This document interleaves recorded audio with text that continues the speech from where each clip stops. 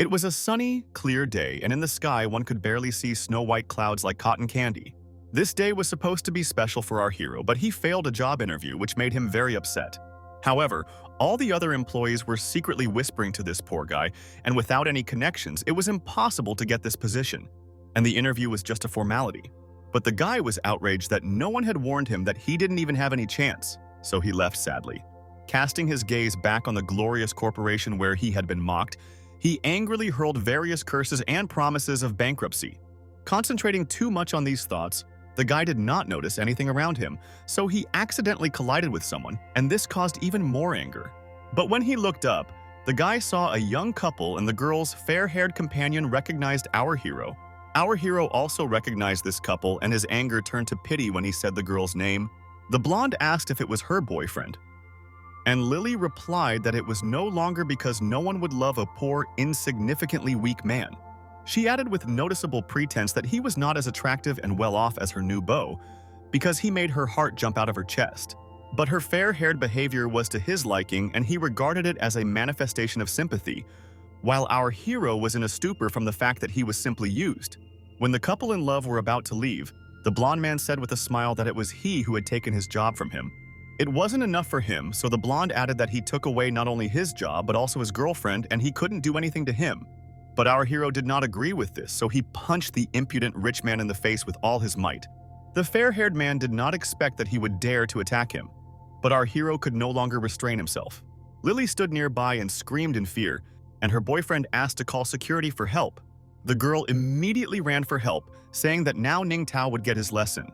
Meanwhile, the enraged Ning Tao could not stop and said that he was not afraid of the fair-haired fool and would definitely become rich someday no matter what it cost him.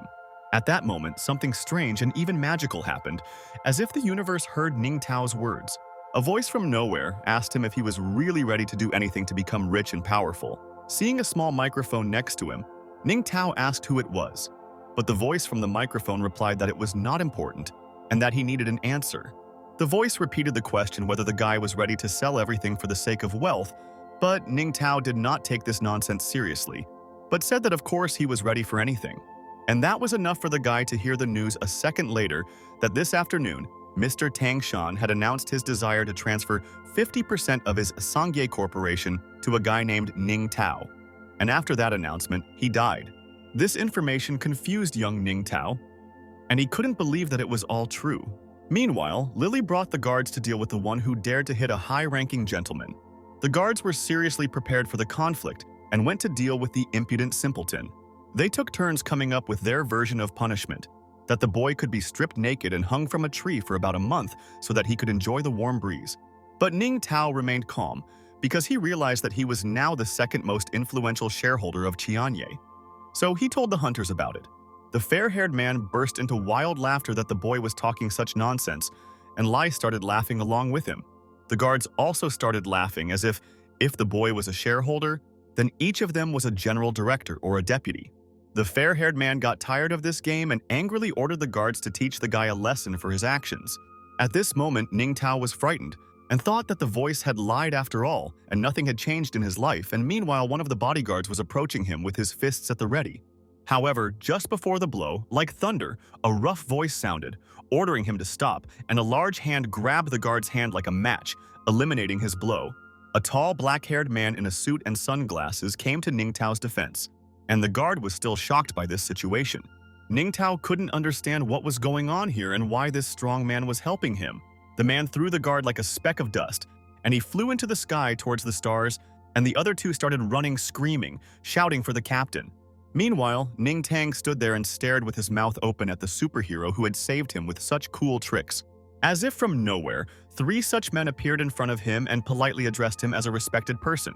One of the men approached and introduced himself to Mr. Ning as his personal lawyer. He slowly continued that Mr. Tan asked him to transfer all his shares to this guy. To confirm his words, the lawyer took out the share agreement, and upon seeing it, Ning Tao was greatly surprised. But after overcoming his emotions, he realized that he needed to behave as calmly as possible. The blonde man and Lily next to him were seriously shocked that what Ning Tao said turned out to be true. Meanwhile, Ning Tao took the documents in his hands and, without showing his excitement, began to look through each page. He asked the lawyer how much money he would receive by signing this agreement, and he still forced himself not to show his excitement. The lawyer calmly replied that according to the agreement, his financial status would be no less than 100 million. When Ning Tao finished signing, he handed the documents back to the lawyer. Inside the guy, incredible feelings of joy and happiness raged that this was all true and his life would now change. Having experienced an internal carnival of emotions, Ning Tao asked where the lucky man who wanted to teach him a lesson was. Hearing this, the guards huddled together and trembled with fear, fearing serious reprisals. Trying to avoid a beating, the guards unanimously pointed at the blonde man, as if he was to blame for everything, while Lily kicked in with her heels. The blonde man didn't understand what was happening, and fear, despair, and sadness were mixed in his eyes. Ning Tao angrily ordered the guards to strip the blonde man and hang him from a tree, and the guards happily went to carry out the order. As the three guards approached, the blonde man became even more frightened and timidly asked what they would do. Pleased that the guards who had escaped reprisals were willing to do anything to get a confession, they set about their work. A scuffle broke out on the ground, and only isolated remarks of encouragement to teach the pagan a lesson and begin to undress for revenge could be heard. The guy who had been thoroughly beaten was left on the ground, half naked and half conscious. Ning Tao was glad that this sight brought him great pleasure, and he had been waiting for this moment for a long time. At this moment, a voice came from the corporation's door, which was opening as it went, telling Ning Tao to get out of here immediately. The director picked up speed and angrily shouted that Ning Tao was just a talentless piece of trash and that he would never get a job here. This behavior surprised those present, so while the director continued his performance, everyone watched and waited for the right moment. Finding himself surrounded by Ning Tao's bodyguards and the corporation's bodyguards, the director realized something was wrong and even became scared. The lawyer calmly told the director that he had to inform him as a friend about the man standing in front of him. After all, Ning Tao is the second most influential shareholder, so he should watch his words. But the guy himself has not yet learned to live up to this status. The director almost went crazy from this information, because literally just as he refused the guy a job, a second later, he was already a shareholder. Ning Tao asked the lawyer whether he had the right to fire any employee, and the lawyer replied that he did. For example, the lawyer pointed his hand towards the director and said that even he could be fired. After listening to this information, Ning Tao put on a serious expression, making his final decision. With incredible desire, Ning Tao pointed his finger at the director and said that he was now fired. The director fell to his knees and tearfully pulled Ning Tao's hand, begging him to spare him and not fire him. Ning Tao ignored these pleas, and in the meantime, he looked for his bodyguard to complete this performance. Making a pathetic sound with 2 fingers, Ning Tao ordered the bodyguard to throw the former director out of here. The bodyguard went to carry out the order without further ado, and a second later the former director was in for the same flight as the first guard. Having flown his route, the director landed next to an unconscious security guard, having lost his wig. Seeing Ning Tao in a new light and surrounded by serious people, Lily thought that perhaps it was in vain that she left him, so she came up with a plan. She came up to him and taking his hand, said pitifully that she was possessed and did not understand what she was doing. Lily continued that Li Tian was not half as good as him and was not reliable at all, so they might want to think about being together again. However, for Ning Tao, this proposal was no longer as attractive as before, and looking down at the girl with a lazy gaze, he asked again what she meant. Continuing her game, Lily placed his hand on her cheek and tenderly told him that she had always loved him. After listening to this simple lie, Ning Tao replied that he had no intention of being with a woman of easy virtue. Li Tian, meanwhile, came to his senses and, seeing this picture, said that Ning Tao was wrong to think that he could do whatever he wanted with money. But Ning Tao replied that no matter how you look at it, you really can do whatever you want when you are rich. The lawyer then asked the bodyguard about a certain suitcase. Despite his boss's previous conversation with the fair-haired Li Tian, a split second later, a bodyguard appeared with a suitcase in his hands and, with a stony face, handed it to the lawyer. The lawyer picked up the suitcase and opened it, and there, just like in the movie, lay bundles of money, tightly pressed against each other. After a short pause, the lawyer told Ning Tao that he thought he would need money for small expenses, so he only took $1 million. Ning Tao walked up to the money and, as if without any emotion, grabbed one of the bundles in his hand. He then threw them into the air, and they began to fly over the heads of those present, which caused real delight. After this, one of the people gathered in the crowd called for Li Tian to be beaten up, although by the look of it, he had already had enough. Ning Tao supported the idea and, in an attempt to encourage the crowd, announced that whoever would take part in this would receive $100 from him. Of course, this information sowed excitement in the crowd and everyone looked at Li Tian as prey. But the guy himself was not laughing. Leaving everything to chance, Ning Tao walked with a very serious step, followed by his bodyguards and lawyer. Never before had he felt so powerful and luxurious, and he really liked the feeling. Out of nowhere, a voice came again, informing Ning Tu in her ear that the first task had been completed and the spending system had been officially activated. Then Ning Tao seemed to have been transported to another space, and a screen with his information lit up in front of him. It was like a document confirming his identity, as well as his level, strength, agility, countermeasures, and defense. Looking at this, Ning Tao realized that this was incredibly cool and too professional, and the voice asked to give the system a name. Without thinking twice, Ning Tao replied that the system name should be Xiaoba, and the voice confirmed the installation of this setting without objection. A few seconds later, a message came about a new spendthrift task in which you need to spend 100 million in 40 hours, and the reward will be 250 points and a characteristic of 1. But if the player fails the mission, he will be castrated. Ning Tao was frightened, and holding on to his property awkwardly asked if it was necessary to be so cruel and bloody. At that moment, a countdown timer appeared in front of him and a message about the expected completion of the task. And then Ning Tao thought that there was no way out, and he needed to behave like a real spendthrift. All this time, the lawyer and the guards were waiting for the command, because Ning Tao was in another space, and when he returned, he clearly already had some kind of plan. Ning Tao asked the lawyer if he wanted to work for him since he looked good. But the lawyer replied that he already had a good job in the company. Taking out his phone, Ning Tao slowly asked the lawyer to give him his bank account. The lawyer began to justify himself by saying that Ning Tao had misunderstood him, but the guy objected that any words were already unnecessary. He assumed a very serious expression as he carefully carried out his money transfer operation on the phone. Before the lawyer could say anything, the sound of money being deposited into his bank card was heard from his pocket. He had no choice but to take it out and check how much money he now had on his balance, but he didn't know that it would shock him so much. While the lawyer was speechless, Ning Tao said that he had transferred 1 million to him, and now he had no reason to doubt.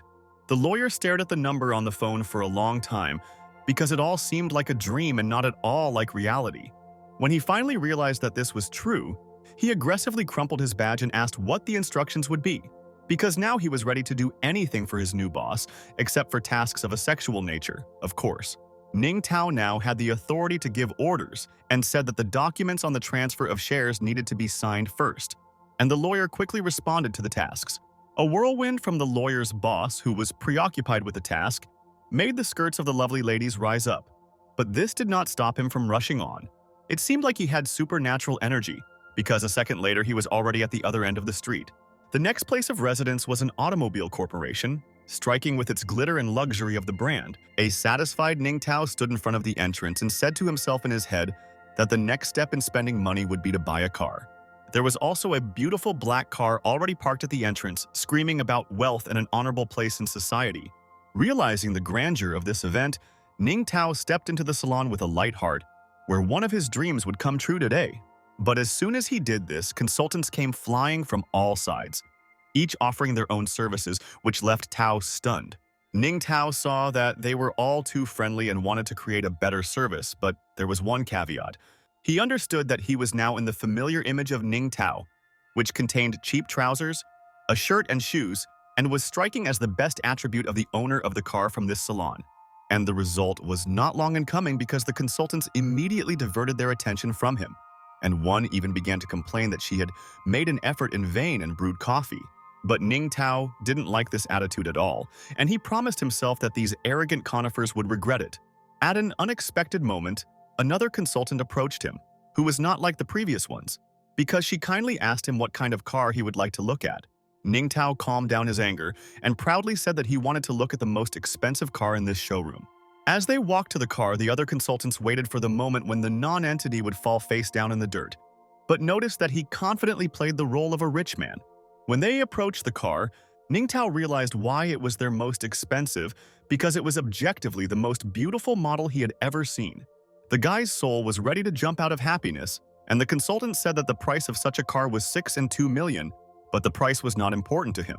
He was as happy as a child and thought that it was worth taking a look at the interior of the car to know everything for sure. But before he could touch the door handle, a woman's scream rang out loudly for him to stop.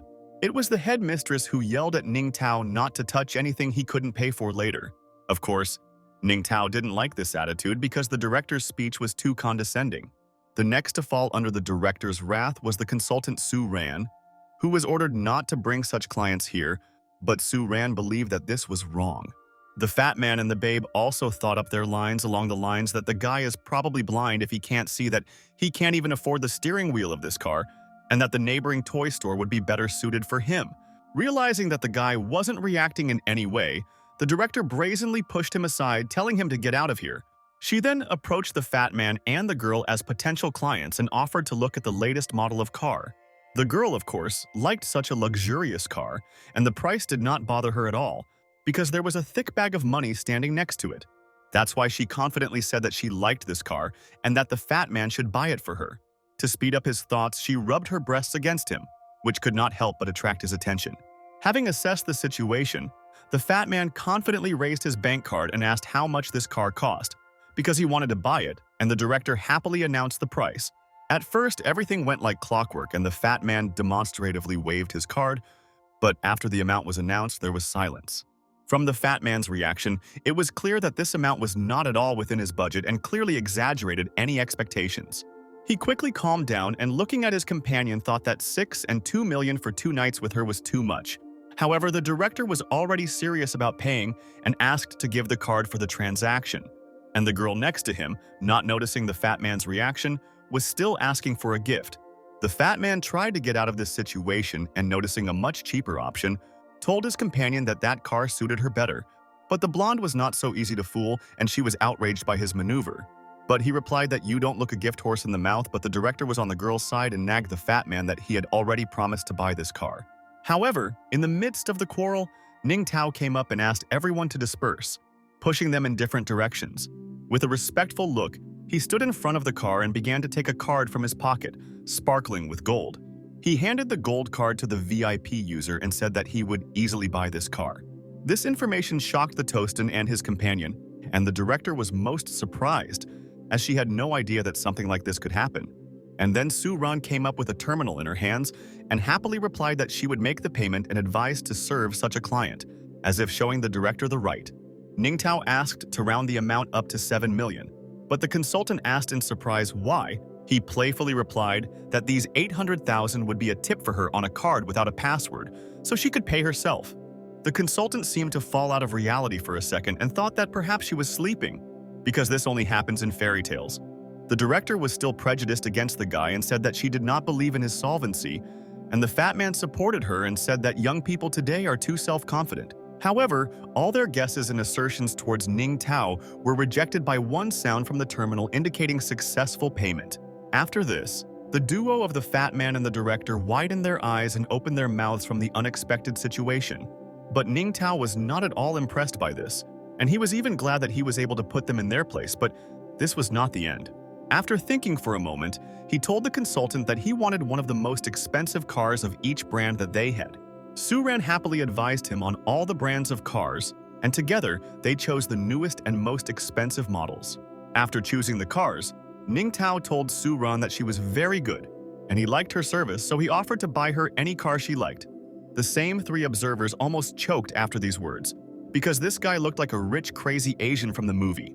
But the girl behaved with restraint and, giving him the card, replied that this gesture would be unnecessary. However, Ning Tao insisted, because good should be returned to good people, and she was exactly worth it. The indignant fat man and his mistress left the salon, looking back at the crazy guy, although their emotions were caused only by envy. But the girl did not agree with the fat man, and he was no longer interesting to her after she saw the young rich man. The fat man couldn't stand it, and turned around and shouted at Ning Tao throughout the entire salon, telling him not to pretend to be rich when he was actually poor. But the girl quickly shut him up by hitting him between the legs. She then walked up to Ning Tao and asked him if he wanted to be with her tonight if he gave her a ride while the fat man lay on the ground writhing in pain. However, Ning Tao was not interested in her proposal, and he clearly and understandably rebuffed her inappropriate advances. The director realized that she was next in line for execution, so she wanted to quietly and unnoticed disappear from sight. But Ning Tao didn't want to let her go so easily and said that his specialty was holding a grudge for a long time, and the director asked what he was going to do. Ning Tao turned to Su Zheni and asked to call the manager of this store for a talk. At Su Ran's request, the kind Mr. Ning came out of the office and asked how he could help the customer. The director started shouting that with her connections, it would not be so easy to fire her.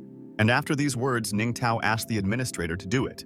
The manager hesitated, but Ning Tao asked whether he wanted the entire store to be bought and him fired, or only the store manager to be fired. The consultants were gaping because buying a store costs no less than billions, and it's just a waste of money.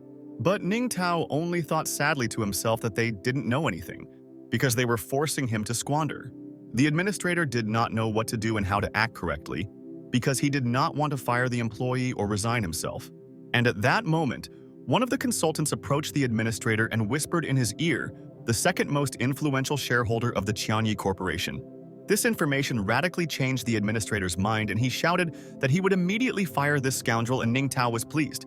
He walked up to her and pointed his hand at the door, but the headmistress indignantly shouted, "Who is he to fire her?" The administrator did not listen to her petition about connections and made it clear that she did not belong there. So the brazen headmistress shared her location with the little one, who was also too self-confident to realize her ambitions. After this, the administrator cast an angry glance in their direction and added that they were worth nothing except their meaningless chatter. However, his gaze changed from disdain to admiration when he looked at the famous Mr. Ning Tao. After this, he loudly asked if there were any more orders for him today, and then bowed deeply. Looking at the gold card, Ning Tao thought sadly that there was still too much money on it and he no longer knew where to spend it. He got into the car that he had bought first and decided to leave the rest in the showroom for now. And the administrator from Su Ran politely said goodbye to him. He raced along the road, racing with the wind, because this was the feeling that had been tempting him for a long time. However, this did not make him happy now, because he needed to figure out where to spend another 70 million, and this irritated him incredibly. He knew that there would be dire consequences if he didn't complete the task, but he had no ideas at all. The first thing that came to his mind was to call his friends and ask for help. He called a friend and suggested going to a party at the Sunyun Hotel that night, and his friend asked again because it was the most expensive hotel in the city. Of course, the friend did not believe that this was true and thought that Ning Tao had gone crazy, but Tao tried to explain everything briefly. Ning Tao's car passed by the girl and almost hit her, but managed to lift her dress, which caused outrage. And he was rushing to this luxurious hotel, which sparkled with gold and precious stones on all sides. There were large fountains in the courtyard, and inside there were antique chandeliers made of pure gold, dazzling with their beauty. Looking at this incredible beauty, Ning Tao held his breath at how stylish and harmonious everything was. All he had left to do was wait for his friends, who were due to arrive any minute. And then, at the entrance, he heard a familiar voice asking him not to touch him, because he had already apologized and the conflict was over.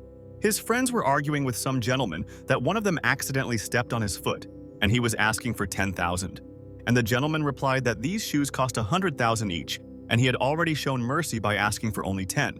But the gentleman was not interested in his excuse, and he pushed the guy with all his might and ordered him to give him the money immediately. The guy was already falling to the ground, but at the last moment someone caught him putting their hand under his shoulder. It was Ning Tao who came to help his friend sort out this dispute, and looking into his friend's eyes, he asked if he was okay. The friend had already accidentally started talking about that husband, but Ning Tao interrupted him and said that everything was fine and he would deal with it himself. Ning Tao walked up to the man and threw a wad of money at his feet, telling him to take it and leave. Another friend told Ning Tao that the man was just trying to blackmail them, but Ning Tao thought that he already had a lot of money to spend. He could help him with that. The mister really wasn't going to leave things as they were and called the administrator and said that the hotel was getting worse and worse, because they were letting people like these guys in. The administrator tried to maintain a neutral atmosphere and said that she would immediately get these people out of here. But Ning Tao didn't like any scenario, because he hadn't yet taken revenge for pushing his friend, and that needed to be fixed. A second later, an enraged Ning Tao pushed the mister away with all his might, telling him to get out of here, not them. Remembering how he asked for 10,000 for one step, Ning Tao told his friend to pay 200,000 for each step, and the friend started working. He approached the man with an incredible smile, because he would even get paid for taking revenge on the impudent man. With all his strength, he stepped on the man's foot a dozen times, saying that he was above pain and humiliation. After the boy had vented his anger, all that was left of the man's shoe was a torn shred with his toes sticking out. He tore off the pieces of his shoe and began to rub his foot from the wild pain. And at that moment, Ning Tao threw him another wad of money, saying that it would be for his treatment. Ning Tao added that the man should remember that in the future he will never blackmail others again. He and his friends were about to leave, but an angry voice turned to him and told him to stand where he was and asked if he knew who was in front of him. Ning Tao slowly turned around and sarcastically asked the shoe salesman without any curiosity at all. The man was even more furious and said that he was the owner of the Ma jewelry stores and that there was nothing like them that could strangle people with their money.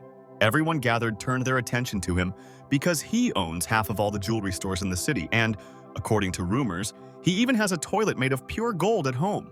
Then he looked at Ning Tao with a look as if he could show himself rich in front of him, but it would not change anything, and Ning Tao mentally challenged him to be a wasteful person.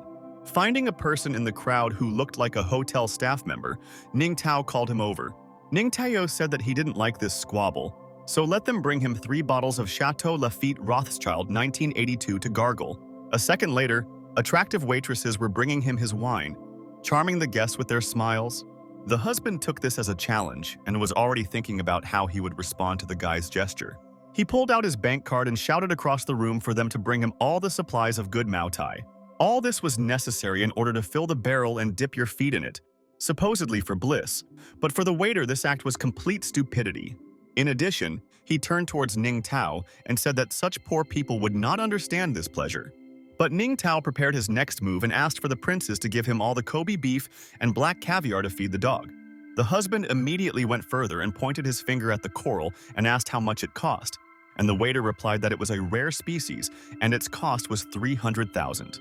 After this, the man took the coral in his hands and threw it on the ground so that it broke and said that he would pay 400,000 for it. Ning Tao also pointed at the first one that caught his eye, and the waiter said that it was a rare jade worth 500,000. Without a trace of reaction on his face, Ning Tao smashed the jade, saying that he would pay 600,000 for it.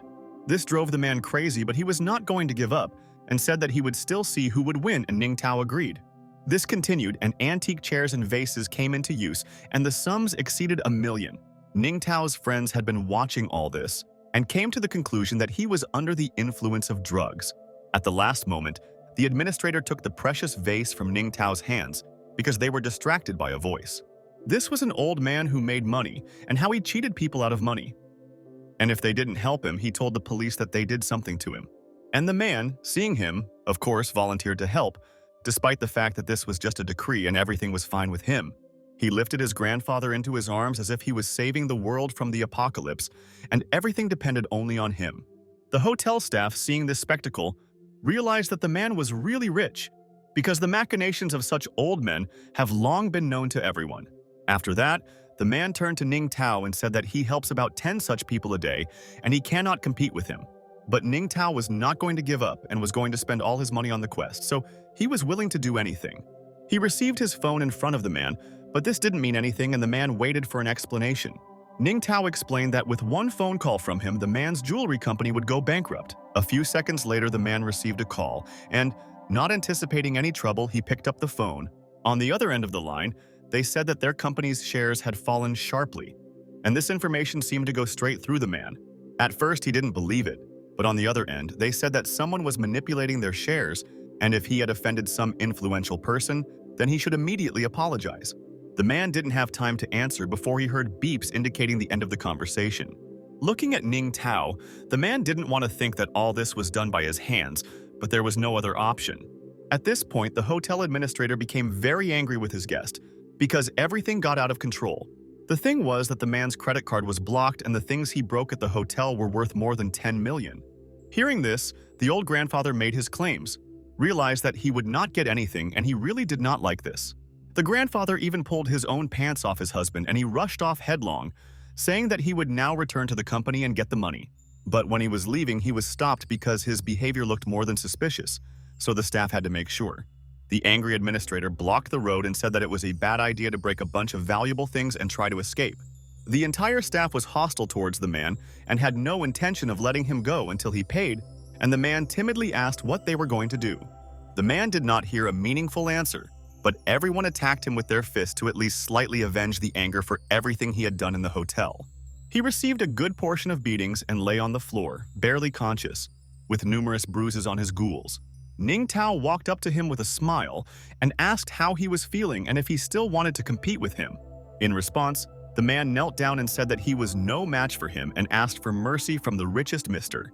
Still smiling, Ning Tao said that if he asked his friends for 10,000, now he would let them give him 10 million. The man, sobbing, replied that he was unable to do this because his bank card was blocked. Ning Tao irritably replied that it was not a problem and let him write out a check then, and the husband quickly began to rummage through his pockets. A few seconds later, the man timidly handed Ning Tao a check for 10 million, as he had promised. Ning Tao took the check with satisfaction, as if all the power in the world belonged only to him and no one could contradict him. Then the man modestly asked what would happen regarding his company, since he hoped that everything had already been decided between them. Ning Tao put on a respectful expression and called to ask for the manipulation of the jewelry company's shares to be stopped. A second after this conversation, the man also received a call from his company on his phone. He quickly picked up the phone and immediately asked about the state of their shares, and the voice on the other end of the phone replied that everything had stabilized and the shares were back to normal.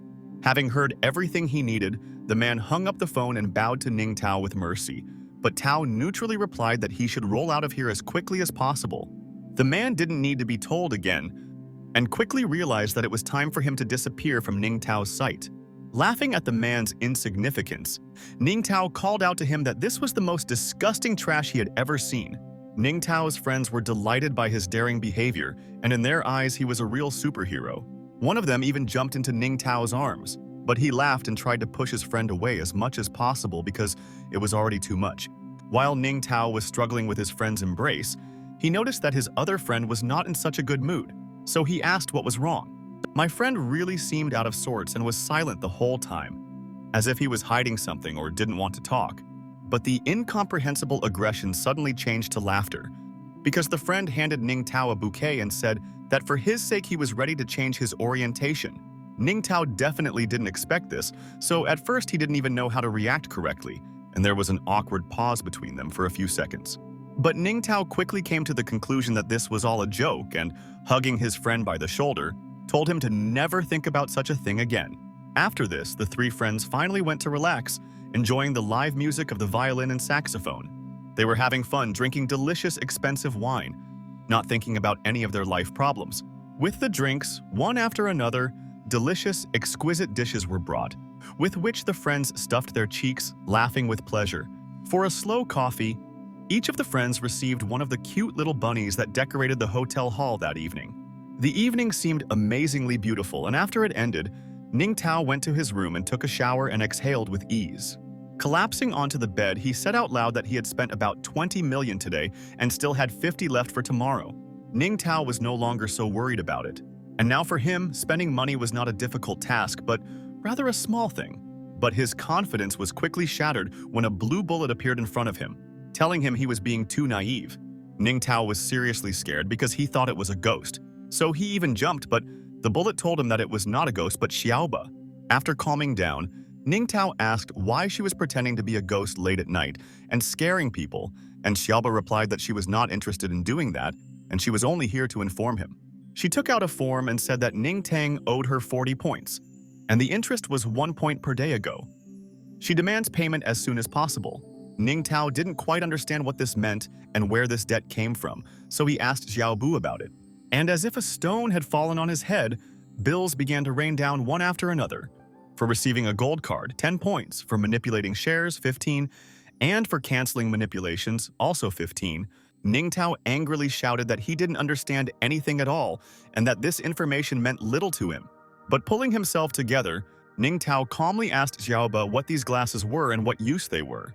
Xiaoba reproachfully said that he didn't even know this, and Ning Tao shouted that no one had told him about this, and how could he even know about it? Without reacting to this aggression, Xiaoba replied that with the system points, he could even become a Super Saiyan. Tao liked this information and asked how he could get points other than completing tasks, and Xiaoba replied that 100,000 spent equals 1 point. His eyes lit up with excitement because with such statistics, he had earned a lot of points today. But Xiaoba corrected him, because now he needs to spend all the money he earned to complete the task. Ning Tao asked again. It was true that after spending a lot of money today, he did not earn a single point, and Xiaoba confirmed this. But Xiaobu wasn't interested in that and said that in any case, he needed to pay her as soon as possible. She was about to leave, but Tao called her and asked what would happen if he didn't have time to pay off his debts. Turning to Tao, she smiled slightly and said that it was a secret and the only way to find out was to feel it for yourself. After these words, she disappeared, leaving Ning Tao alone with his thoughts and worries. The next day, Ning Tao was going about his business and could not help but attract the attention of ordinary people with the number of his guards and his luxurious appearance. His appearance was truly terrifying, as there were no less than 4 giant men in dark glasses behind him. But Ning Tao was not in a good mood because Xiaoba had given him something to think about, so he did not sleep all night.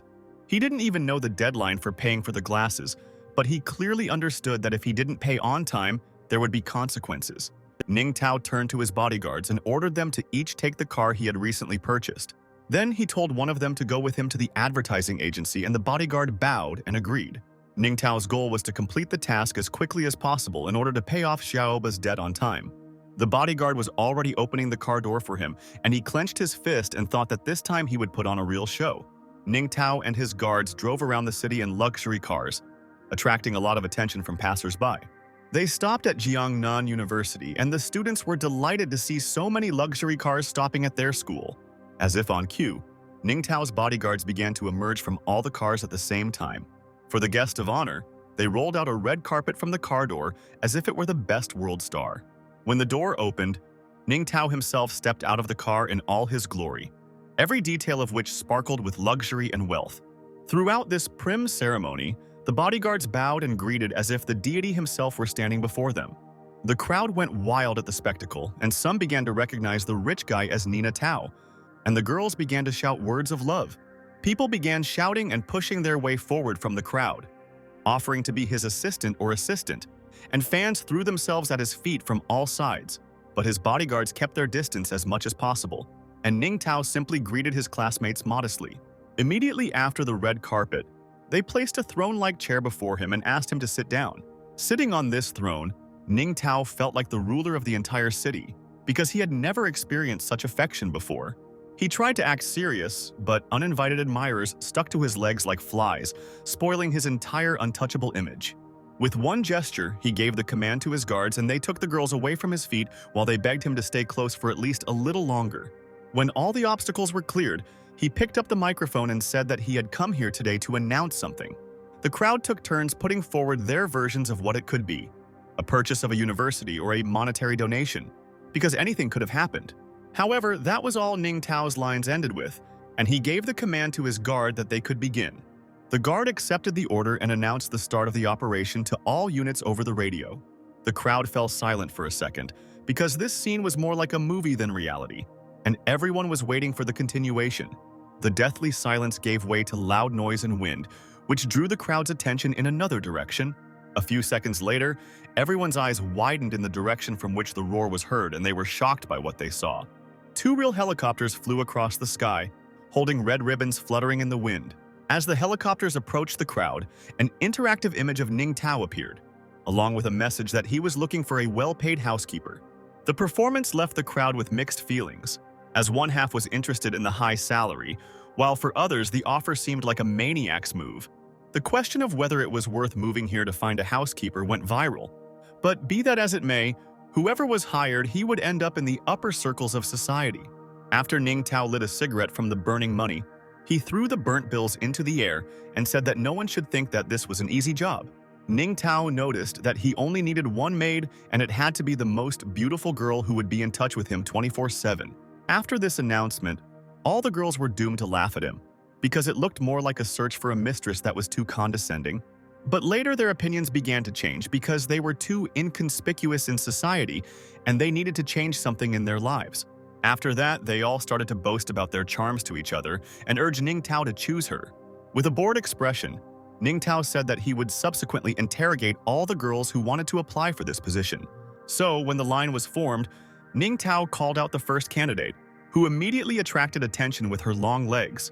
Other appetizing parts of the body came into play.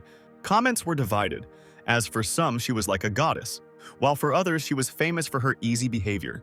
But the girl did not listen to any comments and simply walked towards her goal, adjusting her hair behind her ear. She approached Ning Tao and said with a gentle smile that she wanted to work for him. Using all her playfulness and coquetry, the girl blew him a kiss as a parting blow. Ning Tao didn't like this performance at all, and he clearly made it clear that the interview was a failure. As an argument, he fiercely said that she was not qualified enough to work for him. The girl indignantly asked what was the matter, since she had a beautiful face and a curvy figure. Why didn't he choose her? Ning Tao narrowed his eyes and said that he didn't like girls who flirted with him. After his refusal, hundreds of comments began to rain down on the girl, like there were many scandalous stories connected with her, and Ning Tao did the right thing by not choosing her. The girl couldn't stand such hate towards her, so she ran out of the yard with tears in her eyes. Ning Tao invited the next contestant, who demonstrated the ability to breathe fire. But Tao rejected her candidacy and added that she should go help Captain America save the world with such skills. The next contestant tried to win Ning Tao over by reciting poetry, but he didn't like that skill either. The woman sorting trash also decided to try her hand, but Ning Tao said that her skills were definitely not needed here. Ning Tao was already tired of watching this circus, and he dispersed the participants who had already tried their hand and failed. The next example exceeded all expectations, or rather fear, because the candidate's appearance did not at all correspond to her stories and behavior. Without listening to the rest of this nonsense, Ning Tao shouted at her to get out of here in a tone that did not expect any objections. He was already accidentally upset that his selection was so ineffective, and he had not yet seen a single normal candidate.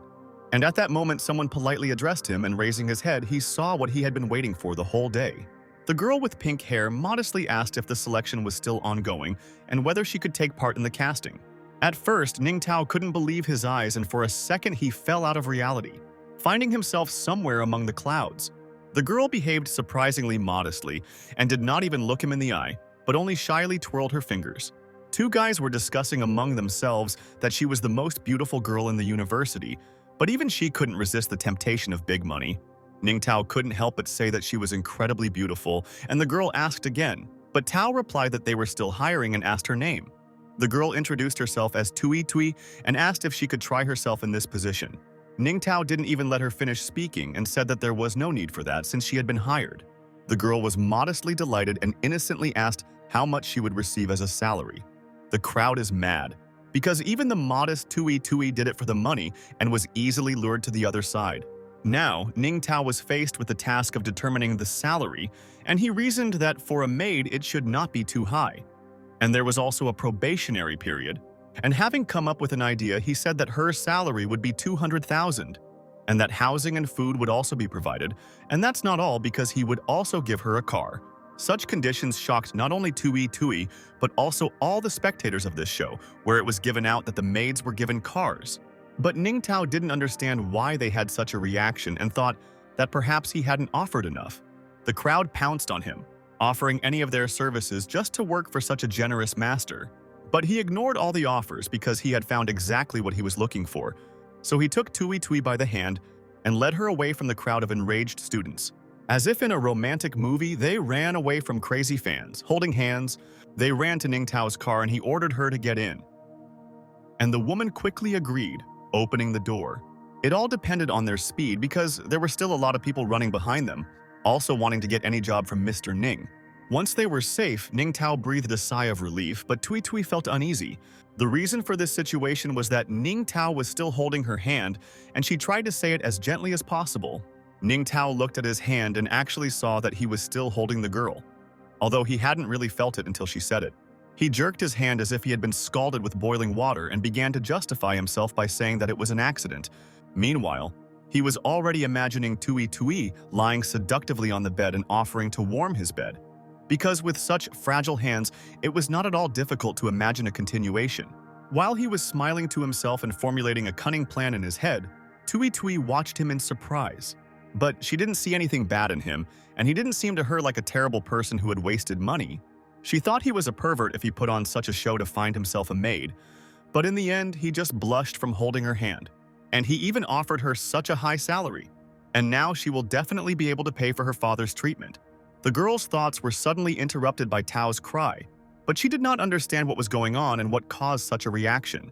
Ning Tao continued to shout, because he had been looking for a maid all this time, but had forgotten to buy the villa itself. Well, now Tui Tui is convinced that he is definitely not a pervert, but just an idiot. And this is much better than the first option. And so they came to the real estate sales center to buy the coveted villa. Looking at his guards, he ordered one of them, according to Xiaohei's skill, to go with him, and the others to stay where they were. Gathering all his courage and respect, Ning Tao stepped into the company's door. The consultant, upon seeing the young couple, immediately asked whether they were planning to buy a villa for themselves or for a wedding. This question made Tui Tui feel embarrassed, but Tao calmly replied that he was not going to get married and wanted to buy a villa for himself. But in his mind, Ning Tao said that if Tui Tui were his wife, it would be wonderful. The consultant suggested that I come over and look through some options to choose the one that suits me best. She began showing unsold villas, the prices of which started at 20 million. To Tui Tui, these numbers seemed unattainable and sky-high, because before she had never even come close to such numbers. However, Ning Tao's goal was to find the most expensive villa possible, because for him, at the moment, the more expensive the better. But as soon as he was about to make his choice, someone interrupted him, which was similar to the same situation as in the car dealership. A young wealthy couple was also looking at the villas, and the guy asked if she liked it.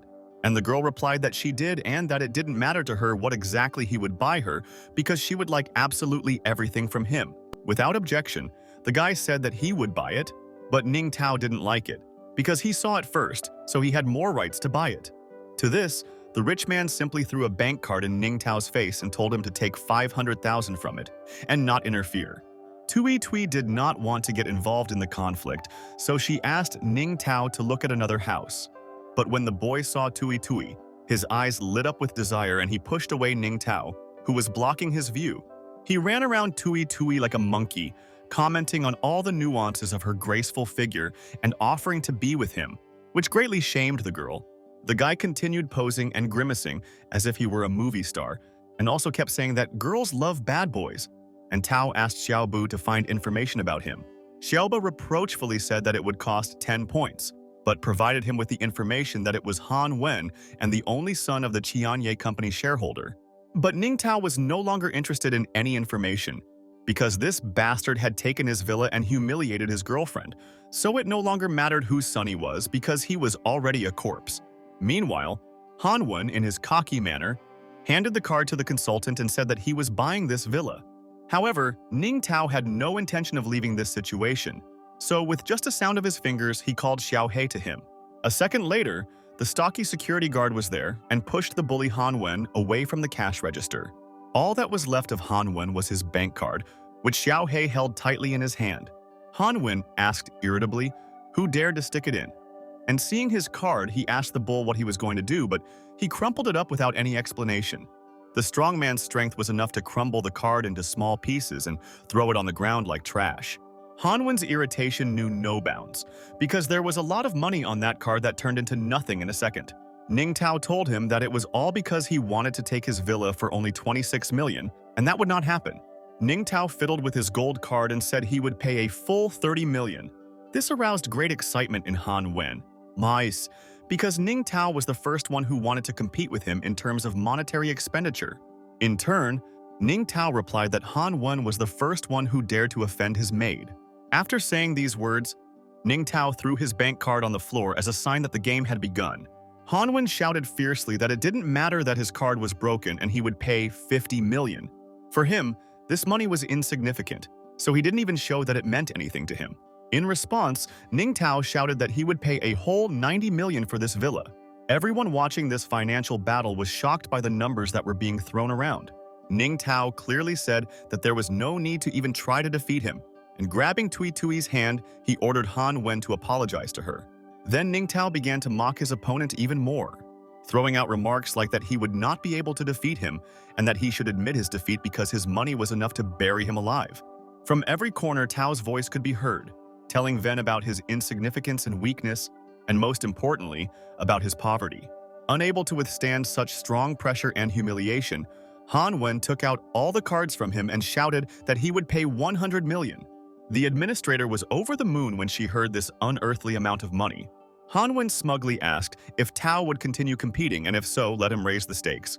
With a tone as if he was tired of this game, Ning Tao said that this was some kind of nonsense and he would stop there. Of course, Hanwen didn't expect such a reaction in the midst of the fight and was even a little upset. Ning Tao explained that he was not going to pay 100 million for a villa that cost 20 million because it would not show off his wealth, but would only make him look like a fool. The girl who came with Han Wen was indignant that her gentleman was a fool, because not only did he spend 5 times more than necessary, but they also laughed at him. She then added that she only dated him for money, but with his stupid head this won't save him and they should probably break up. He fell to his knees sullenly because he realized that he had simply been deceived and now he was left without money, without a girl, and without his own dignity. Ning Tao from Tui Tui went to look at other villas, and Han Wen angrily muttered after him that this was not the end yet. As soon as Ning Tao stopped near another villa, the administrator immediately appeared to quickly answer the question. She happily reported that the villa Ning Tao liked was worth 27 million. Ning Tao had no intention of bargaining and even offered a whole 30 million, but he didn't know that the treacherous Han Wen was eavesdropping on everything. Here he burst into the conversation with the words that he would pay 50 million for the villa Tao liked. Ning Tao was already fed up with this meaningless competition and was angered by Han Wen's appearance. But he probably didn't even guess about it, because he boasted that the villa would be taken by the one with the higher bid, and he would back down only when the bid went up. Ning Tao, in turn, smiled at Han Wen's behavior and already had his move in mind. However, patience was not Venya's strong point, and he thought that he needed to provoke his opponent into further action. He started to bully Ning Tao as if he was a piece of shit with no money, and now he definitely couldn't compete with him, because in fact he was just a nobody next to him. But such manipulation had no effect on Ning Tao, and he replied with a smile that if Venya liked this house, then let him take it and he would give it to him. After this, Han Wen's words no longer seemed so cool, because Ning Tao cleverly put him in his place. Just then, the administrator appeared with a terminal in her hands and announced to Han Wen a check for 150 million. It was a complete failure for Han Wen because he just spent such a large amount of money without proving anything to anyone. He started yelling at Ning Tao, saying that he couldn't be so willful and where could he get so much money for these villas? And Ning Tao calmly replied that it was not his problem at all. This information did not please the administrator, who was happily awaiting payment. She then furiously asked why he had raised the prices at all if he couldn't pay them. She didn't bother to find out anything and called security to deal with whoever was causing the problems. 3 stocky, angry men came with a complaint, or he was tired of living with such tricks, and the administrator ordered to teach him a lesson. The guards beat him up, telling him that you shouldn't pretend to be rich when you're actually poor. In conclusion, the beaten Han Wen lay on the floor without any hint of his wealth. At this moment, Ning Tao received a message from Xiaoba that Wen had received his portion and was satisfied.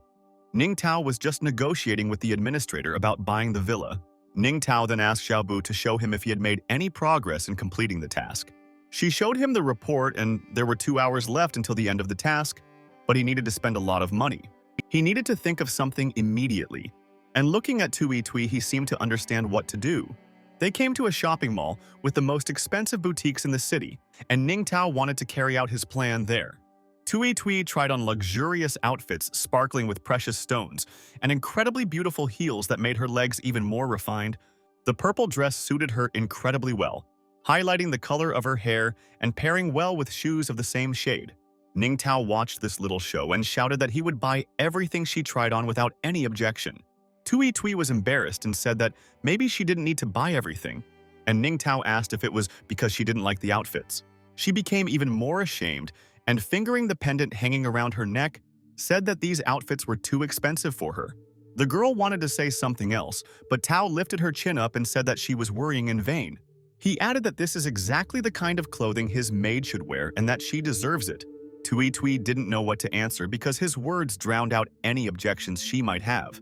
Ning Tao still continued to look at her with a gaze full of tenderness and awe.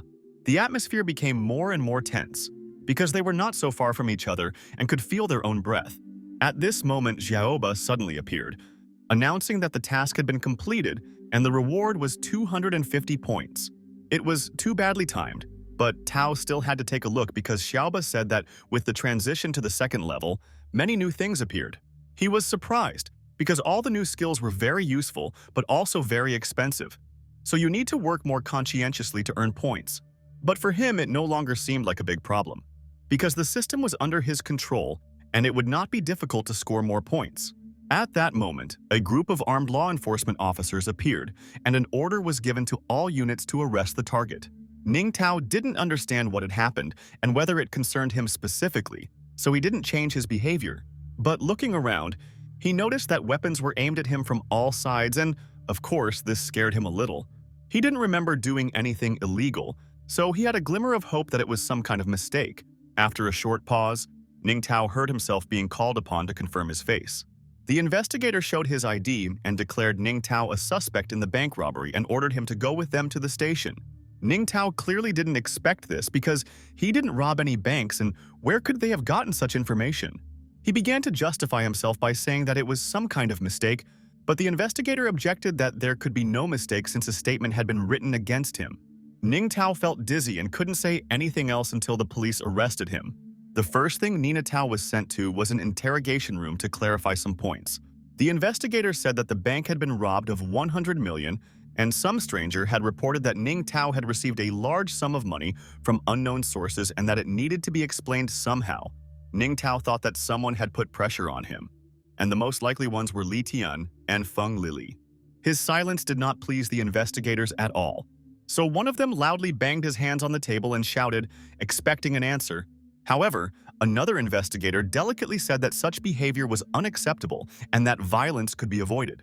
Finally, Ning Tao decided to speak up and he asked a question back as if they had confused him. He continued to be an ordinary university student, and he cannot have that much money. And as proof, they can check his bank account because there is not a penny there. The investigator aggressively grabbed Ning Tao's hand, on which the strap of his recently acquired watch was visible.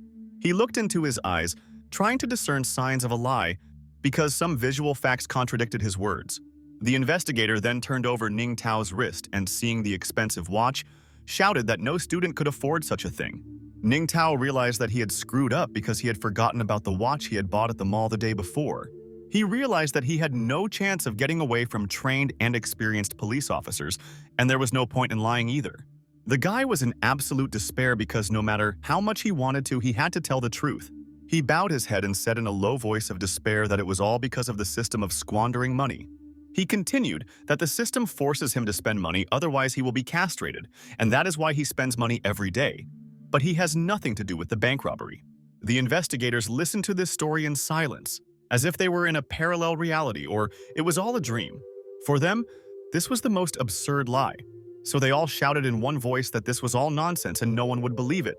They asked Ning Tao again where he got the money from, and he replied that he had already told them, but no one believed him. And at that moment, the door to the interrogation room flew out with a crash, as if from a shockwave of explosives.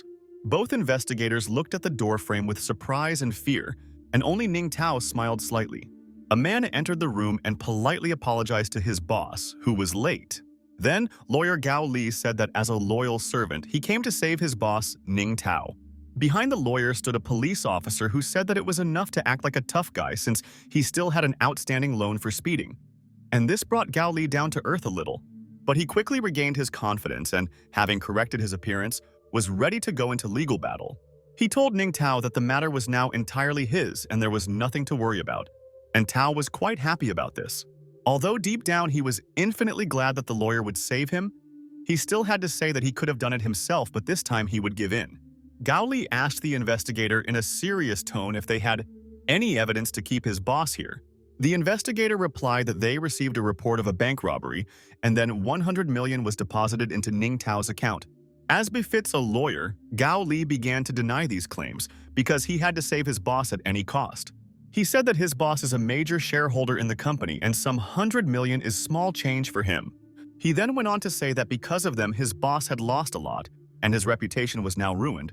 Someone must be held accountable for this, and the lawyer threatened to report it to journalists. The investigators were very scared and began to make excuses, saying that this was all some kind of misunderstanding and an informant's mistake. 10 minutes later, thanks to the efforts of his lawyer, Ning Tao was free and standing on the other side of the police station. Ning Tao sincerely thanked Gao Lo for having him, and the lawyer replied that it was just his job. While they were talking, Tui Tui came up to them in her new outfit, also being impressed by Ning Tao. But even he didn't expect such a violent reaction, because she pounced on him with hugs and words about how happy she was that he was fired. She continued to say that she was very worried, and the officer at the entrance did not let her in, and Tao asked if she had been waiting for him here the whole time, and she replied that she was afraid that something would happen to him. Ning Tao neutrally replied that nothing serious would happen to him, but mentally, he was glad that his goddess was worried about him, and for the sake of her attention, he was ready to return to prison once again.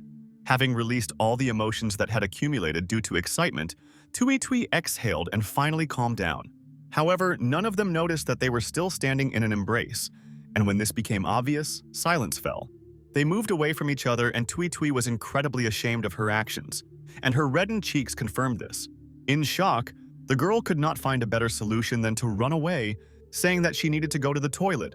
She wanted to disappear into thin air and didn't notice that she was heading back to the police station, but Ning Tao found it a little funny. The lawyer approached him and said that the company would hold a shareholders meeting the day after tomorrow and he should be there. Ning Tao thought for a moment about how this should all be and collected in his head all the information he knew about such measures. Gao Li secretly said that someone didn't like that Ning Tao inherited the shares, and Han Qinghe also used all the traps to buy back the shares and already had 4% signed. After thinking for a while, Ning Tao realized that Han Qinghe was Hanwen's father, and they were both ugly. At this moment, Xiao Ba appeared and announced through a megaphone that the new mission had already been activated. Ning Tao looked at the new mission, which had a deadline before the end of the shareholders meeting, and the reward for completing it would be 2 points, but for failing, it would take away 5 points or castrate him. And Ning Tao didn't understand why every task was related to this. The mission was to take control of all of Han Qinghe's shares, but that was impossible, and he didn't have enough money. He decided to decline the mission, since the punishment for failure was not worth the risk. At that moment, Tui Tui came up to him and asked why he was so worried. But Ning Tao replied that these were all small things, and therefore there was no need to worry, although he himself did not think so. To somehow change the subject, he told Tui Tui that they had to go to the villa today. The girl was a little nervous, because they were going there alone, and this was a little alarming. Ning Tao noticed her strange reaction and asked what was the matter, and if she might have some problems about it, but the girl replied that everything was fine. Late in the evening, they finally reached their new home, which looked like a fairy tale palace. Ning Tao immediately took a bath, and after that, they found themselves alone in Tui Tui in deep silence. This silence was growing more and more between them, and was becoming unbearable, and someone had to fix it. Ning Tao was incredibly nervous, because this was the first time he was alone with his goddess. He understood that if he didn't do anything further, this night would be limited to watching cartoons. But for now, he didn't know what exactly he needed to do to start at least some kind of dialogue. The only thing that came to his mind was to say that it was probably time for her to start her work duties. Tui Tui jumped up in a hurry and began to apologize, because she didn't know that this was also working time. She had asked not to fire her earlier, and Ning Tao replied that he didn't mean that. Then the girl asked what exactly her duties were, since she had no experience at all, and Tao replied that he didn't know either, but that first she would probably need to put on a maid's costume. Without any objection, Tui Tui ran out of the room, saying that she would immediately change her clothes. She was in such a hurry that the front door slammed behind her with an incredible crash. Having found a maid's costume, the girl began to dress while sitting on the edge of a spacious bed. Having put on the dress, she proceeded to the stockings, which reached barely to the middle of her thigh. Looking at her revealing image, she thought that it was somehow strange for her to be a maid, but then she came to the conclusion that perhaps she should be prepared for something from the very beginning of her employment. Tui Tui went back down to the room where Ning Tao was eating chips, and hearing the door creak, turned around to see the new image of the girl. The revealing nature of the outfit probably had nothing to do with the work of a maid, because a deep neckline and a short skirt were not very comfortable clothes. But Tui Tui obediently asked if this was how she should look. Ning Tao appreciated the costume, and of course, he liked this transformation of his goddess. Tui Tui asked him again if everything was fine, and Tao replied that he was absolutely happy with everything. After discussing all the nuances of her outfit, the girl shyly asked Ning Tao what she should do next. But Ning Tao didn't have any ideas, just as she had no idea about the work of a maid. However, he was still glad that he now had such a charming and attractive maid. Meanwhile, in the Han house, their conversation was taking place, and the crippled Wen asked his father to stand up for him. He began to complain that the bastard Ning Tao had deceived him, and now he needed to take revenge. Holding Ning Tao's photo in his hands, old Han was very angry at such impudence. He said that this time he would not be so gentle with this freak. because he had humiliated the honor of his family. After this, he turned to his son and shouted whether he was stupid so that he could be deceived, and Wen said that he inherited such intelligence from him. He didn't like this answer, and he angrily shouted at Wen to get out of his office and that he couldn't have such a stupid son. After that, Qinghe ordered his servant to find all the information about this Ning Tao. His ultimate plan for revenge was to make Ning Tao suffer during the shareholders meeting. Meanwhile, at the luxurious villa, Ning Tao found Tui Tui's first task as a maid. He gave her instructions on how to best perform the procedure and commented on her progress. The girl followed all his instructions without question, and he basked in incredible pleasure. Ning Tao asked if she often gives massages, because her handiwork is simply incredible, and Tui Tui replied that this was the first time.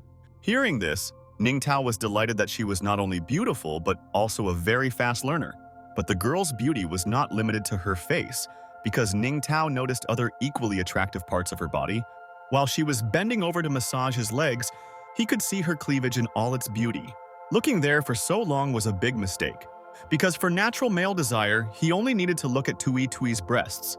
He decided to find some book nearby to divert his wrong thoughts in another direction.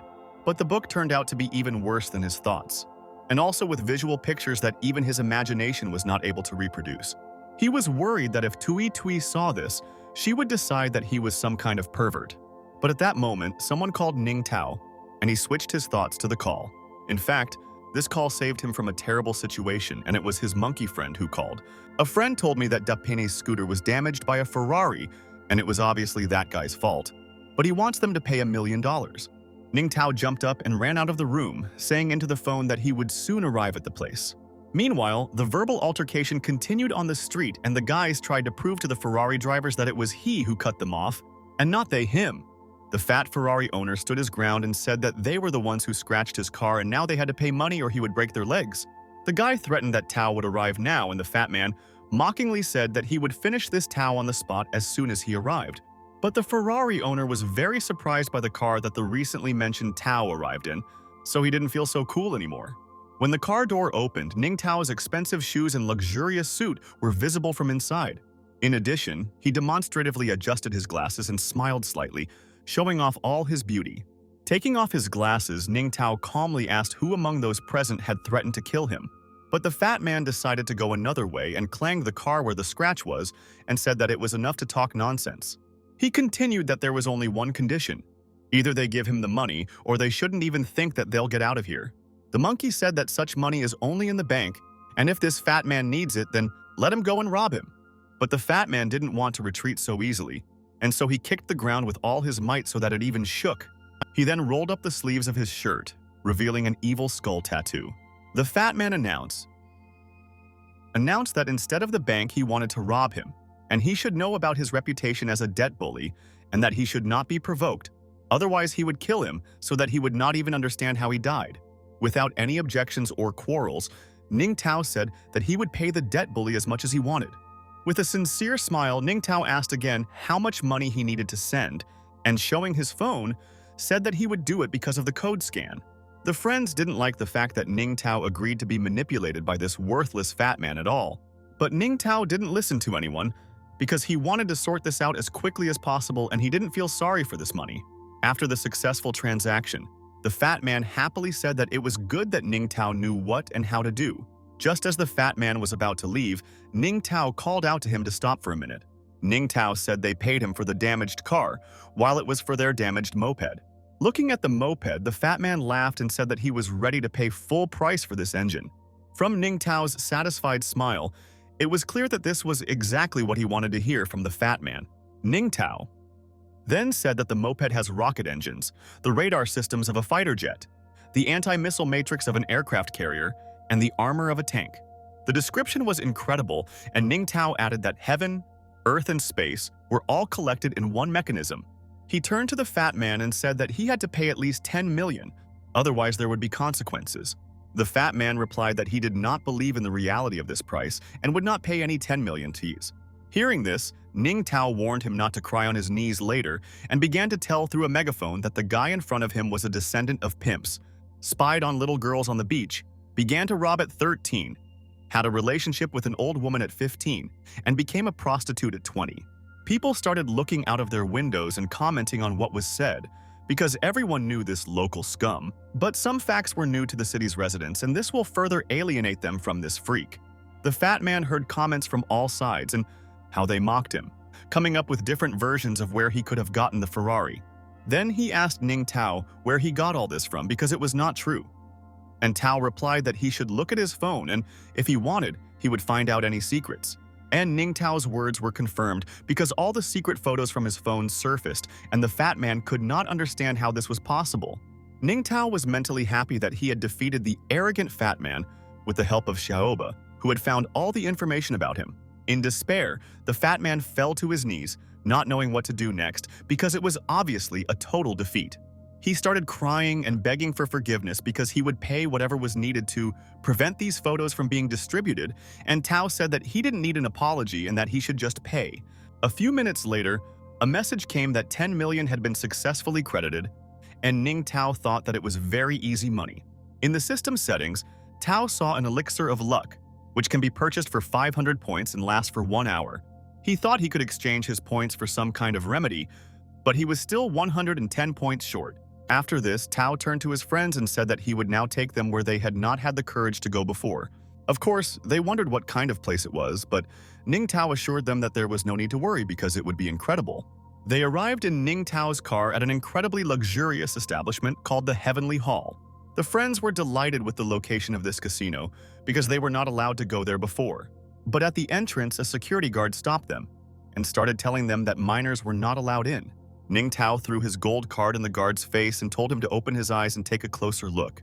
The guard saw that the card said that Ning Tao was a shareholder of Qianye Company, and his eyes almost popped out of his head. After this, the guard, as if scalded, ran to announce the arrival of important guests. All the staff of the Heavenly Hall greeted the honored guest upon his arrival and bowed as they made way. Ning Tao walked past the customers and thought that Xiaoba said that this was the biggest casino in the city, and he couldn't believe that they got here so easily. He told his friends that they could have a great time today, but their conversation attracted the attention of some strangers. The guard told his boss over the radio that they had probably caught a big catch today. The establishment shone with luxury and comfort, and waitresses in rabbit costumes, as always, served fresh drinks on time. And so our friends approached the machines to try their luck and try to win money. Ning Tao was amazed at how amazing this place was, and at that moment, a young girl approached them and said that she could show them everything here. She began to give a tour, showing where the slot machines, card tables, and gaming tables were. A pretty girl at the card table approached Dugu Ning Tao with an invitation to play, but he was no longer interested in any words, because he saw something much more interesting in the form of the girl's lush bust. Ning Tao distracted him by saying that it was enough to stare, since they were here for serious matters, although his friend had no idea what these matters were. Then Ning Tao handed his gold card to the girl who was giving them a tour and asked her to bring them some chips. The start was promising, because there were a lot of chips on their table and the game was about to begin.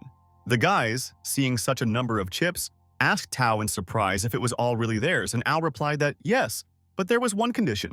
The condition was that Ning Tao had no intention of winning the jackpot, so he ordered the boys to lose everything down to their last chip. The game began and all the players sat down at the gaming table, waiting for their luck to change.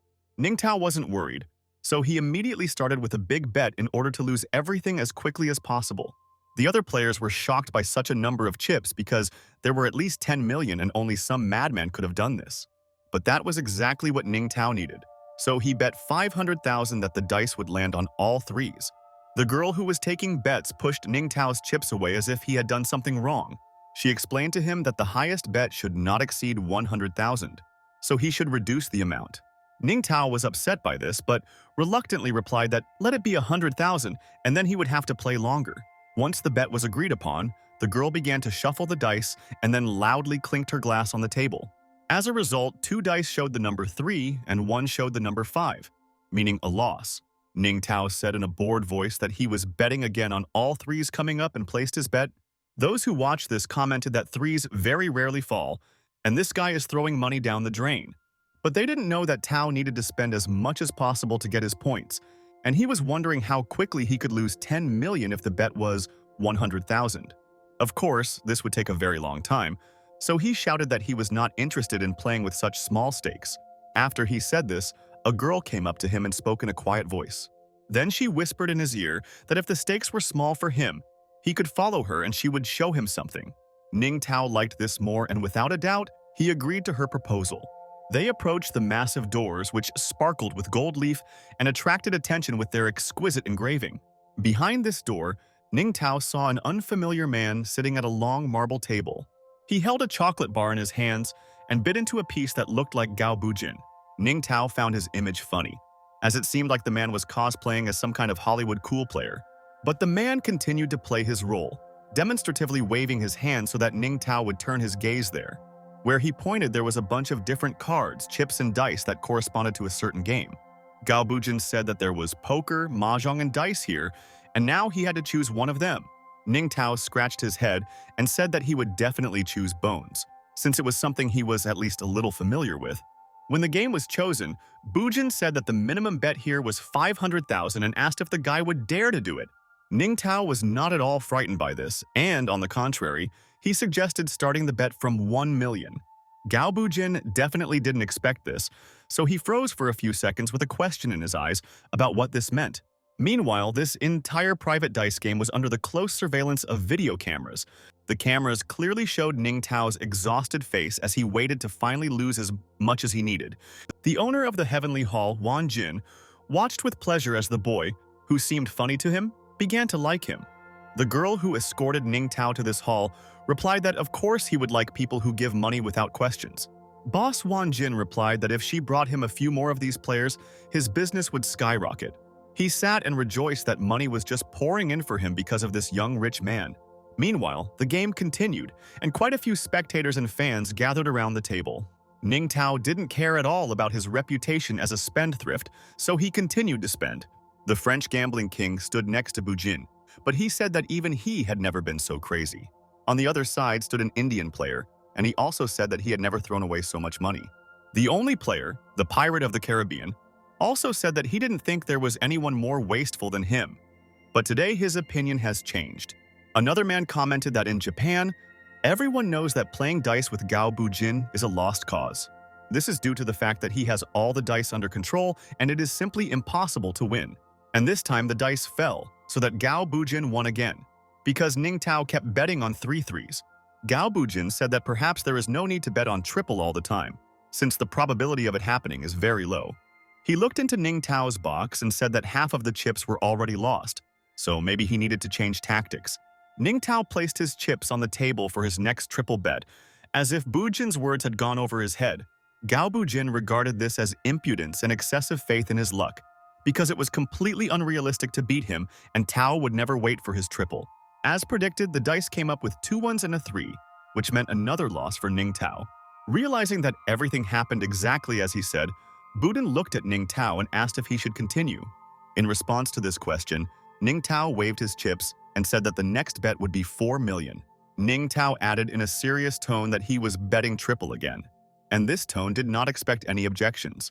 While shuffling the dice, Gao Bujin thought that he would eat his own shit if he didn't win all his money today. This time, the dice came up with 2 5s and 1 6, which was nowhere near enough for Ning Tao to win.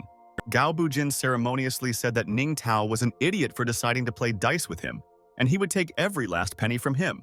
All the famous players were discussing among themselves that this guy was incredibly stupid if he kept betting on 3s, but maybe he had some kind of plan, but it all looked very stupid.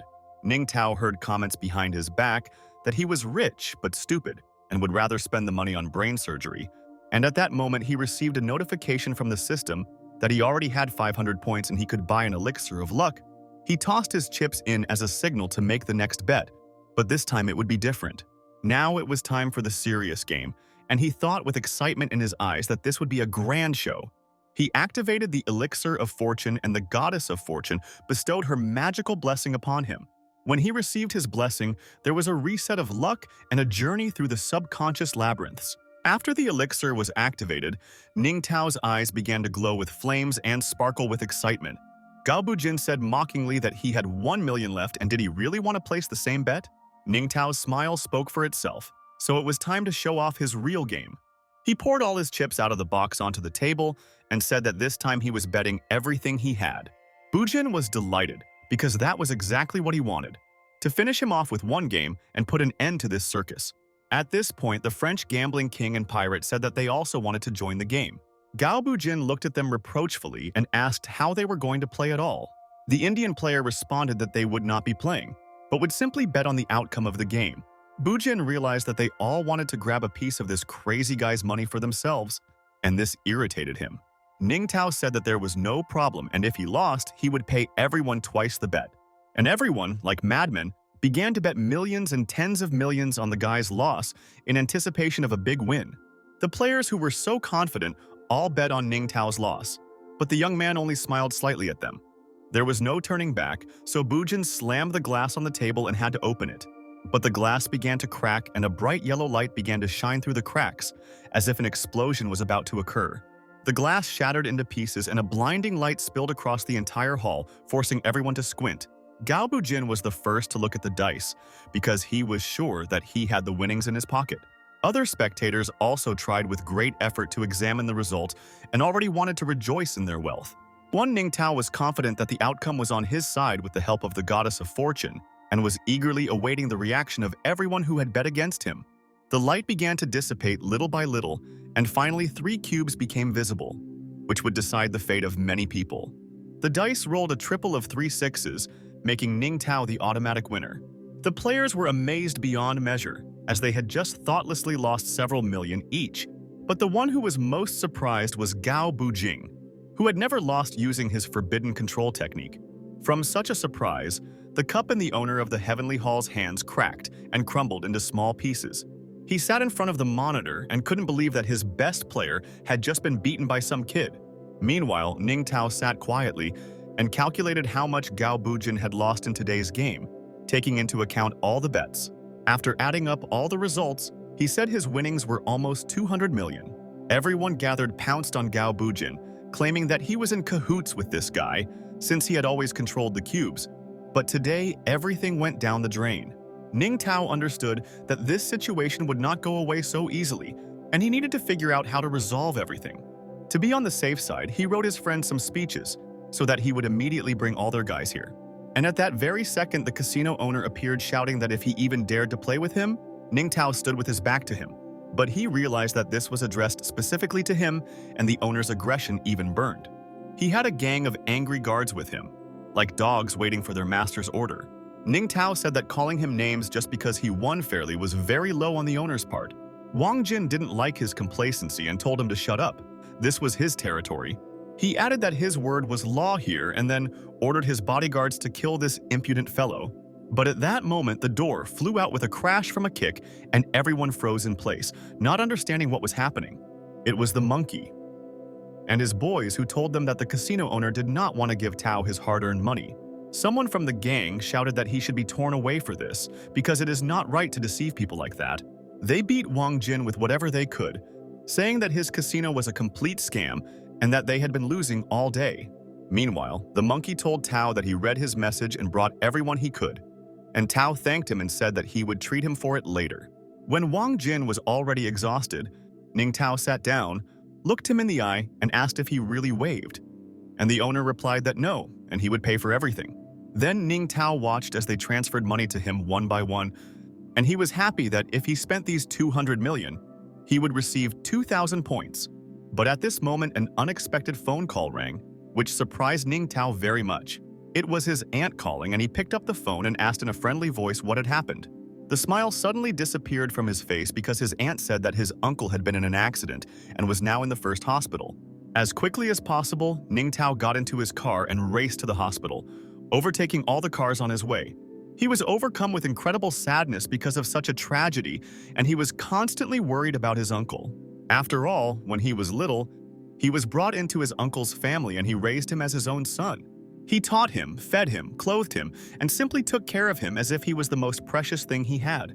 Tao's family was not rich, so his uncle had to work hard, but thanks to this he was able to afford his education at university.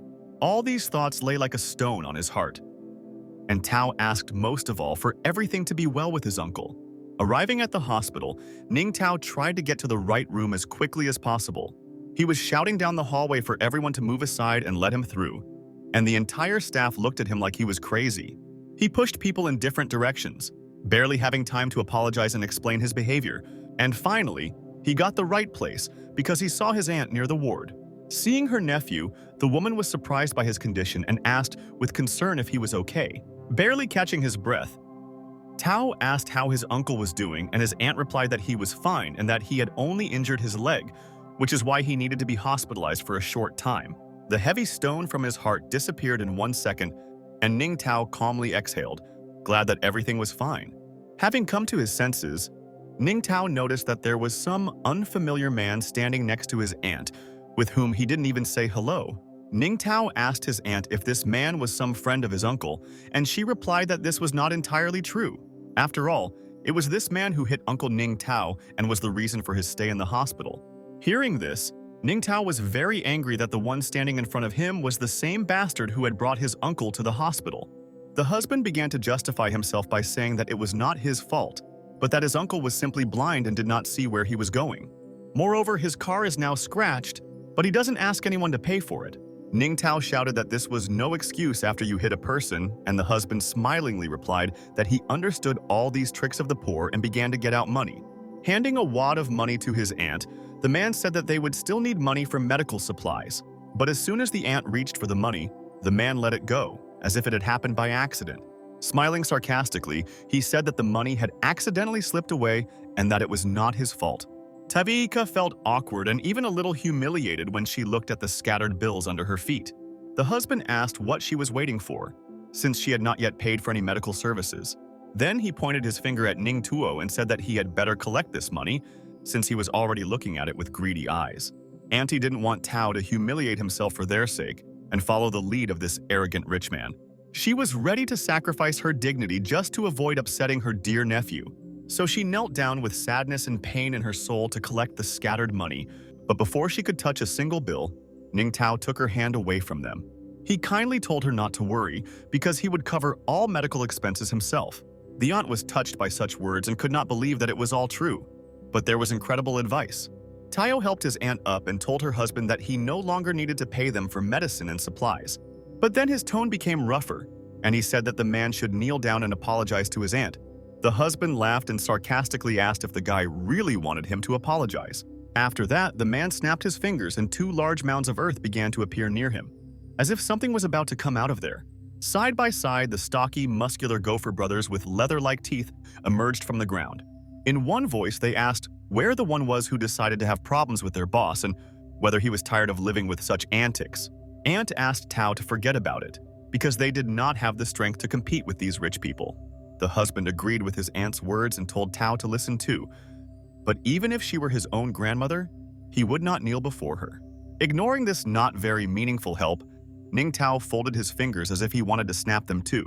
And even when he had already clicked, the man spread his arms to his sides as if to show that it was all to no avail. After that, the man laughed as if this stupid boy had even learned to snap his fingers like him and thought that someone would come to his aid. But his loud laughter began to be drowned out by a loud clatter, as if a whole army was approaching them. The Gopher brothers asked in fear what was happening because the ceiling above him was shaking, and the man said that it was probably an earthquake. But it wasn't an earthquake, but Ning Tao's personal guard, which appeared thanks to one snap of his fingers. Seeing such a large number of strong guards, the man was seriously scared, because his 2 gophers were not even close. The bodyguards cornered him and the gophers in a circle, and next to them they looked like worthless insects that could be crushed with one finger. Without thinking twice, the Gopher brothers burrowed back underground to avoid punishment, even though the man ordered them not to leave him. But it was already too late, and he found himself face to face with a dozen stocky men, and it was clear that he would be in trouble today. In the same manner, the guard asked the man who was causing problems for their boss. In anticipation of his inevitable punishment, the man fell to his knees, taking his last chance for mercy. Crying, he said that he was sorry and that he would be his servant and would crawl on his knees as much as necessary to beg for forgiveness. However, Ning Tao was not interested in his worthless proposals and ordered him to get out of there and never to see him again. Then Ning Tao called the head of his bodyguards, whose name was Xiao He. He asked if the guard saw that silver car on the street, and the guard replied this. Then Ning Tao pointed his finger at it and ordered him to go and destroy it so that it would not even be accepted as scrap metal. The order was accepted, and a dozen guards took everything they could get their hands on and went to smash the car. However, the man blocked the path to the car and told them to stop and not touch his car. But his taut lines did nothing to stop the guards. as with one blow the man flew towards the night sky. Once the owner was eliminated, the guards began to do their job and first of all broke the headlights.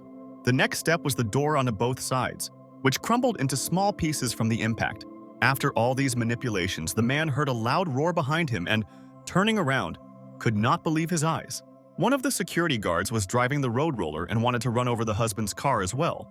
The mangled car didn't look like anything anyway, and after the road roller, all that was left of it was a pile of scrap metal. At the end of this maneuver, all that was left of the car was a stain on the asphalt and smoke. The husband was in despair after his expensive car was smashed before his eyes. While he was sitting there and bursting into tears, money started pouring down on him, and he didn't understand what was happening. When he looked up, he saw Ning Tao standing above him, who said that this money was for his car repairs, and now he should get out of here. The husband was seething with anger and the fact that he had been so humiliated and he could do nothing. But he still hoped to take revenge on this boy, and taking the phone in his hands, he said that he was calling serious people, and Tao could already consider himself a corpse. Captain Zhao arrived in response to his call, and the husband said that they had recently had lunch together, and that was why he told him about his car. Then he fell at the captain's feet and said that he had to avenge him because they had made fun of him and smashed his car. And the captain asked who had done all this. When Ning Tao noticed the captain, he greeted him politely, as if they were old acquaintances, and received the same positive response, which greatly surprised the tearful man. His plan completely collapsed because Tao was acquainted with Captain Zhao, and they were also on good terms. Ning Tao handed the captain the business card of his lawyer Gao and told him to contact him with any questions. Taking the business card in her hands, the captain remembered her last meeting with Gao Li, and sweat broke out on her forehead. He remembered the lawyer saying that he was responsible for his boss's reputation, and now he knew he would be difficult to deal with. Meanwhile, the injured man pointed his finger at Ning Tao in an offended tone and told the captain that it was he who crashed his car. The captain replied that the man had appeared just in time because he wanted to ask him something. Lighting a cigarette, the captain said that this evening an unregistered car drove through a red light and hit a person. And after this incident, the owner of the car tried to escape from the scene of the crime, but the police stopped him. Captain Zhao then stared at the man and then at the remains of the wrecked car. The husband fell silent at these words, and the captain added that this same car could not belong to him. This was the only chance for salvation, so the man of course said that it was not his car and that he had a different brand. However, the captain noticed that a second ago the man had said that it was his car, so he asked him to go with them to the site. The husband began to resist as if he was not guilty and asked to be allowed to meet with their boss or call a lawyer, and Tao meanwhile thought that he was an incredible fool if he himself called the police to get caught. When the man was already taken to the station, Ning Tao did not know that another very serious conversation awaited him. His aunt came up to him screaming and asked where he got so much money from and who these people in black were, and the worst thing she thought was that her nephew had joined some kind of criminal gang. Ning Tao replied that there was nothing to worry about since he got this money from the business he started, and Xiaoba mockingly whispered in his ear that this was Sipa unconvincing. To change the subject, Ning Tao asked his aunt about his cousin and why she didn't come to the hospital. The aunt replied that her cousin had called to say that it was close, but after that, she never picked up the phone. Ning Tao knew that his cousin was too loyal and couldn't help but come, so it wasn't a coincidence. He told his aunt that he would go look for his cousin and that she should stay in the hospital, and his aunt agreed and told Tao to be careful on the road. It wasn't like Tao listened to his aunt because the car was racing through the night city at the speed of light. Ning Tao asked Xiaoba if there was any way to find his cousin, and Xiaoba turned on the navigation system. Xiaoba adjusted the search parameters and showed Tao a red dot on the map that marked her cousin's location. But Xiaoba warned him that he would have to pay 5 points every minute to use this function. And Tao replied that she was mean because she told him about the disadvantages of the functions after she had already turned them on. Ignoring this comment, Xiaoba added that she was reminding him in a friendly manner that the target was currently in danger. Without a word, Ning Tao pressed the gas pedal and accelerated as fast as he could in order to save his cousin in time. He raced along the road, barely managing to avoid oncoming cars, but he didn't care because most of all, he was worried about his cousin.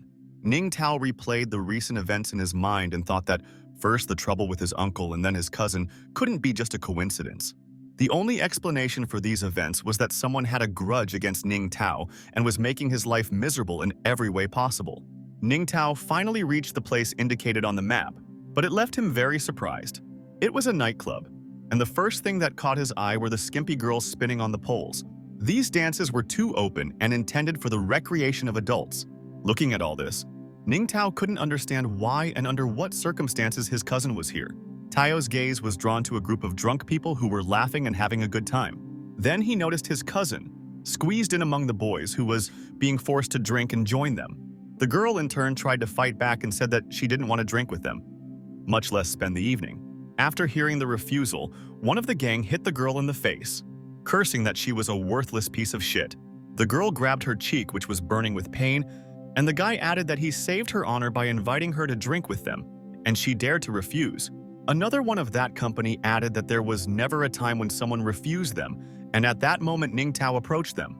Ningtao walked up and kicked the guy in the groin with all his might, saying to hell with his worthless honor. The guy howled in pain, clutching his groin, and his friends awkwardly asked if he was okay and if he needed to go to the hospital. While the gang was running around the victim, Ningtao ran up to the girl and asked if she was okay. With a clearly visible mark on her cheek, the girl asked Tao how he ended up here and how he found her. But without waiting for an answer, Kuzina took Tao by the hand and said that they needed to run, although Tao was taken by surprise by this proposal. On the go, he asked why they were running away, but his cousin replied that now was not the right time to talk about it, and she would tell everything later. However, their attempt to escape was unsuccessful, and the enraged trio blocked their way. The victim ordered his guys to catch them, and whoever succeeded would receive free beer from him. Ningtao and his cousin stood and watched as the stocky men were swimming in front of them, each of them intent on catching them. One man said with a smile that there was no point in being so modest in such a simple matter, and another one chimed in that having made a mess of things here, these two were already dead. The cousin lowered her eyes, from which tears were about to fall, and told Tao that it was all her fault and she asked for forgiveness. But in a tone that was too cheerful for this situation, Ningtao told her not to worry. Adjusting his tie, Tao stepped forward and said that he could leave the rest to him. Seeing the guy's courage, Meng laughed and said that there were too many customers in the bar and he wouldn't be able to bribe them all. But at that moment, a brick flew at his head and broke in half, causing him to scream. I looked fiercely into the crowd and asked who did this, because if he finds out, he doesn't know what he'll do with this bastard. After these words, people with improvised weapons gathered in front of him from all over the bar, and one of them asked what he could do to them all. Before he could answer, Ningtao's voice from behind said that the only fool in this bar was him. Holding a banknote in his hands, he said that if you have money, people will always help you. But if you are at the bottom, no one will lift a finger. Then a gang of angry guys attacked Mina, saying that they had wanted to do this for a long time, and it didn't matter who would pay them to beat him up. Meng at least covered his face and shouted for them to stop hitting him, as if that would help him. Seeing that there was no result, Meng shouted at the top of his voice for the master to save him. At that very second, a stream of wind appeared in the room, accompanied by a loud whistle. This whirlwind flew through the bar and knocked down the men who had locked men in a circle, and everyone looked at this magical act in surprise. After this, a man emerged from the whirlwind and stood at Mina, saying that now he had nothing to worry about and that he would save him. Meng felt protected, and looking over the master's shoulder, he mockingly told the guys that they were now corpses because Duan Liu Hai himself was here. When they heard the name of this master, they all threw their weapons on the floor at the same time. They whispered among themselves that if this was the same Duan Liu Hai who beat up all the people on the street 10 years ago, then they would be in trouble. Ningtao, in turn, found this all funny, and looking at the master, he said that it looked more like a parody of a martial arts film. The white-haired Duan Liu Hai glared at Tao, and with a gust of wind began to strike one after another like a ninja. He walked furiously towards Tao, thinking that now he would show what he was capable of and that his words were in vain.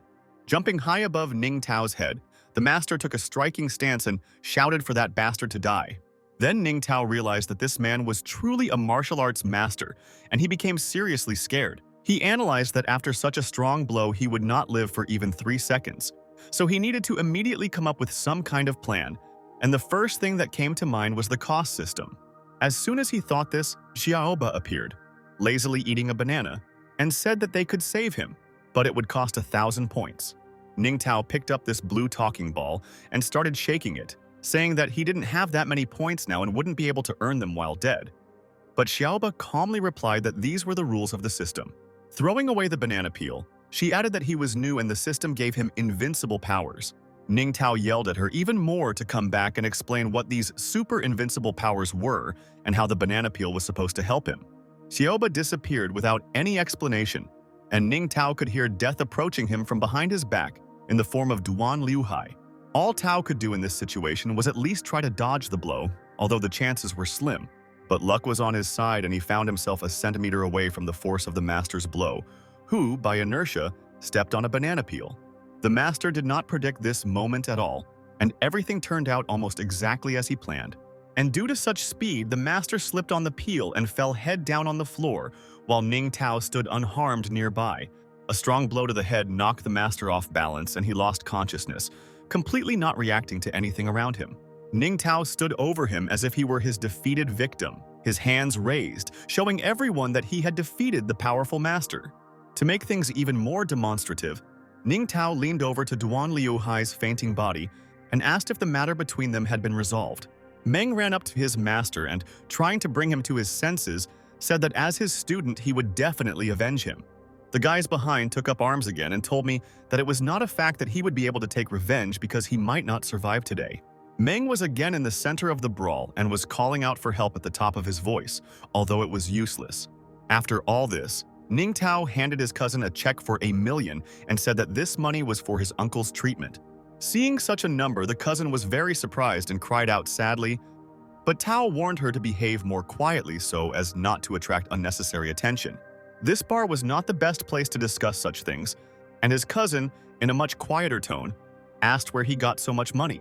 She asked seriously if he was doing something illegal, maybe prostitution, and Tao asked why she always doubted him and looked for the worst options.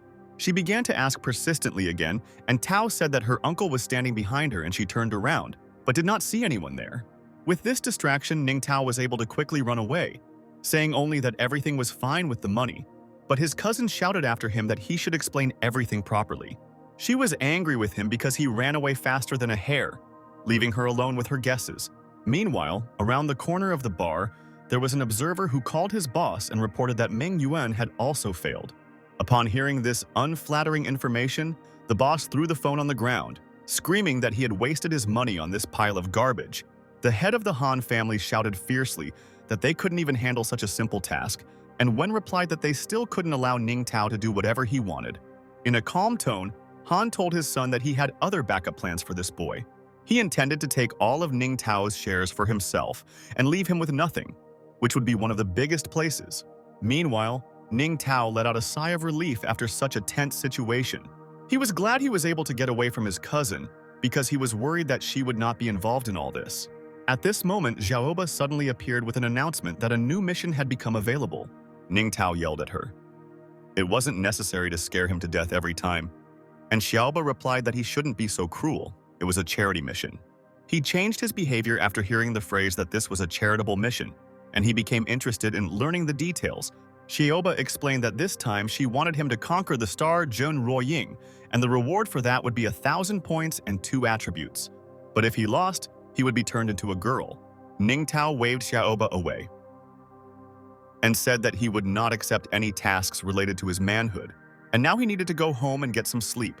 But this time, Xiaoba was serious and said that he had already refused the task once, and if he refused this time, she would carry out the original punishment. Ning Tao felt that he had no choice and agreed to the task, just so that Xiaoba would not approach him with scissors. When the task received the processing status, Xiaoba happily wished her user good luck and disappeared. But Tao remembered Tui Tui because just when he was dating her, and now he had to date another girl, it gave him a bad feeling. The moment for the mission to be fulfilled came, and Ning Tao found himself at the stage of a music charity concert. To the lyrical, pleasant song, listeners held neon sticks above their heads and swayed to the beat of the melody. The young singer with long golden hair sang the song with all her heart, and the audience sang along with her. When the song ended, there was a standing ovation and everyone started shouting words of love towards the singer. Ning Tao looked at Zheng Ruoying and couldn't believe that he had signed up for such a lucrative task, because he never thought that in reality she would look 100 times better than on TV. Now he no longer cared about Tui Tui, and he decided that he had to win this beauty by any means necessary. To begin with, he decided to use a special technique that would help distract people. Ning Tao used the spiritual art of spreading money and bills, began to circle over people's heads. He passed by angry people who were arguing with each other about who was the first to notice the money rain and who would get more. Jun Roying looked at the crazy crowd and didn't understand why they started fighting among themselves at the charity concert. But at that moment, someone turned to the singer and she was surprised when she saw a giant bouquet in front of her. It was Ning Tao who pompously asked her if she wanted to count the money from the bouquet with him. And he also said that he was related to the Qianye company. However, he had barely finished speaking when the crowd knocked him off the road and headed towards the singer. These were old people who wanted to donate money to charity because of her, and some offered to buy her lunch for money. Now the three men began to argue about who had a better chance of inviting the singer on a date, because one was too old, the second was not so old, but already bald, and the third was generally credited with problems with male potency. Jun Roying tried to separate them and said that it was all for charity and she would try to satisfy everyone's wishes. Ning Tao understood that for a celebrity like her, it was normal for there to be a lot of competition to meet her and something had to be done about it. He thought that several old men wouldn't be able to hang around with him, so he decided to finally make his move. But this time too, before he could say anything, a man interrupted him and said that he wanted to donate 10 million. Ning Tao looked at him suspiciously because he didn't know who it was and how he was able to sneak in here so unnoticed. Everyone who heard this was shocked that some crazy person wanted to give so much money to charity, but then they recognized the man as the manager of the medical business, Kang Tianming. Kang Tianming said that before he donated the money, he had one small request. Looking at the singer, Tianming said that she should give him a kiss. He added that it wouldn't be a big problem because Miss Jun Roying was a very good person. The singer began to get angry at this attitude towards her, and Tianming said that in the name of charity she would not dare to refuse him.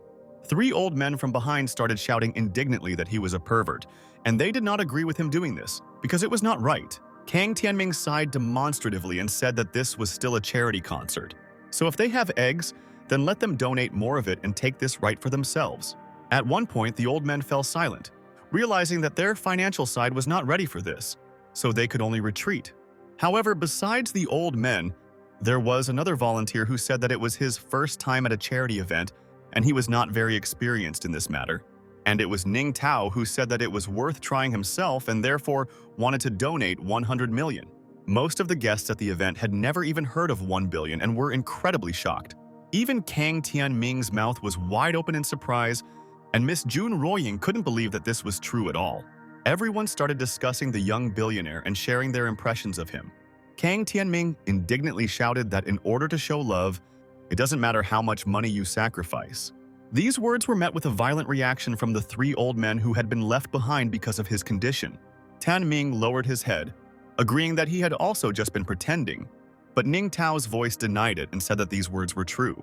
He continued that money is only property, but the most important thing is love, and in the future he plans to create a charitable foundation. Ning Tao walked over and gently took the singer's hand in his and said that this foundation would not be named after him. He raised Jun Roying's hand to his lips and kissed it, saying that the foundation would be named after his goddess. This sweet gesture and profound words amazed the singer, and she melted from so many pleasant feelings. The crowd began to shout that this billionaire was not only rich, but also loving, and only he was worthy of their goddess. But Tan Ming did not agree with this and shouted that he was more suitable for Jun Roying. However, the crowd was serious, so they pushed Tan Ming out, saying that she was nothing but a pervert. While running away, Tan Ming said that he would still repay them for this. But Ning Tao looked at him and thought that such trash as he would not be able to carry away his woman. When the situation became stable, Ning Tao heard the singer say something about a kiss, and Tao became a little embarrassed. But the crowd didn't want to let him go just like that, so they all started to persuade him to kiss them. Ning Tao felt extremely awkward doing this in public and felt it wasn't quite right. However, while he was thinking and blushing, Jun Roying came over and kissed him on the cheek, which he didn't expect. Then she whispered in his ear that at 9 o'clock in the evening he had to be in the small forest or he would lose. After saying these words, she left, leaving a charmed and blushing Ning Tao in the middle of the stage. At this moment, Xiaoba appeared loudly as always and greeted user Ning Ao for successfully completing the charity mission. In doing so, he earned 1,000 points, but looking at Tao Xiaoba, she asked if he was okay, because he looked upset. But Ning Tao only shouted something loudly about a small forest, the steam coming out of his nostrils. Then he ran around in circles like a madman and repeated the phrase small forest, and Xiaoba thought that he had really gone crazy. But Tao explained that this was his first time doing this, and everything had to be perfect, so he needed to prepare carefully. The first thing to do is to tidy up your face, so Ning Tao applied more than 20 masks. The second stage was that he sprayed himself with perfume from head to toe so that he could be heard a kilometer away. The most important attribute turned out to be contraceptives, of which Nen Tao did not hesitate to take about several dozen. In full combat readiness, he went to the small forest to meet Jun Royan. However, he didn't know that the perfume contained chili peppers, so he was in for a surprise soon. Exactly at 9 o'clock in the evening, the forest, a small forest which was called the Forest of Lovers, was waiting for our couple. Jun Roying arrived at the forest first and waited for Tao in the middle of a spacious lawn. However, she didn't have to wait long because a few minutes later, Ning Tao appeared. Jun Roying innocently said that she was very happy because Ning Tao had finally come to her. Meanwhile, Ning Tao was extremely nervous and couldn't put even a few words together, but he was able to squeeze out a confirmation that he was here. Finally, Tao came to his senses a little and said that Jun Roying looked very beautiful, and then asked if she had already had dinner and praised the weather today. The tension between them disappeared for a second, but then Ning Tao ran out of options for questions and silence reigned once again. Ning Tao was upset that he couldn't concentrate and couldn't understand where his confidence and casual chic had gone. He reassured himself that it was all because this was the first time this had happened to him, but he promised himself that he would do everything to not lose this battle. At this moment, Jun Roying took his hand and held it for a long time, making Tao feel a little embarrassed. She looked him straight in the eyes and, still holding his hand, told him to follow her. They climbed up a tall tree from which they could see into the forest and bathe in the moonlight. Ning Tao didn't want this to happen on the tree because it was at least strange, but who knows what kind of quirks these celebrities have. Join noticed his concern and said that she didn't want to be bitten by mosquitoes and the view from here was much better. But if Tao wanted to change places, then she didn't mind. But Tao replied that he was happy with everything as it was. Having discussed all the details, Join got down to business and began to settle comfortably in the tree. Her slender legs were almost completely exposed, and casting a sideways glance at Ning Tao, she noticed that he was being gentle with her. Ning Tao was already boiling with desire, and he replied that she should not worry because he would be the most gentle. But in 1 second, something went wrong, and Ning Tao lost his coordination and hit his head on a tree trunk. Stars started spinning in Tao's eyes, and Zhou Ying asked worriedly what was going on and what he was thinking about. Having rolled to the ground, he suddenly stood up and said that he was thinking about how to start that fund, and for a moment he was lost in his thoughts, and Join replied that he really was a very good person. She added that she was sincerely grateful to him, and also thanked him for his generous donation to charity. Ning Tao listened to everything politely, but delicately asked if she had called him here only to show her gratitude. Join replied that if they communicated in public places, it would lead to unwanted gossip. So she asked him to come here, but then she apologized for disturbing him. Tao jokingly replied that there was nothing to worry about, but mentally he was very upset that his forest dream never came true. But at that moment, Ning Tuo heard someone's voices behind him, and this made him wary. It was Han Wen and his friends, and he said that he couldn't believe that Tao had conquered Jun Roying herself, and he even envied him. While covering Roying, Ning Tao asked Han Wen in a serious tone what he wanted from him. As strange as it may seem, Han Wen handed Ning Tao some papers, which was very strange for a meeting in a forest at night. But this was exactly the plan of Han Wen and his father, because having caught Ning Tao by surprise and without protection, he handed him the contract for the transfer of shares, and said that if he did not sign it, he would meet his death here. Ning Tao took the document and tore it in half in front of Han Wen without even reading it. He then threw the pieces of the document on the ground and said that this would only remain in Han Wen's dreams, as he would never sign this contract. Han Wen calmly lit a cigarette with his friend's help and told Ning Tao that he should think about it more carefully. He asked Tao sarcastically if his uncle and sister were still in the hospital, which made Tao suspicious. Ning Tao remembered the hospital and the upset aunt at his uncle's bedside and realized that all this had not happened by chance. Holding the photos in his hands, Han Wen added with a smile that now Ning Tao should understand what would happen if he didn't sign the contract. He demonstratively threw the photographs into the air and said that all his family and friends would die because of him. Looking at the photographs flying past, Ning Tao saw a monkey, Depen, and even Tui Tui in them, and this scared him greatly. Fear quickly turned into anger, and Ning Tao attacked Han Wen with all his might and punched. However, the advantage was not on his side, because Han Wen's friend immediately stood up for him, hitting Ning Tao in the face with a bat. From this blow, Ning Tao fell to the ground, and the bandits continued to shake his legs without sparing any force. Jun Roying fell on Tao's lap and told the bandits that she was calling the police now, because they couldn't just beat people up like that. But this information was in no way an argument for them, and they just laughed at it. The guys decided to take another advantage and, starting to roughly undress Jun Roying, said that she could entertain them, because she really is as beautiful as they say about her. The girl did not have the strength to resist the three men, so she could only scream loudly for help with tears in her eyes. A voice from the darkness told them to stop. And turning back, the guys saw Ning Tao, who added that he agreed to sign that contract. Ning Tao was extremely furious, but he had no choice but to sign the contract and save Jun Roying from their lustful hands. A pleased Han Wen handed him a copy of the contract and said that he should have agreed earlier and everything would have gone peacefully. Ning Tao took the documents in his hands and said that Han Wen was lucky this time, but he asked him how he always knew his location. Han Wen frankly replied that they had sent many useful people into his entourage.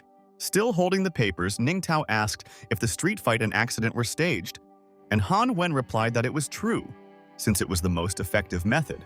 Ning Tao said with a smile that it was a good plan to take all his shares. To this, Han Wen replied that this was exactly the case, and he was able to arrange all of this with the help of his father's advice. After hearing this, Ning Tao handed over the documents to him, and a victorious smile appeared on Han Wen's face. Han Wen glanced at the contract, but on the very first page he saw that Ning Tao had written a thank you note for telling him everything. It was a blatant insult because Ning Tao had deceived him again, so he shouted and ordered his guys to finish him off.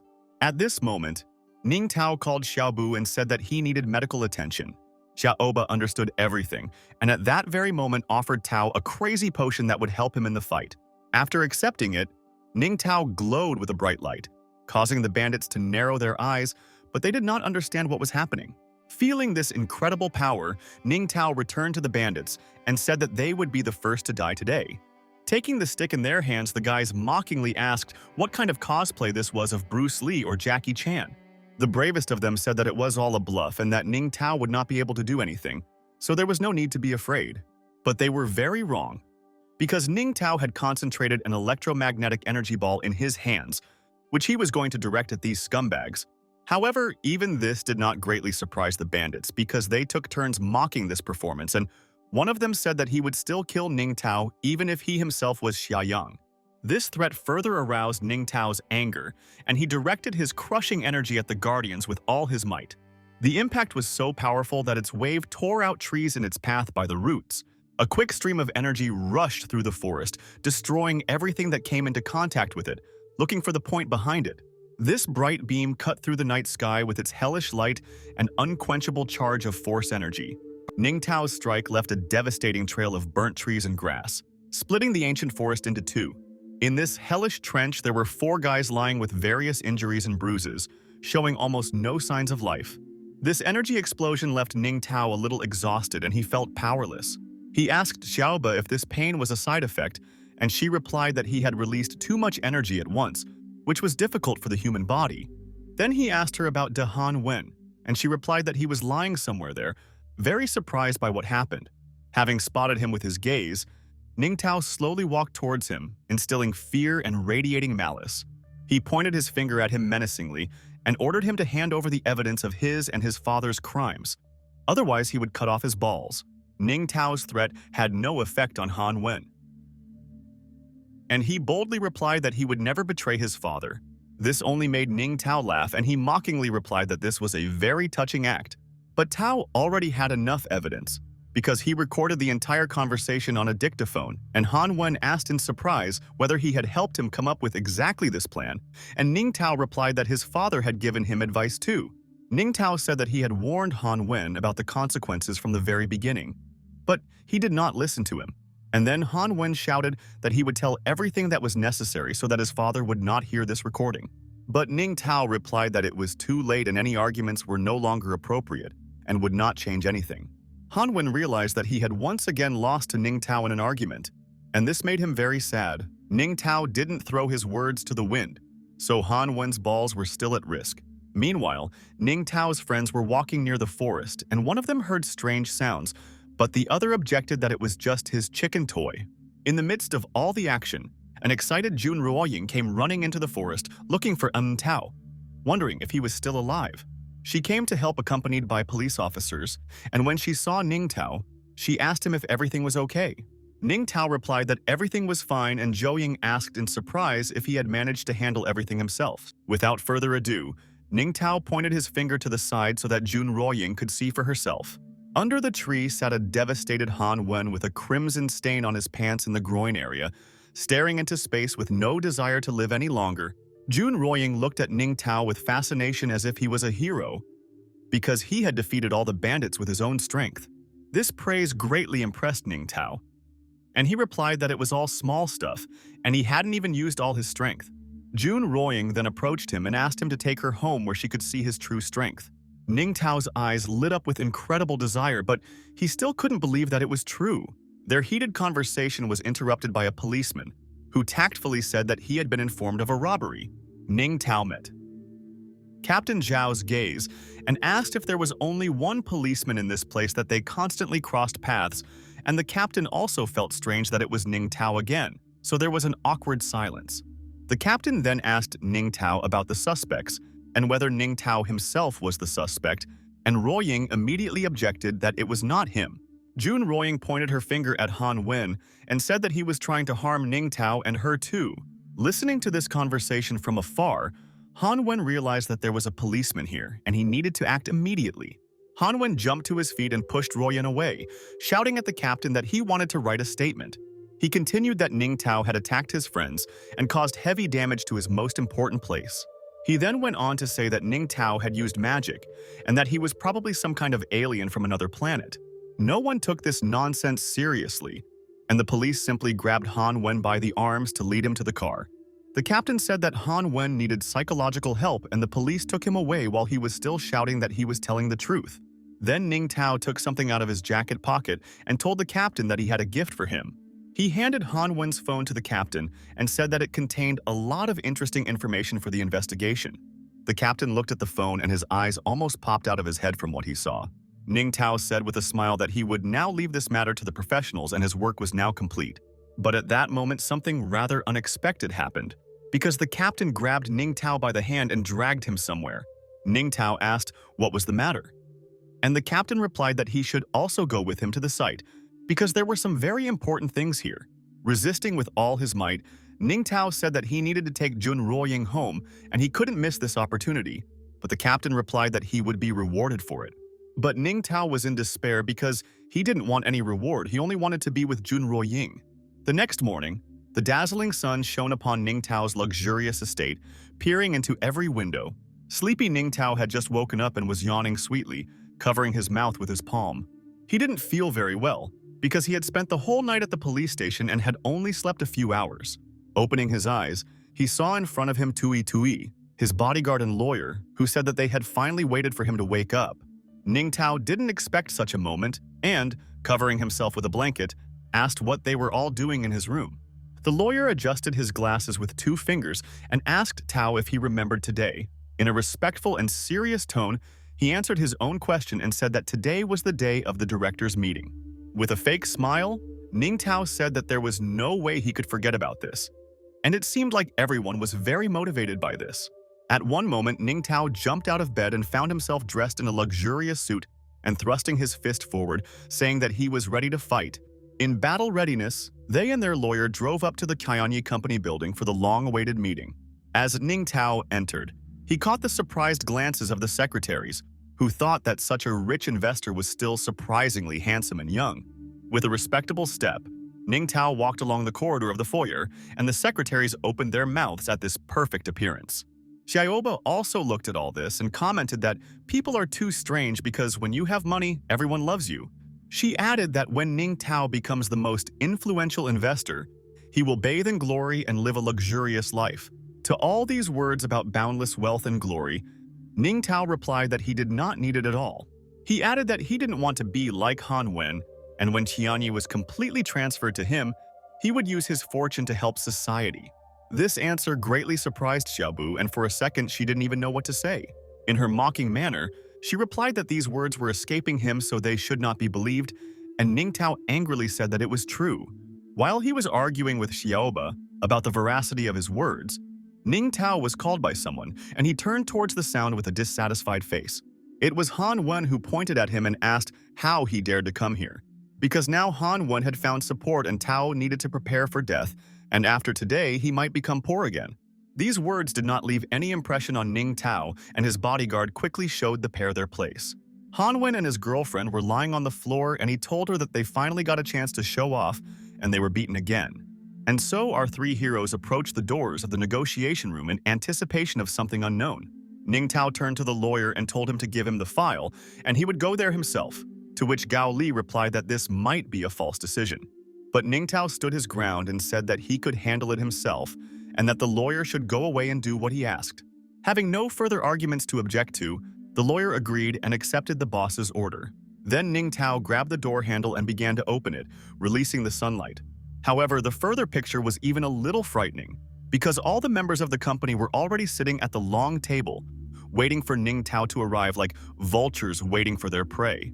Han Wen's father sat there with a satisfied expression on his face and couldn't believe that Ning Tao actually came to this meeting. After all, yesterday he received a message from his son that Ning Tao wanted to sign the contract with him personally, and now he was here and clearly had something in mind. But Old Wen had no intention of letting him go. Han Qinghe had his own plan, because he had collected shares of companies and even the CEO was on his side. When Ning Tao stepped into the hall, Han Qinghe was already extremely confident that he would destroy him today. A surprisingly cheerful Ning Tao greeted everyone with a friendly smile and waved his hand. But in response, he heard only deathly silence and open disregard for everyone present who pretended not to be there. From this reaction, Ning Tao realized that everyone was on the Han family's side, which made the situation much more complicated. After a few seconds of silence, one man stood up from the table and said that this was his first meeting with Ning Tao. The man was a major investor in Xianye and introduced himself as Yifang Zheng and invited Ning Tao to sit next to him if he didn't mind. When everyone had taken their seats, silence reigned in the hall again, and everyone looked awkwardly at each other. Mr. Zheng began the meeting by saying that they were here today because a new shareholder had joined them. Pointing his hand at Ning Tao, he politely introduced him to the crowd and wished him peaceful cooperation. However, this did not bring joy to the other shareholders. They were already against him. The head of the Han family interrupted Mr. Zheng and said that he had something to say about this Ning Tao. He stood up and said that a few days ago, Ning Tao was a nobody, but somehow inherited Mr. Tang's shares, after which he received $100 million in his account. Han Qinghe also said that he had investigated the matter well and that Ning Tao had embezzled their company's money. In turn, Ning Tao sat and listened to this inappropriate report with an unwavering expression on his face. Han Qinghe continued that this was a crime and he could report it to the police, but as an elder, he would not bargain over it. Passing the papers across the table, he added that he would not do this on the condition that Ning Tao handed over his shares to him. Mr. Zheng looked at Han Qinghe and thought that he was too ambitious because Ning Tao's shares were worth more than $10 billion. Mr. Zheng clenched his fist and thought that he wouldn't let Han Qinghe deceive this guy so easily. Addressing Qinghe, he said that this was too serious an accusation and such things could not be said without clear evidence. Mr. Zheng wanted to continue, but Ning Tao interrupted him and said that there was no point. Ning Tao added that if President Han says this, it means he planned everything ahead of time and there is no need to say anything extra, because he came here to sign the contract and transfer the shares in any case. President Han smiled slightly and said that Ning Tao was a smart guy if he understood his plan. However, Ning Tao pushed the documents back to Han Qinghe and said that he was not going to give up his shares, since it should be the other way around. With a confident voice, Ning Tao stood up and said that Han Qinghe would have to transfer all of his shares to him. Old Han also stood up and replied that this could only be in Ning Tao's dreams, and he had no basis for it at all. At this moment, Han Qinghe received a message from his son that he was actually being held captive and the phone was in Ning Tao's hands, so he had to sign the contract to save his son. Old Han did not show any violent reaction, but only said that now everything became clear to him. He then shouted that Ning Tao was a freak, and his behavior was simply ridiculous and inappropriate. Han Qinghe slammed his hand down on the table, causing an ominous echo to echo throughout the hall. He said that it was a mistake to think that he would leave everything for that idiot and that Ning Tao was clearly underestimating him.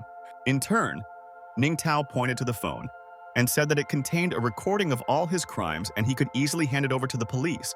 However, such threats did not frighten Han Qinghe, and he said with a smile that Ning Tao could do whatever he wanted. He also added that he could file a counterclaim that Ning Tao stole his son's phone and falsified all this data. And in prison, it is not yet clear who will be put behind bars, because Qinghe has a lot of reliable lawyers behind his back. In a show of support, Qinghe's allies took turns commenting that they could easily prove President Han's innocence and blame everything on Ning Tao. Ning Tao realized that he would have a hard time, because if Han Wen was just a feeble-minded fool, then his father was definitely not the same. He felt helpless before this powerful leader of real business demons. For a moment, Ning Tao even thought that this would be the end of his existence, because his arguments weighed nothing against the words and support of Han Qinghe's lawyers. All the board members united against him, and he was left all alone, not knowing what to do because this did not at all correspond to his expectations. At one point, his gaze fell on Mr. Zheng, who was looking at something on his phone. It was his only hope of salvation, but he was not completely sure of it. His thoughts were interrupted by the sound of papers falling on the table right in front of his face. Han Qinghe told him that this was his last chance to sign the contract, because he couldn't even imagine what would happen to him if he didn't. Ning Tao replied that the transfer of shares was a very important matter, so he asked if they should discuss it with the other board members. The smug Qinghe replied that Ning Tao was a fool, because all the people present here were his allies. To this, he replied to Tao that this needed to be checked and he wanted to show them something very interesting.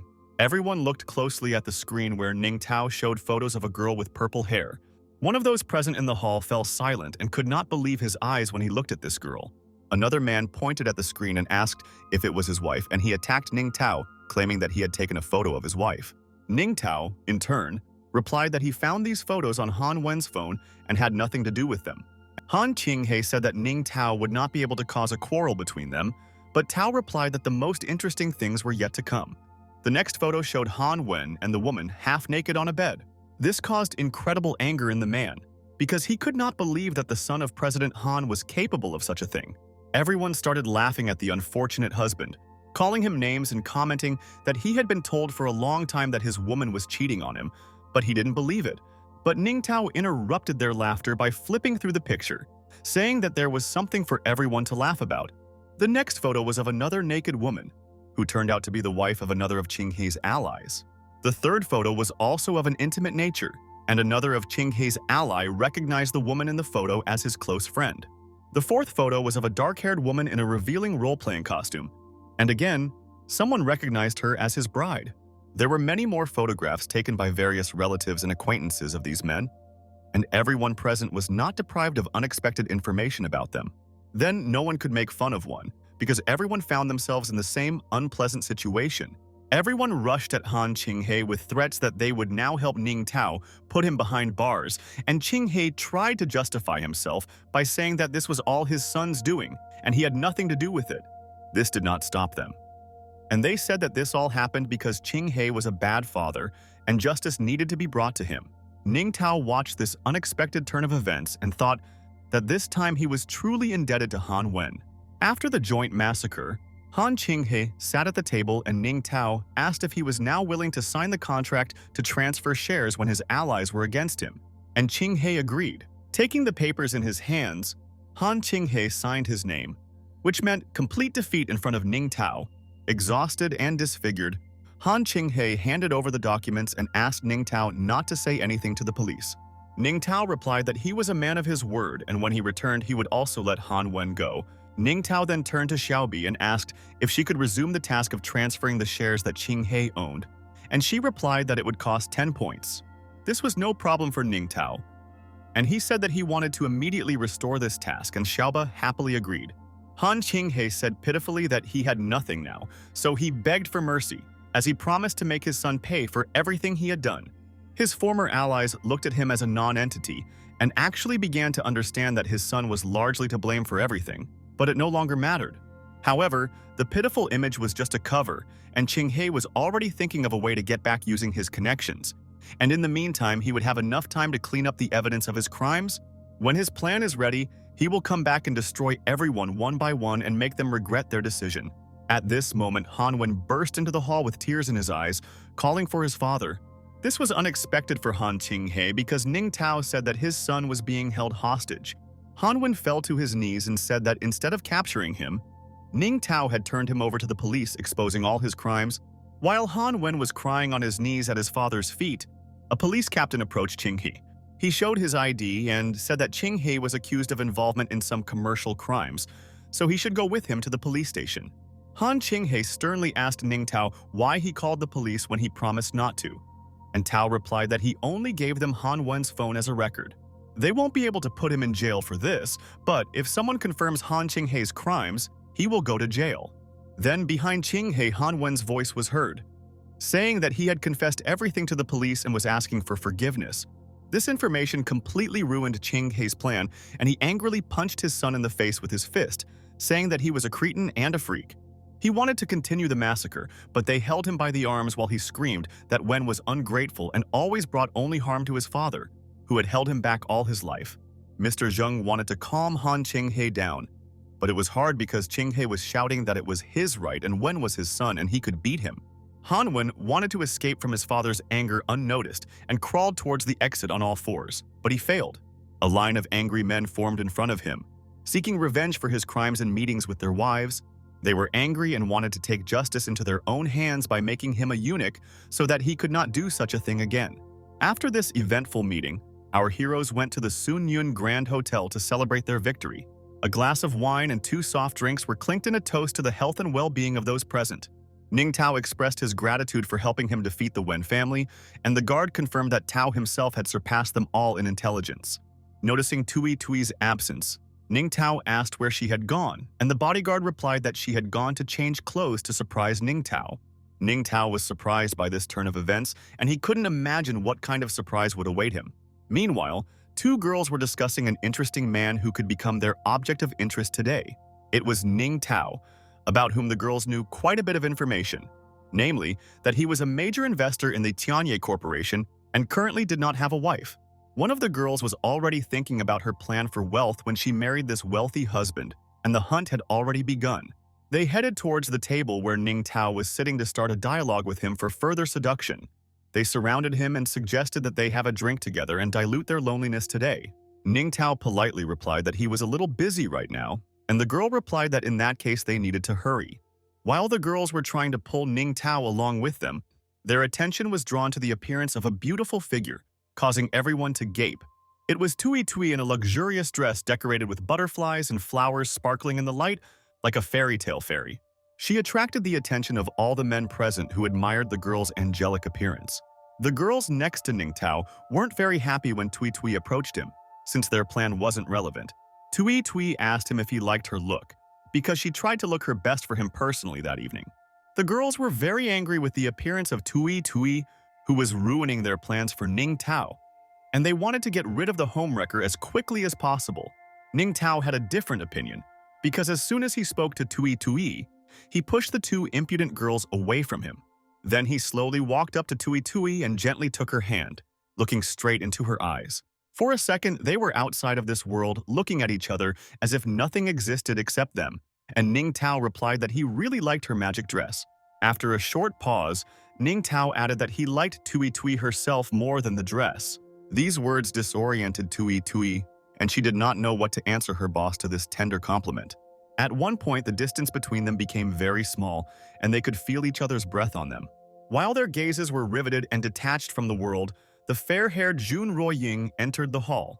She approached Tao and said that she heard about his party, so she decided to come and congratulate him. Jun Ruoying's appearance was completely untimely, and Ning Tao didn't know how to act in this situation. Jun Ruoying looked at Ning Tao holding hands with Tui Tui, and Tao felt awkward about this encounter. With tearful eyes, Zhou Ying hesitantly asked the girl next to Ning Tao his mate. Ning Tao replied that it was just his office employee and there was no need to misinterpret it, but he himself was thinking that if Zhou found out that Tui Tui was his personal assistant, then he would be finished. At these words, Tui Tui was a little upset and understood Ning Tao's true feelings for her. She said that she was nothing more than a colleague in his heart and could not expect anything more. Ning Tao started to make excuses that this was not the case and he could explain everything. And at that moment, Xiaoba wanted to give Ning Tao a friendly reminder. She said that if Jun Ruoying didn't have feelings for him, the reward for the quest would be cancelled, which would lead to punishment. This scared Ning Tao, because he knew well the consequences of not completing the task, so he didn't know what the right thing to do was. Behind all the love squabbles and showdowns, a deep, dark night came. In the grand hotels, the lights went out one after another, and only the individual rooms continued their celebration. There was still a tense atmosphere in one of the halls, and Ning Tao stood between Tui Tui and Join, trying to find his words. The silence was broken by Jun Ruoying, who asked Tui Tui who she was and why she was now with Ning Tao. Tui Tui innocently replied that she was his personal forge and they lived together on the estate. Jun Ruoying repeated these words in her head once more and was clearly dissatisfied with this information. Ning Tao tried to smooth things over and told Zhou Ying that Tui Tui's feelings for him were just initial, but Zhou Ying was already too angry to believe that, and her level of feelings was rapidly declining. Ning Tao was at a loss, because he needed to complete the task. Otherwise, the most important thing would suffer. Xiaoba said that he could still explain it, and Ning Tao became fired up with the idea of saving himself from castration. Behind Tui Tui, Ning Tao held up a sign so that Zhou Ying could see that he lived upstairs and they did not sleep together. This information greatly softened Join's anger, and they realized that Tui Tui might indeed be just a maid. Tui Tui denied that she was an ordinary forge and said that she also needed to wear a uniform. This word made Join seethe with anger again, and she began to imagine scenes of their costumed cohabitation. Using the tablet, Ning Tao wrote a message to Join again, saying that this was the most ordinary form and nothing more. Join cooled down again, and in a calm tone said only that she was very surprised by this. Tui Tui continued that she also had to give Ning Tao a special massage, but she was not very good at it, so Tao gave her a book to learn. Then she showed Join a picture and said that it was not so easy to learn quickly. Ning Tao even opened his mouth when he saw that the book was still in Tui Tui, and he didn't know that she could take it with her. Seeing this, Zhou Ying became angry that Ning Tao was such a pervert and forced Tui Tui to study such books. In response, Ning Tao again handed over the tablet with the inscription that he swears on all his property that he did nothing. The next sign had words of apology and a request to trust him, which were reinforced by a puppy-like look. Join believed him and thought that it was just the maid who wanted to irritate her with these provocative phrases. Tui Tui noticed that Ruoying liked Ning Tao very much, but she could not back down, and Ruoying in turn also intended to fight to the end. Ning Tao found himself between two fires and did not know how to steer this situation between two girls, each of whom was important to him in her own way. Xiaoba congratulated Ning Tao on the fact that Ruoying had returned out of feelings, but Tao replied that it had probably only gotten worse. At that moment, the host's voice was heard announcing congratulations and apologizing for keeping everyone waiting.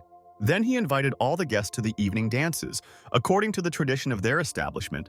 When the music started, Tao found himself in a very difficult situation. Namely, he had to choose a partner.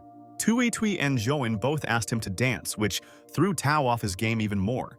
He didn't know what the right thing to do was, and his head was bursting with thoughts and variations of decisions and their consequences. Ning Tao looked at the girls one by one, trying to concentrate, and thought that this situation should be regarded as a game in which the more difficult the situation, the faster one should calm down.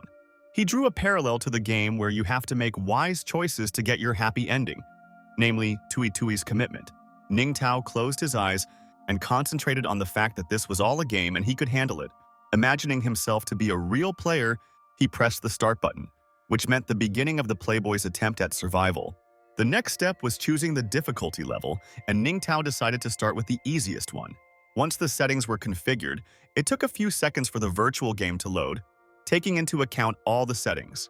The first question of the game was about choosing a girl at a party if both asked you to dance. Ning Tao chose Jun Ruoying with the reason that he wanted to confirm her level of friendship. When he chose a companion, Tui Tui left upset and mentally resigned from her position as Ning Tao's personal maid. Then a picture of his estate appeared in his mind, and it was probably a continuation of the scenario where he would choose Jun Ruoying. It was raining heavily, and Ning Tao met Tui Tui, asking what she was doing there, and she replied that she missed him. She offered to go with him, but Tao replied that he couldn't because Join could see them. Holding a large bag in her hands, Tui Tui said that she would leave and take it with her in pieces, and then no one would notice them. But Ning Tao did not understand what she meant.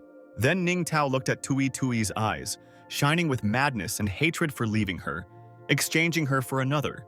She had a chainsaw in her hands, and with a crazy smile she said that they could be together forever. As Ning Tao imagined this, he realized that the ending of this story would be bad, so he had to change something. His death in this story scared him very much, and he realized that he could not choose Jun Ruoying. So he decided to start over and pick Tui Tui to see what would happen. They danced slowly and happily while Jun Ruoying looked at them sadly with her arms folded across her chest. Join happily told them that they were simply made for each other and their union was sealed in heaven. Ning Tao apologized to her and said that next time he would ask her to dance. And Zhou Ying replied that everything was fine and she just wanted him to take her to the golf course, but she only had a club without a ball, so she asked him for a ball. Tao tried to say that he didn't have any ball, but Join hit him in the balls with her stick as hard as she could, saying that the ball was definitely there. From the hellish pain, Ning Tao flew to the sky and disappeared into the endless blue space. Lost in despair, Ning Tao temporarily reconciled with Han Won, and they formed their own popular rap group called the No Layers Boys. Then his consciousness destroyed this illusion and he again found himself at a fork in the road. This development of events also did not suit Ning Tao, and his head almost boiled from the fact that any choice he made would have irreparable consequences for him. While he was going through all the possible scenarios in his head, the girls looked at him like he was crazy and waited for at least an answer. Tui Tui and Join both asked him why he didn't want to dance with either of them and said that he would definitely have to make a choice. Ning Tao knew that he would die no matter what, so he wondered if there was an ideal ending for him.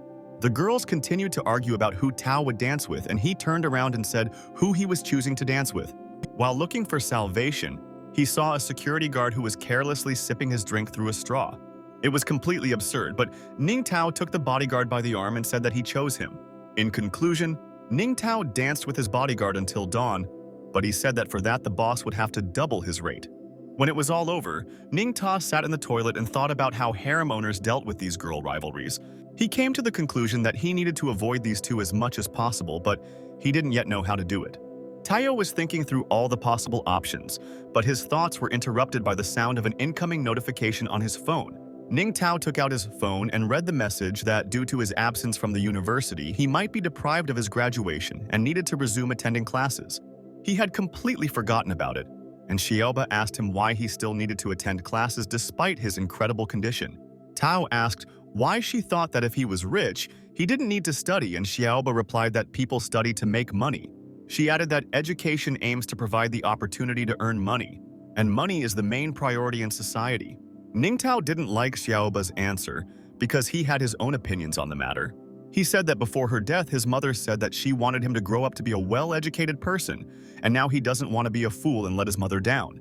Xiaobi also didn't understand his position, just as he didn't understand hers. But that was where the conversation between them ended. While putting on his pants, Ning Tao jumped up from the toilet and confidently said that, from today on, he must work more conscientiously. Xiaoba reminded him that he forgot to perform hygiene procedures after using the toilet, but it was already too late. After difficult and eventful evenings, a sunny morning arrived and Ning Tao was already on his feet. Full of strength and energy, he came to the university to make up for his absences. He needed to brush up on his knowledge of a foreign language, but remembering his lessons made him feel uneasy. The next subject was algebra, which also did not arouse in him any enthusiasm or desire to learn. The philosophy subject, which turned out to be the most difficult for him, completely finished him off. Finally, the bell rang, signaling the end of the lesson and Ning Tao's mental suffering. Exhausted by such a large mental load, Ning Tao put the leader down on the desk, thanking God that it finally expired. He knew that teaching wasn't his strong point and he felt like his head was about to explode. Seeing his condition, Xiaoba asked him if he needed her help and he happily agreed. She handed him 2 vials to increase memory and speed up the assimilation of knowledge for only 20 points. Taking the bottles in his hands, Ning Tao said that he would take both at once and Xiaoba thanked him for the purchase. Ning Tao's face broke into a blissful smile, realizing that he could now become a genius. His reaction was very emotional, and a voice from behind asked him not to disturb the silence during the lesson. One of his classmates noticed that Ning Tao was distracting him with his behavior. Ning Tao turned around and replied that the lesson hadn't even started yet, and the guy with glasses confirmed this. However, he added that every hour of every day is important to him in his studies, because only then can he become a real genius. With a sly grin, the guy added that for such useless fools this would never be clear. These words deeply affected Ning Tao and he became angry at the smug nerd who humiliated him. He stood up and, clinking his hands on the desk, told his classmate that if he considered him a fool, they should have a competition. Ning Tao said with a proud tone that he was a much better student than his classmate could imagine. Everyone around began to whisper that this local tyrant Ning Tao wanted to compete with the knowledge master Zhou himself, and that this was worse than suicide. Only since he is rich, he thinks that he is the coolest, but in reality, no amount of money can buy knowledge, especially when Zhou takes first place in the exam every year. Ning Tao heard everything they were talking about and mentally said that there was no need to look down on him like that. Master Zhou asked again if Ning Tao really wanted to fight him, and Ning Tao clearly replied that he did. Zhao replied that if Ning Tao insisted so much, then he had no choice but to agree. Then Zhou continued that in a week each student will take a test in class and it will determine the result, but since this is a competition, there will only be one winner and the loser will be punished. Zhou suggested that the loser voluntarily give up his studies and forget any knowledge. Thus, everyone started whispering again that this was too cruel, and that the only explanation for this was that Ning Tao and Zhou had had some kind of argument before, and someone on the side said that Zhou had always liked Tui Tui. Ning Tao, in turn, was serious and confident in his abilities. However, Zhou interpreted Tao's silence as fear and wondering whether it was worth risking everything when defeat was inevitable. But Ning Tao made it clear that he was not a coward, so he told Zhou that they would see the outcome of the competition in a week. Late that evening, Ning Tao sat in his estate, absorbed in knowledge. He sat over his notebook and read until his head began to split, thinking that after all, not everything was so simple. He was too busy, and now he realized that his brain was not ready for this, and he could not even keep up with the curriculum, not even thinking about the competition with Zhou. At this moment, Xiaoba appeared, and delicately asked how he was feeling and whether he was panicking. Without waiting for his answer, she said that there was a way to solve all this. Ning Tao replied that he would not use the memory elixir because it was a scam. He continued that his mother always taught him to rely only on his own efforts, even if they did not bring success, and if he used the elixir, he would not live up to his mother's expectations. Ning Tao's lyrical story did not impress Xiaobu, and she yelled at him for being a complete fool. She added that there was no need to lecture on principles, because if he lost, he would have to voluntarily leave the training, and this was a greater crime against his mother than drinking the elixir and winning. Taking the elixir, he replied that she was right, and it wasn't so bad to use it once, and Xiaoba agreed that he should win. At this moment, Tui Tui came into the room and asked if Ning Tao would like to drink some tea. Tao asked why she was awake at such a late hour, and she replied that studying was very difficult and she came to cheer him up. She put a cup of tea on Tao's table and asked how his training was going, and Tao replied that he was not at all the type to whom it was given. Tui Tui replied that everything should work out if he relied on his own efforts, and he had already worked a lot so he would be able to learn everything. These words were very touching, and even Tui Tui believes in his powers, but she does not know that he is going to cheat. Tui Tui happily offered to sit next to him, and perhaps she could also teach him something, and Tao agreed. However, studying ceased to be the main problem when Tui Tui sat next to her meekly protruding bust. He realized that this was a bad idea and told Tui Tui to forget about it because he wouldn't be able to think about studying while she was around. Tui Tui agreed and said that she would not bother him anymore today, and Tao wished her sweet dreams. She left, closing the door behind her, and Ning Tao felt better because he could now focus on the main thing. He looked at the elixir standing in front of him on the table and prepared himself for the right choice. He was troubled by doubts about whether he was really doing the right thing and whether he would scold himself for lying to his mother. It was a sunny morning, which meant another day of school at the university. Ning Tao came to the literature class all broken and exhausted after a hard night. Xiaoba reproached him for being a real fool because he decided to learn everything himself and did not listen to her advice. He had not slept at night for the last week and drank a lot of energy drinks to continue studying, and he could have chosen the easy way out, but he decided to rely on himself, and now he is facing inevitable defeat. The professor entered the classroom and all the students present fell silent at his serious appearance. The professor looked too stern and silently walked to his desk, casting a glance at each student. A deathly silence fell over the classroom, in which the quiet breathing of the students, who were afraid to utter an extra sound, was barely audible. The sound of a book hitting the table broke the silence, and the professor said that today they would read the famous essay on knowledge of science. He held in his hands a thin, transparent ruler that reflected the sun's rays like dandruff. The professor noted that those who cannot do this should not blame him for the consequences. Ning Tao knew that this piece was very long, and it was surprisingly difficult for anyone to know it word for word. He was mentally angry that college students still had to prepare a difficult essay. He also thought that the professor had probably lost a game of chess again and therefore wanted to take out his anger on them. After a few minutes of silence, One of the students raised his hand and addressed the professor. It was Joe who volunteered to carry out this task first, and from his appearance one could tell that he was confident in himself. The professor happily agreed and told Joe Chengdong to set a good example for his classmates. Standing up from his seat, Joe demonstratively cleared his throat and was about to begin his story. He began the tradition that sciences are studied for pleasure, adornment, and skill, and pleasure is best experienced alone. His classmates were amazed that Joe had retold almost the entire passage and no one could compete with him. The professor did not listen to the end and sat Joe down, saying that it was obvious that he had mastered the material well and that he was an incredibly talented student. Joe pretended to be modest and said that his knowledge was trivial because in this audience there was someone who would read this essay backwards, and the professor asked in surprise who that was. Satisfying his ambitions, Joe pointed out this clever guy who could surpass him. Hearing his name, Ning Tao lowered his eyes and exhaled heavily, expecting his failure and defeat in front of Joe. However, at first Tao thought that perhaps it was not up to him at all, and due to extreme exhaustion he did not understand where he was at all. The professor was very surprised because Ning Tao missed all the classes, and how did it happen that he was here today? To make sure, the professor asked Ning Tao if it was true that he could read an essay backwards. However, he did not receive an answer because Tao was literally sleeping sitting up, not showing that he had heard the address addressed to him. The professor was seriously angry because Ning Tao had the audacity to not come to his class, and now he was sleeping in class. With a determined step, the professor headed towards Ning Tao, saying that he would teach him a lesson today for such behavior. Sleepy Ning Tao didn't even suspect the professor who had provoked his anger, because he didn't even understand where he was. The professor walked up to Ning Tao's desk and told him that if he didn't read his essay backwards today, he wouldn't get credit for the class. Ning Tao barely heard these words, but he was still unable to respond with anything.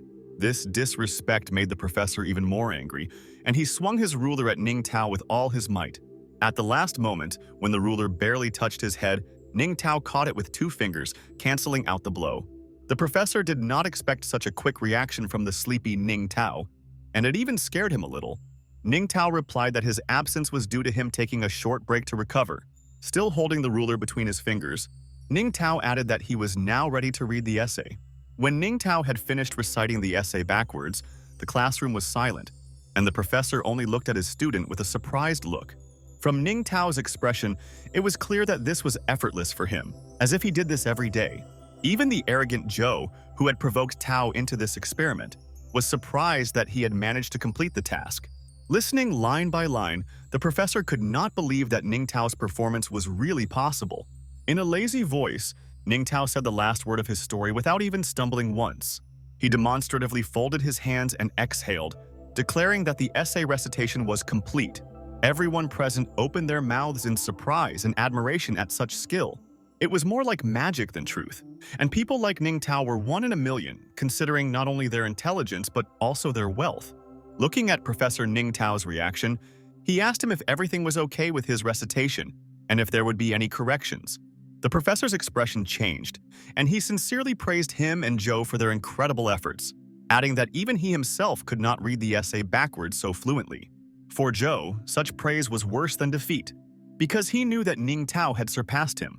Ning Tao looked at Zhou Zhendong's back with a smug expression, aware of his victory. However, Zhou was not going to give up and decided that he would defeat Ning Tao in the next subject if there was a draw here.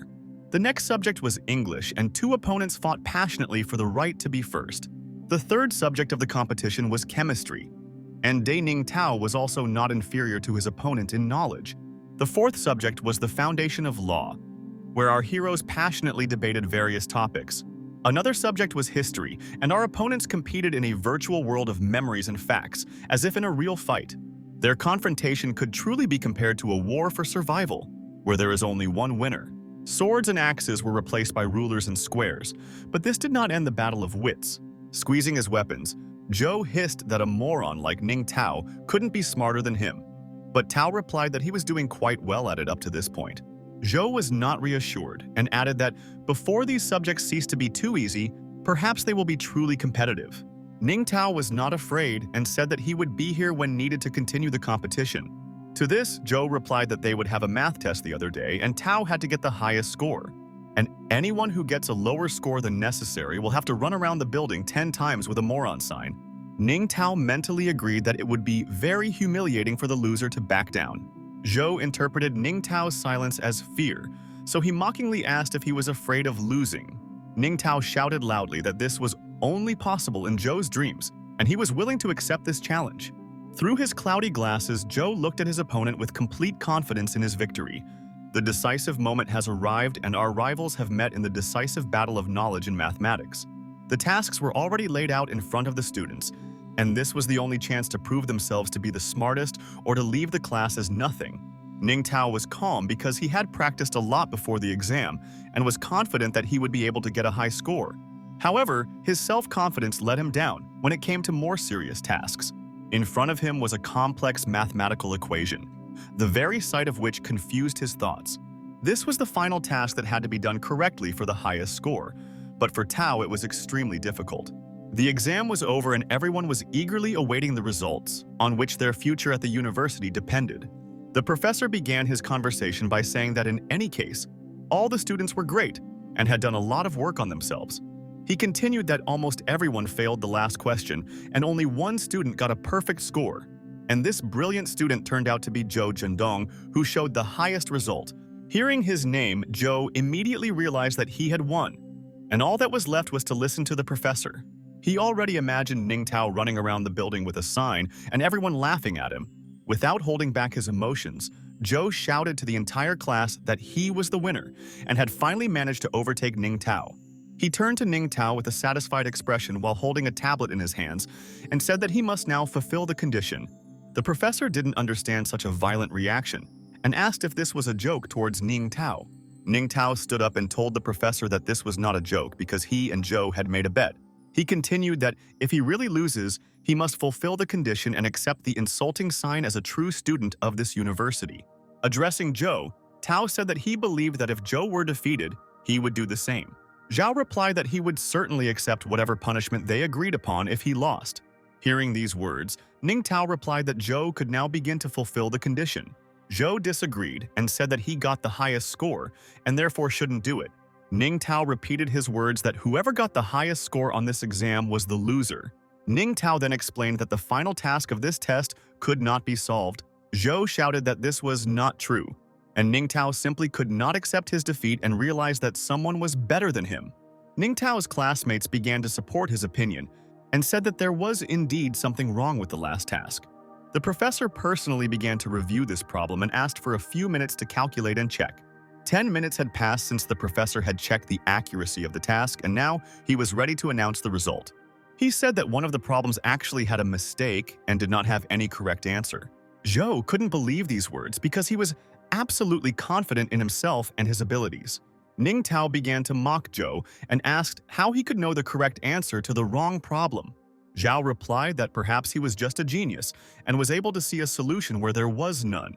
Everyone started throwing insults at Zhou, saying that he was just a liar and a fool and that he had no place at their university. At that moment, a man entered the auditorium and asked in a stern tone who said that it was Professor Chen who said he was just passing by and heard a noise that caught his attention. Zhou was incredibly happy about his uncle's arrival because it was he who could protect him from his enraged classmates. Pointing his finger at Ning Tao, Zhou said that this was the same guy who hadn't attended classes and dared to make him look like a liar in the exams. The uncle didn't listen to the end and said that he knew what was going on and what was going on here. Looking sideways at Ning Tao, Mr. Chen said that he knew what to do about it and how to resolve this situation. Ning Tao, in turn, felt confused and awkward and knew what awaited him. The thing was that Chen Boxue was a serious person, and all the disciples trembled at the mere mention of his name. They say he served in the special forces for several years and was nicknamed the Devil in a Suit. Ning Tao couldn't imagine that this man was Uncle Zhou Chengdong and that he was probably the one who told him all the answers before the exam. However, Ning Tao had a plan that he could use to justify himself to the devil in the suit and prove his case. Meanwhile, Chen Boxue stared at him and slowly said Ning Tao's name, showing his dissatisfaction.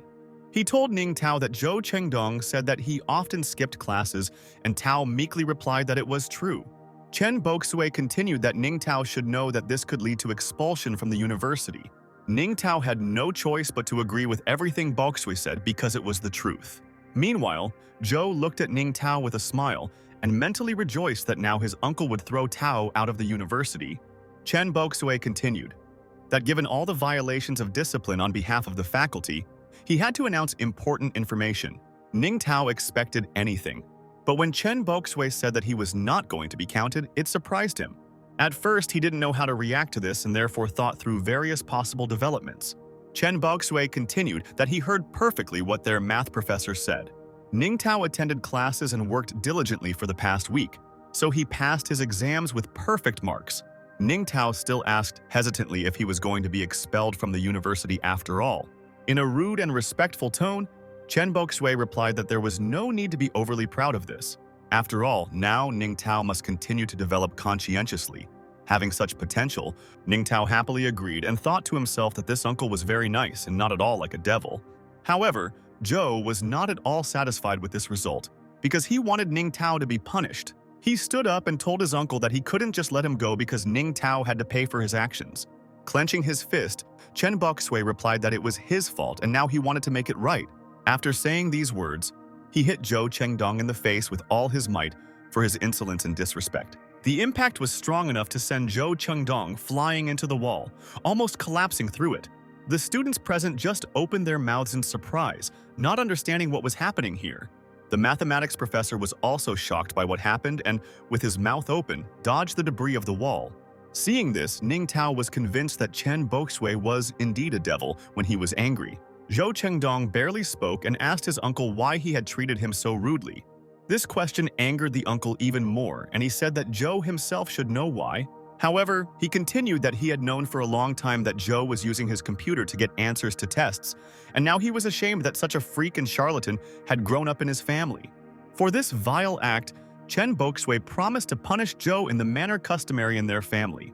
There was undisguised fear in Zhou's eyes, and he could only mutter something quietly in a trembling voice. When the moment of sentencing came, Zhou Chengdong's cry echoed beyond the university. Ning Tao let out a sigh of relief, because if he hadn't been attending classes so conscientiously lately, he would have received punishment instead of Zhou. The exhausted Ning Tao was distracted by the sound of his phone, indicating that a message had arrived. The message said that there would be a class reunion at Sun Yuan Hotel at 8 o'clock that evening, and Ning Tao was expected to be there. When evening came and the city was lit up with thousands of lights, Ning Tao was getting ready for the promised meeting. People were already beginning to gather in the luxurious hotel, decorated with golden elements. In a solitary corner stood Ning Tao's classmate Zhong Liang, sadly sipping wine from a glass. Li Fan's classmate came up from behind and stated the fact that he had been standing there for several hours straight. She asked him if there was anything on the street that was so fascinating that it caught his eye. Zhongling barely glanced at the girl and reluctantly replied that there was nothing interesting there. Li Fan approached him and took him by the arm, saying that most of all he was waiting for someone here. She asked again if it was he who allowed Tong Mengling to invite Ning Tao, and now he still can't forget about it. These words brought back unwanted memories and unpleasant feelings of resentment and reproach to Zhong Liang. He mentioned how Tong Mengling told him straight to his face that she liked Ning Tao and not him. These memories caused great anger, and Zhong Liang crushed the glass of wine in his hand under the influence of these emotions. He couldn't understand why she chose Ning Tao instead of him, and this thought wouldn't leave his head. Zhou Liang mentally promised himself that he would make him pay for this at any cost. Meanwhile, Ning Tao had already arrived at the hotel in a luxurious suit, searching for familiar faces with his eyes. Without knowing why, he was very worried and his heart was almost jumping out of his chest. He remembered Tong Mengling, who was the most beautiful girl in high school, and he was afraid to even talk to her. And after they graduated, he was still unable to tell her how he felt.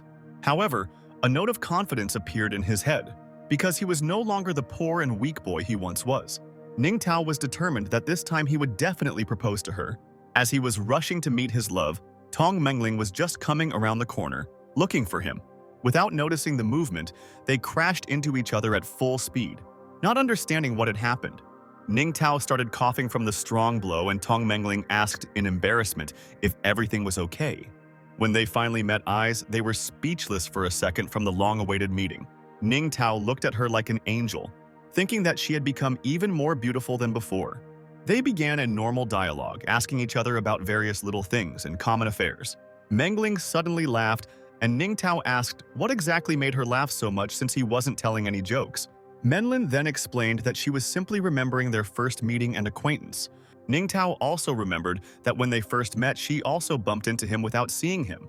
However, Ning Tao was surprised that Mengling still remembered this even though so much time had passed.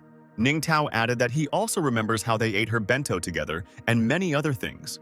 Recalling some moments from his school life, Ning Tao noticed that he had wanted to tell her something for a long time. Menlin didn't understand what was going on, so she carefully asked what exactly he wanted to say. Ning Tao decided to start from afar and said that today he wanted to be as frank as possible. However, before he could finish speaking, the door opened in front of his nose and Zhong Liang entered the room, asking Mengling who she was talking to here. Mengling immediately went to Ning Tao to ask if he was okay, and Zhong Liang looked at him, realizing that it was him. Zhong Liang told Ning Tao in a feigned friendly tone that everyone had been waiting for him for a long time. Meanwhile, it became even darker outside and the sky became covered with a multitude of shining specks. The class reunion itself took place in one of the halls where our heroes were heading. When they got there, Zhong Liang happily introduced Ning Tao to those present, as if he was the one they were waiting for. But there was no joy on the faces of his classmates, and they took turns mocking Ning Tao, as if he didn't even have money to rent his suit, so he probably just borrowed it. Ning Tao didn't understand why only Zhong Liang's runaways were sitting at the class reunion. Looking at Zhong Liang, he realized that he was planning something, but he didn't yet understand what. Someone grabbed Ning Tao's shoulder, inviting her to sit down, and Li Fan took Mengling to sit next to her. The guy next to Ning Tao noted that there were incredibly luxurious dishes on the table today. The table was truly bursting with a variety of delicacies and exquisite dishes that were mesmerizing in their aroma and appearance. Zhong Liang turned to Tao and said that these were just ordinary dishes and it was not a fact that he would like them. One of those present at the table said venomously that Ning Tao couldn't choose because he had never eaten anything like this before. Ning Tao understood that all these words were just a way of manipulation and an attempt to provoke him into emotions by humiliating his financial situation. Menglin reproached the crowd, saying that they had gathered here for a class reunion, so there was no need to insult Ning Tao. Li Fan replied that Mengling was too gentle, and besides, Ai Chang didn't even mention Ning Tao's name. Ai Kong confirmed that this was exactly how it happened, and Mengling was the one who got herself worked up about Ning Tao. She felt uneasy and wanted to apologize to Ning Tao, but he got ahead of her and said that everything was fine. He added that it was just a joke, but he himself thought that he did not want to drag Menlin into this, so he would deal with it later. However, Zhong Liang objected that even though it was a joke, it was almost correct. He continued that on behalf of Ai Tian, he apologized to Ning Tao by ordering him the best Australian lobster which cost 10,000. Ning Tao scratched his head and replied that even his dog wouldn't eat such low-grade lobster. After these words, silence reigned at the table because no one expected such an answer. Then everyone started laughing as if Ning Tao didn't understand what he was saying, because his family couldn't even afford a dog, let alone lobsters. And at a high school reunion, there was no point in pretending to be someone incomprehensible when everyone knew perfectly well what was going on.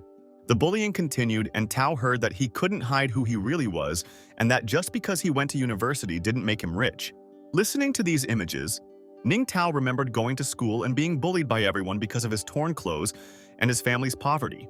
This was the most terrible period of his life, because no one wanted to be friends with him because of his inappropriate status. Ning Tao quickly pushed away these sad thoughts and slammed his hand on the table, calling the waitress.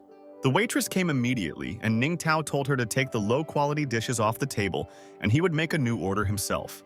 Looking around at those sitting at the table, he loudly clarified that everything would be at his expense.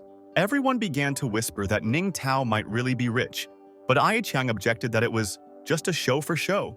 Zhong Liang looked at Ning Tao with a smile, trying to rise in their eyes with empty words, and understood that he would soon be disgraced. He couldn't wait for this moment as Ning Tao carefully looked at the menu and discussed the order. Once the menu was agreed upon, the waitress announced that new dishes would be served soon. Menlin was clearly not satisfied with what had happened and so asked the waitress to wait. She anxiously turned to Ning Tao, saying that she urgently needed to tell him something. A few seconds later, they found themselves in the toilet, where no one else could hear them. Mengling began to quarrel with Ning Tao for his thoughtless spending of such a large amount of money that was not so easy for him to earn. Ning Tao tried to explain that she had misunderstood and that he actually had the opportunity to pay for the dinner without losing weight. However, Manlin interrupted him and asked him not to do this because she understood what exactly he was trying to prove to them. Looking into his eyes, Manlin added that he would always remain himself and no proof was needed. These words touched Ning Tao, and he didn't know what to answer because Tong Mengling said what he wanted to hear for a long time. Ning Tao thought that he would spare Zhong Liang this time, so he told Tong Mengling that he would listen to her opinion and not do this. After this frank conversation, our heroes returned to the hall along a long, illuminated corridor. Opening the door, Ning Tao said from the threshold that he was joking about the order, and Mengling confirmed it. Now everything fell into place, and everyone began to rest that it was not worth pretending to be rich, because everyone already knows who the poor man Ning Tao is. Ikong called out to Zhong Liang, but he ignored his request as he was very focused on something. He kept his eyes on Menglin and Ning Tuo, who were acting like lovers in front of him. But Liang knew that Ning Tao was a loser in front of him and it would soon be clear to everyone. He himself decided that Tong Mengling was his property, and he had to get it by any means necessary. At this moment, the waitress approached Ning Tao, but he did not listen to her and said that the order was cancelled. The waitress was about to leave when a gruff voice shouted at her to stop. Zhong Liang continued that if Ning Tao couldn't afford it, then he would pay for everything. Ning Tao looked at him and thought that he was a complete fool because he was pushing himself into trouble. Zhong Liang continued that besides the order, he had something important to announce today. He then stood in front of Tong Mengling, indicating that the address would concern her specifically. He pulled out a beautiful little box from his jacket pocket, which contained a luxurious ring with precious stones, and proposed to Manlin. In front of all his classmates, Zhong Liang asked Mengling if she would agree to marry him. Ning Tao couldn't figure out what kind of performance this was with the participation of the actor of the same name, or rather the clown. Comments started pouring in that Menlin would definitely agree to a proposal from a rich and handsome guy, especially in such a romantic manner. Everyone started to encourage Menglin to answer, because she and Liang were just the perfect couple. After a pause, Zhong Liang said that he knew that Mengling liked Ning Tao at school. He then continued that when Menglin became his wife, he would arrange for Ning Tao to work in his company, and he would receive a high salary of 50,000. After a few seconds, Zhong Liang added in a respectful voice that Ning Tao would be the senior cleaner in their company. The hall burst into laughter that this was the position that suited Ning Tao best, and he should still be grateful for such a generous offer. Mengling interrupted this crazy noise and asked Zhong Liang to give her an engagement ring. Zhong Liang was delighted and said that if she agreed to his proposal, he would put the ring on her hand himself. However, when Zhong Liang took the engagement ring in his hands, Mengling waved so that it flew out of his hands. As the wedding ring was in the air, Menlin caught it with incredible speed and threw it aside. Looking into Zhong Liang's eyes, she said that she had already told him once in high school, and now she would say the same thing again. Repeating word for word, she replied that the man she loved would always be Ning Tao, so he had no chance. Zhong Liang hung his head, feeling completely defeated and worthless after being rejected so rudely. Still staring at Zhong Liang, Mengling's hand felt the edge of Ning Tao's jacket and grabbed it. Ning Tao looked sideways at Mengling, wondering if he had misheard what she had just said. In front of everyone, she said that she loved him and it was the best thing he could hear that evening. Zhong Liang apologized to Menglin that perhaps his proposal was too sudden. He continued that his feelings were genuine, and with his established status and wealth, he would be able to make her happy if she gave him the opportunity. Ai Chang commented that if he were in Mengling's place, he would have agreed long ago, and Li Feng, in turn, said that Zhong Liang was much better than Ning Tao. But these subjective judgments did not concern Menlin in any way, and she replied that she had never thought so. Looking into Zhong Liang's eyes, Mengling said in a serious tone that Ning Tao had always been better than him. She remembered that in high school, Zhong Liang was not a bad student and, thanks to his rich family, had several enamored fans. In contrast, Mengling never showed any interest in him, but always talked to Ning Tao, who was the one Zhong Liang bullied the most. From then on, Zhong Liang began to humiliate Ning Tao and harass Mengling in every way possible so that she would be with him. Remembering these stories, Mengling told Zhong Liang that he was not pursuing her because he liked her. Zhong Liang also lied that it was a class reunion because in reality he just wanted to make fun of Ning Tao. These obvious facts irritated Zhong Liang, and he hissed at her to shut her mouth, but Mengling continued to expose his meanness. And then his patience snapped, releasing all his anger and abuse on the innocent Manlin. Zhongling tried to hit her out of anger, but Ning Tao grabbed his hand in time and stopped him from swinging. He stood between them, covering Manlin with himself, showing that while he was here, she was under protection. Ning Tao warned Zhongling not to dare touch Mengling, otherwise he would regret it. Zhongling didn't understand when Ning Tao had become so strong, because his wrist was about to crack. Meanwhile, an angry young man approached the hall, shouting indignantly, but someone dared to take his place. The waitress confusedly told Mr. Li that he could not enter the room because there were already other guests there. Mr. Li barked at the waitress to keep her mouth shut, because this was his favorite place and she knew it. Zhongluang immediately ran up to Mr. Li and asked in an overly polite tone what brought him here. Li Tian asked with disgust who he was talking to. And Zhang Liang introduced himself and said that he once had the honor of dining with his father. After that, Li Tian said that his father intended to invest in Zhang Liang, so now he should immediately get out of his favorite hall. But Zhang Liang replied that he had a class reunion there. Then Li Tian said that he was calling his father to assure him not to invest, and Zhang Liang fearfully begged him not to do so. While Li Tian was making a phone call, he saw a girl standing nearby out of the corner of his eye. It was Menlin, whose beauty left Li Tian speechless, realizing that Lily was not even close to her.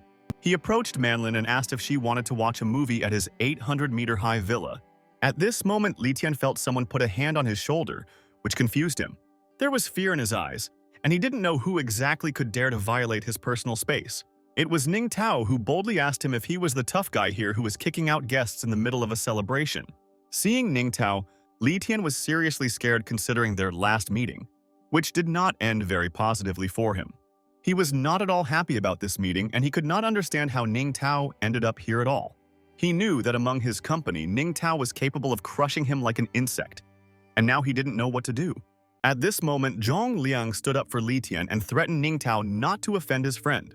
Ning Tao repeated these words mockingly and asked Zhang Liang who exactly his friend was. Zhong Liang confidently replied that just hearing his name would scare Ning Tao to death. Zhong Liang pointed his hand at Mr. Li in a solemn tone and said that this was one of Qianye's shareholders, a famous investor, and simply his best friend. Such a grand performance was not worth Li Tian because he himself understood that he was nobody in front of Ning Tao. Although Zhong Liang's classmates had a serious status, Li Tian's wealth and beauty were quite astonishing. Then Zhong Liang told Li Tian not to spill his guts because as long as he was with him, that poor man wouldn't touch him. However, Zhong Liang's plan didn't work and he received a punch in the face from Li Tian. The impact was strong enough to send Zhong Liang flying forward several meters and landing with his legs up. Li Tian also asked since when this freak became his best friend. Ning Tao felt that Li Tian was giving off an extremely strong aura today, something that had never happened before. After dealing with Zhong Liang, he began to slowly approach Ning Tao, which inspired some fear. A second later, Li Tian made an incredible transformation as if it was a work of magic. His usual clothes were gone and replaced by a luxurious dark blue suit, the color of the night sky. He then fell to his knees in front of Ning Tao and spoke words of greeting to His Excellency. He added that he taught a lesson to the scoundrel who dared to offend him, but Ning Tao could not understand what kind of performance this was. Classmates opened their mouths in surprise that Ning Tao was being called some kind of emperor. Li Tian then turned to Mengling and asked for forgiveness for insulting His Highness's girlfriend. At this moment, Zhong Liang came to his senses and turned to Li Tian, saying that this was not an emperor, but only his poor classmate. Li Tian replied that Zhong Liang's eyes only see this, but there is something that really matters. Taking out a golden cloak, Li Tian began his story about who this majestic man was.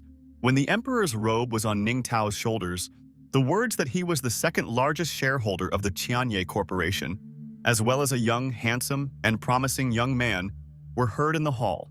This information made the crowd even more surprised, because a few minutes ago they didn't even know that they were mocking such an influential person. Zhong Liang couldn't believe it, so he asked how such a beggar could become Qianye's second shareholder. Li Tian fiercely shouted at Zhong Liang to shut his mouth and not dare to slander his emperor, otherwise he would kill him. Ning Tao said in a stern tone that he shouldn't treat his classmate like that, and Li Tian agreed, saying that the emperor had a very kind heart. Ning Tao then ordered Li Tian to simply confiscate Zhong Liang's house as punishment. Li Tian awkwardly asked again, and Ning Tao angrily repeated his words in a tone that did not expect any objections at all. Zhong Liang didn't believe that they could really take away his house and that Ning Tao was really the emperor, His smug face showed no sign of fear until he got the call. He picked up the phone and at first there was no sign of trouble and he didn't suspect anything was wrong. After the conversation ended, Ai Chang asked if he had been told over the phone that his house had really been taken away. With an incredible cry and tears in his eyes, Zhang Liang said that he was now bankrupt. Everyone was shocked that through Ning Tao's word, Brother Zhang became bankrupt, which meant that his status was true. Now his classmates looked at Ning Tao with admiration as a real emperor and a major shareholder of Chanye. After this, everyone rushed towards him as if he were a tasty piece of meat, shouting compliments and showing their affection in every possible way. All the joy and chatter was interrupted by Zhang Liang's angry voice shouting Ning Tao's name. He was incredibly furious and like a madman when he said that he would not let Ning Tao go just like that. Li Tian quickly called for his guards and ordered them to protect the emperor from this mad killer. Seeing a crowd of guards approaching him, Zhang Liang became frightened and fell to his knees. He fell at Ning Tao's feet and apologized heartily to him for his behavior. Ning Tao couldn't believe that this wasn't a dream and that he was actually being worshipped as a deity. Zhang Liang continued to apologize that he had no right to treat the emperor like that, and for this he deserved to die. However, he added that he had served his highest for many years and asked for mercy, but Ning Tao did not recall Zhang Liang ever serving him. Having watched this entire performance to his heart's content, Ning Tao slowly began to remove the imperial hat from his head. Then he threw his hat on the floor and said that the emperor had had enough for today. Already as an ordinary Ning Tao, he said that from now on their images could be forgotten and should no longer catch his eye. However, Zhang Liang made a kind face and said that as a former classmate, Ning Tao could make him rich, and Li Tian also remarked so that Ning Tao would not forget about him in the future.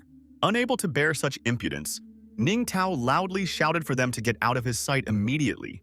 Returning to his other classmates, Ning Tao repeated the same thing to them, and they blushed as they searched for their things. After a few seconds, everyone began to quickly leave the room without complaints or objections. In the spacious hall glittering with gold, Ning Tao and Tong Mengling stood face to face. Mengling broke the silence by saying that she also needed to leave already, but Ning Tao asked her to stay to ask something. Looking into Tong Mengling's eyes, Ning Tao asked if what she said earlier was true. Almost not understanding what was being said, Manlin asked again what exactly she had said earlier. But after a few seconds, Tong Mengling herself remembered her words that the only man she loved was Ning Tao. She felt awkward and started making excuses that she didn't mean it that way and that she was just angry and slapped without thinking. Ning Tao noticed Mengling's agitation, so he took her hands and pulled her towards him to calm her down. Looking at Manlin, he said that all his life he was afraid to say one phrase to her because he was a nobody and had nothing to his name. He continued that after years he finally had the courage and bravery. Holding his breath, Ning Tao finally prepared himself to say the most important words of his life. But at that moment, Mengling pulled her hands out of Ning Tao's hands and started running, saying that she was not yet mentally ready for this. She quickly ran out into the street and Ning Tao didn't even have time to glance before he lost sight of her. The evening city was decorated only by the countless lights of buildings and the noise of the crowd from a heated party. Ning Tao wandered around the street looking for Mengling, because he felt uneasy that she reacted like that to his words. From the far corner came the voice of a girl shouting at someone not to come near her. After listening closely, Ning Tao realized that it was Tong Mengling's voice, and most of all that she was in danger. Ning Tao began to walk towards the girl's voice as quickly as possible, passing through the scary and dark alleys. Meanwhile, Menlin was terribly frightened and cornered like a frightened animal. She warned the criminals that if they came closer, she would start screaming and calling for help. But the three cheeky guys assured her not to worry, because they were not scoundrels at all. The guy with the red mohawk came up to Manlin and grabbed her hand and told her to play with them. Manlin started screaming, and the guy replied that she could do it until she lost her voice because no one would have to save her anyway. At that moment, the guy received a tasty portion of kicks right in the face, causing it to become distorted. The boy flew several meters away, spitting blood from his mouth, while the other two watched in bewilderment. Taking a fighting stance, Ning Tao confidently looked around and said that he was here now. Then he asked if Menlin was okay, and she replied that she was, because he had arrived just in time. Meanwhile, the red-haired guy came to his senses and began to get up to answer Ning Tao for what he had done. A second later, he pulled a sharp knife out of his pocket and began to threaten to kill. In an enraged voice, he added that Ning Tao must be tired of living if he decided to do something like that. Tong Mengling immediately shouted at Ning Tao to run away from here since his opponent had a knife. Ning Tao just chuckled calmly and continued to slowly take off his jacket, as if it wasn't a hindrance to him. Throwing his jacket down, he added that they were just a bunch of losers and that he would only need one word to deal with them. Time after time, the red-haired man waved his knife, saying that you shouldn't underestimate losers. Each swing was different from the previous one, and Ning Tao didn't understand how it was possible for the knife to have its own energy. Ning Tao barely managed to dodge the powerful blows that carried destructive energy force. As the knife cut the wall in half, Ning Tao realized that this red-haired freak was definitely not as simple as he thought. The red-haired man closely followed Ning Tao's movements in order to deliver the decisive blow. His friend noticed that the guy skillfully dodged blows, so he was not as simple as they thought. The red-haired man clearly decided that he needed to get rid of him, so he took a fighting stance again. He ran at full speed to meet Ning Tao, who was shielding Menling from possible damage. However, such determination frightened even Ning Tao, and he took Mengling's hand and shouted that they needed to run away. The enraged red-haired guy shouted after them that no one would be able to escape from him today. His eyes turned bloodshot as he swung his knife at his helpless victims in midair. In 1 second, the alleyway was filled with a bright light that blinded the eyes and forced them to squint.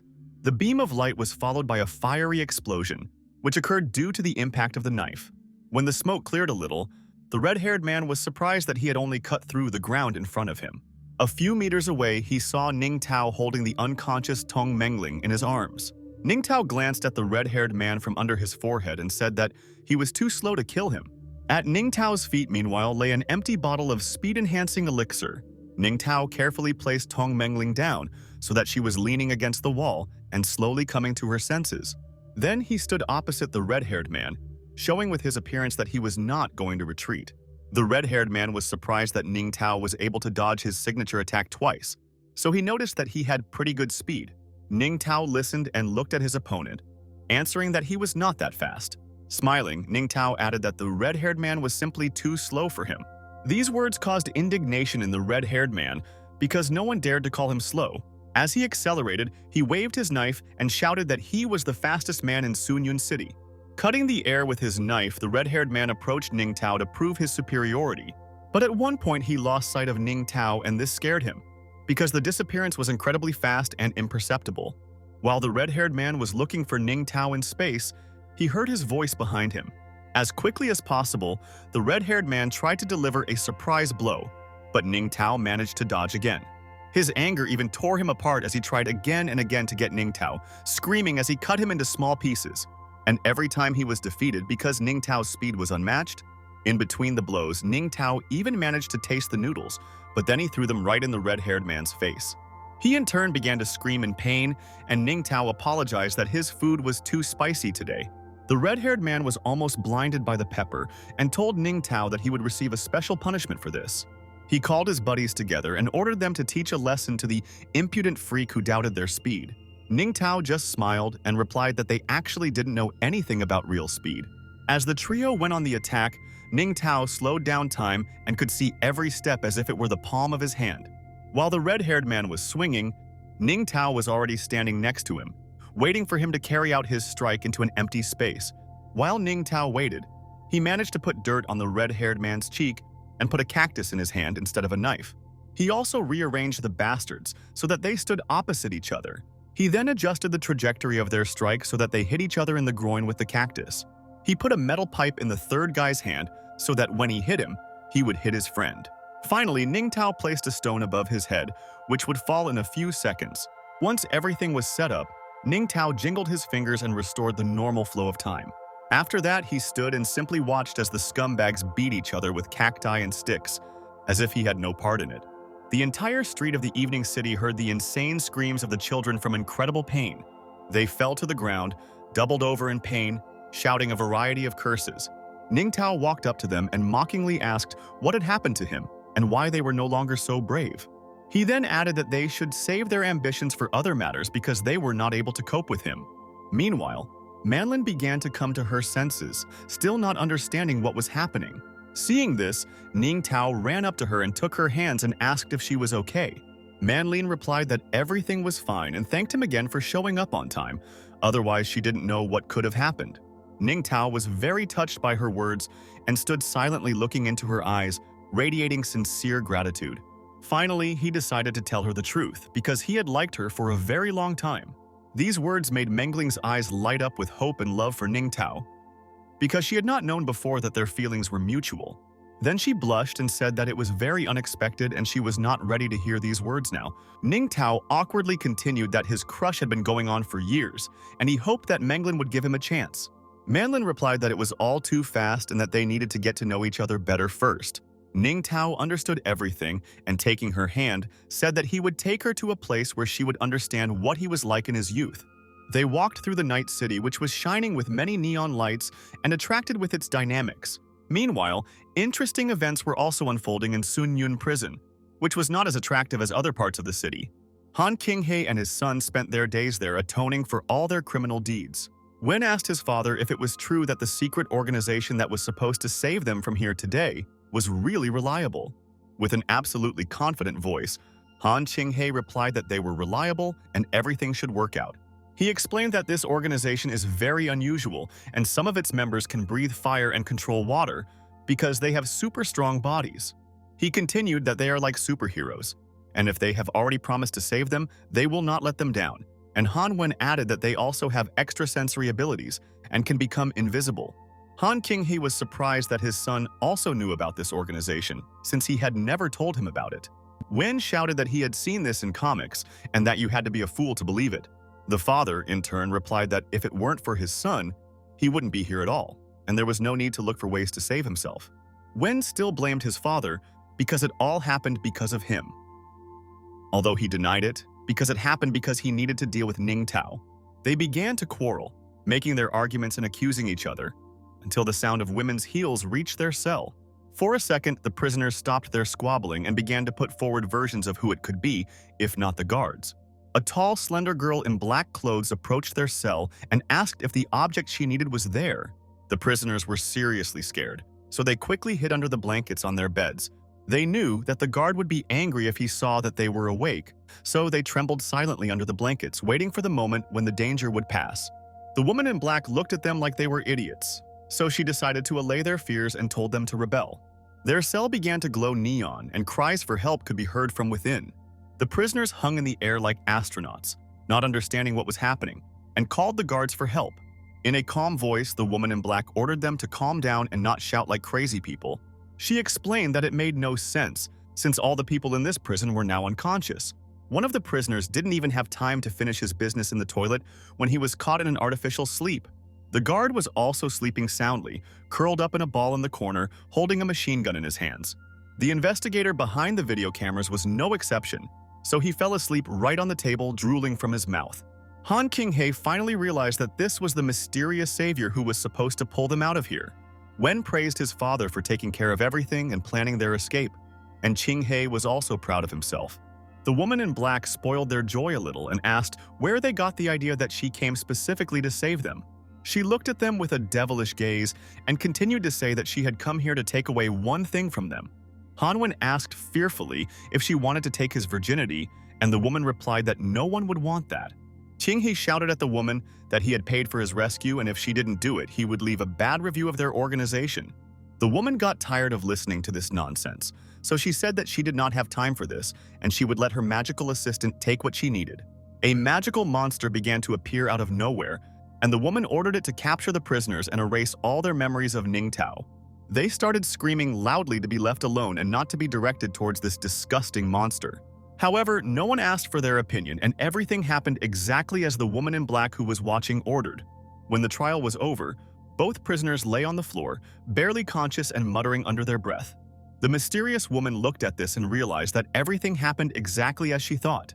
Her suspicions that Ningtao had something special came true, and now it was time to figure it out. Meanwhile, the city of Sunyun lived its own life, luring people into its mysterious networks. Walking through the city, Mengling ate a pie while talking to Ningtao, as if they had just met again. Mengling told Ningtao that this was the most delicious pork pie she had ever eaten, and Tao confirmed that he had not lied to her because when he was young, he had saved money to buy these pie for himself. He pointed his finger at an old house and said that when he was in high school he lived there and was even surprised that it hadn't been torn down yet. He then showed her the breakfast bench, the owner of which often treated Ningtao to buns. A gray-haired man walked by, and Ning Tao told him that he still owed him 50 cents. Mengling laughed, and Ning Tao awkwardly asked what was the matter and whether he had said anything unnecessary. To this, Mengling replied that everything was fine, and she found it funny that Ning Tao spoke like a child the whole way, and it was very cute. Ning Tao wanted to continue, but asked if she was tired of listening to him, and Mengling replied that she was really interested. Then Ning Tao heard a familiar female voice behind him, happily welcoming him back.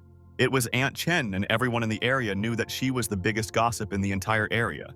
Aunt Chen started asking about the girl next to him and whether she was his soulmate, and Ning Tao started making excuses, realizing that this information would soon be in every house in this neighborhood.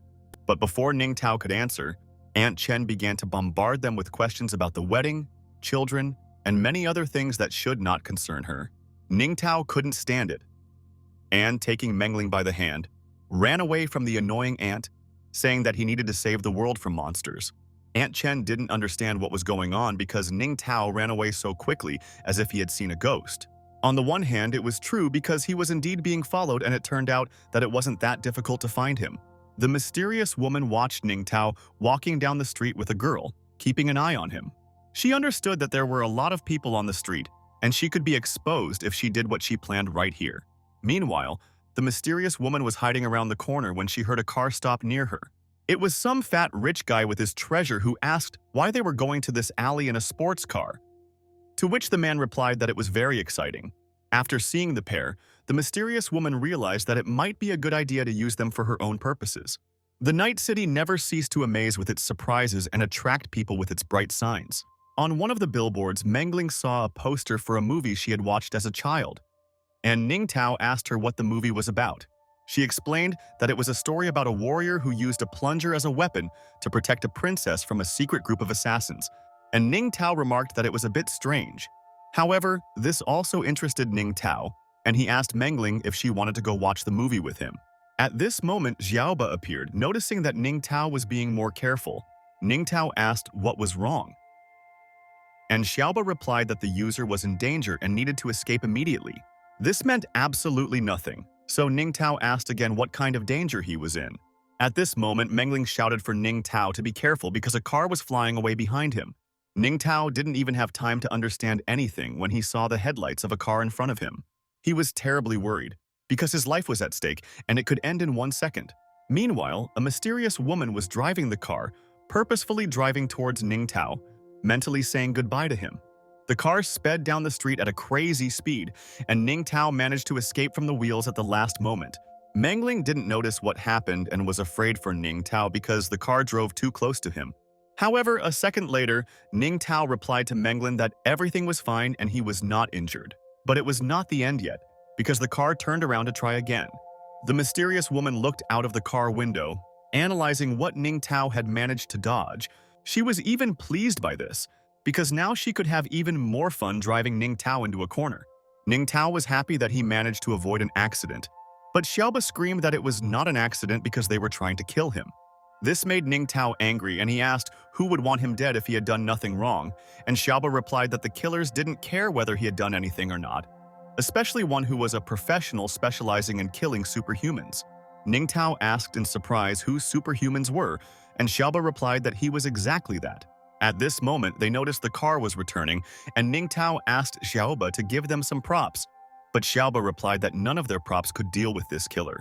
However, Xiaoba continued that he could take the sealed weapon, and Ning Tao asked what it was and if it was cool.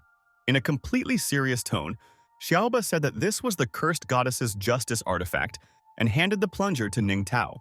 Ning Tao looked at his super weapon, still not believing that this was really true and that his life now depended on the plunger. However, Ning Tao wanted to clarify some points and yelled at Xiaoba that for such jokes he would thoroughly clear her brains with this plunger, but Xiaoba yelled back that this was not an ordinary plunger. Ning Tao calmed down a little and, looking at the car approaching him at breakneck speed, began to think about how he could use this artifact. Pointing the plunger at the car, he prayed that it would work and not be a lie. The car was already very close when Ning Tao took the fighting rod and with a cry pulled out his hand holding the plunger. The headlights blinded his eyes, but Ning Tao had nowhere to run after meeting his death. He was serious when he ran towards a car that was trying to hit him. When he got very close, the artifact of the cursed goddess began to work, releasing its power.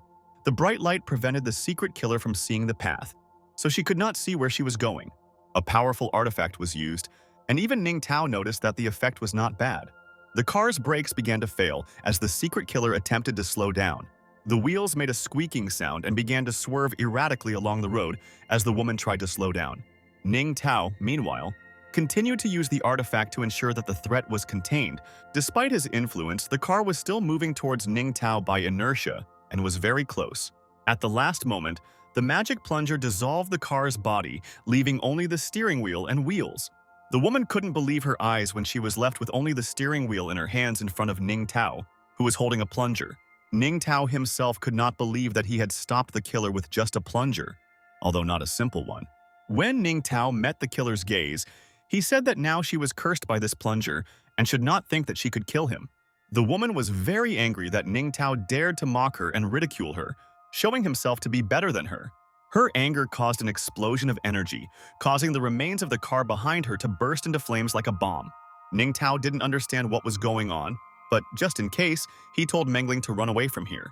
The woman noticed this and objected that they would not be able to escape, since she had used her other methods. Ning Tao and Mengling watched as the giant blue tentacles approached them and were terribly frightened by it. Mengling asked fearfully if they were filming a science fiction movie here with realistic special effects. The killer responded sarcastically that it was too stupid to think so because it was not science fiction. Licking her upper lip, the killer added that it was a horror film with two defeated main characters. Mengling couldn't believe that this was actually happening, but when the giant tentacles reached her, her reality was turned upside down. Ning Tao saw Mengling caught in the crush of groping and calling out to him for help, but he couldn't do anything. He shouted at the killer to let him go, but the killer replied that it was not that simple. She continued that if Ning Tao had the strength, then let him use it to win. Ning Tao didn't understand what was being said, so he asked again what power she was talking about, and the killer replied that there was no point in making a fool of himself in front of her. The killer said that she conducted an investigation and found that Ning Tao used a gas wave against Han Wen and his guys. And as soon as he stopped the sports car at high speed, Ning Tao finally realized that the problem was that the killer thought that the system's abilities were his abilities. To speed up her thinking, the killer said that if Ning Tao didn't do it, his girlfriend would suffer. Meanwhile, Mengling screamed from fear and pain caused to her by the ruthless killer. Ning Tao watched as Mengling wriggled and called out to him for help as the only hope for salvation. Having gathered his resolve, Ning Tao went to meet the killer with a plunger in his hands, saying that he would fight her at any cost. The woman looked at him and realized that he had caused a very weak flow of energy, which indicated that he was exhausted. She also understood that now his weakness did not solve anything if he had true strength. The woman directed her magical energy at him, saying that he must die. Ning Tao curled up from the sudden pain that the cruel woman inflicted on him. He closed his eyes, expecting the worst, mentally preparing himself for his inevitable death. But when he opened his eyes, he realized that he was still alive and could not understand how this happened. He saw that for a second the secret killer hung in the air, reaching out to him with her hand. Ning Tao noticed what was going on and calmly said to the killer, there was a huge hole underneath her. He watched as the woman fell into an open manhole, leaving behind only one shoe. Ning Tao himself didn't even notice that someone had removed the hatch cover. And at such a timely moment, looking at the plunger, Ning Tao thought that it was indeed more powerful and mighty than he expected. When Mengling was freed from the tentacles, she immediately asked Ning Tao if he was okay, and Ning Tao asked how she was able to escape. Mengling replied that the tentacles disappeared immediately after the woman fell into the sewer. Ning Tao said that he saved her with a plunger and started kissing him from all sides, while Mengling looked at him like he was crazy. However, his joy of victory did not last long, because the killer's hand was visible from the sewer hatch. The enraged woman climbed out of the hatch and screamed at Ning Tao that he was trying to deceive her. But it wasn't that simple. With dirt on her cheek, the woman twisted her face in anger and said that she had to kill Ning Tao today. However, at that moment, a passing car did not notice the activity in the hatch and ran over the killer. Then a balloon flew into her face and burst right on her nose, stunning her. Before all this, she was bitten on the leg by a mad dog that ran past and the killer squealed in pain. These were not all the surprises because it was unclear where a 50-kilogram weight came from and fell right on the woman's head.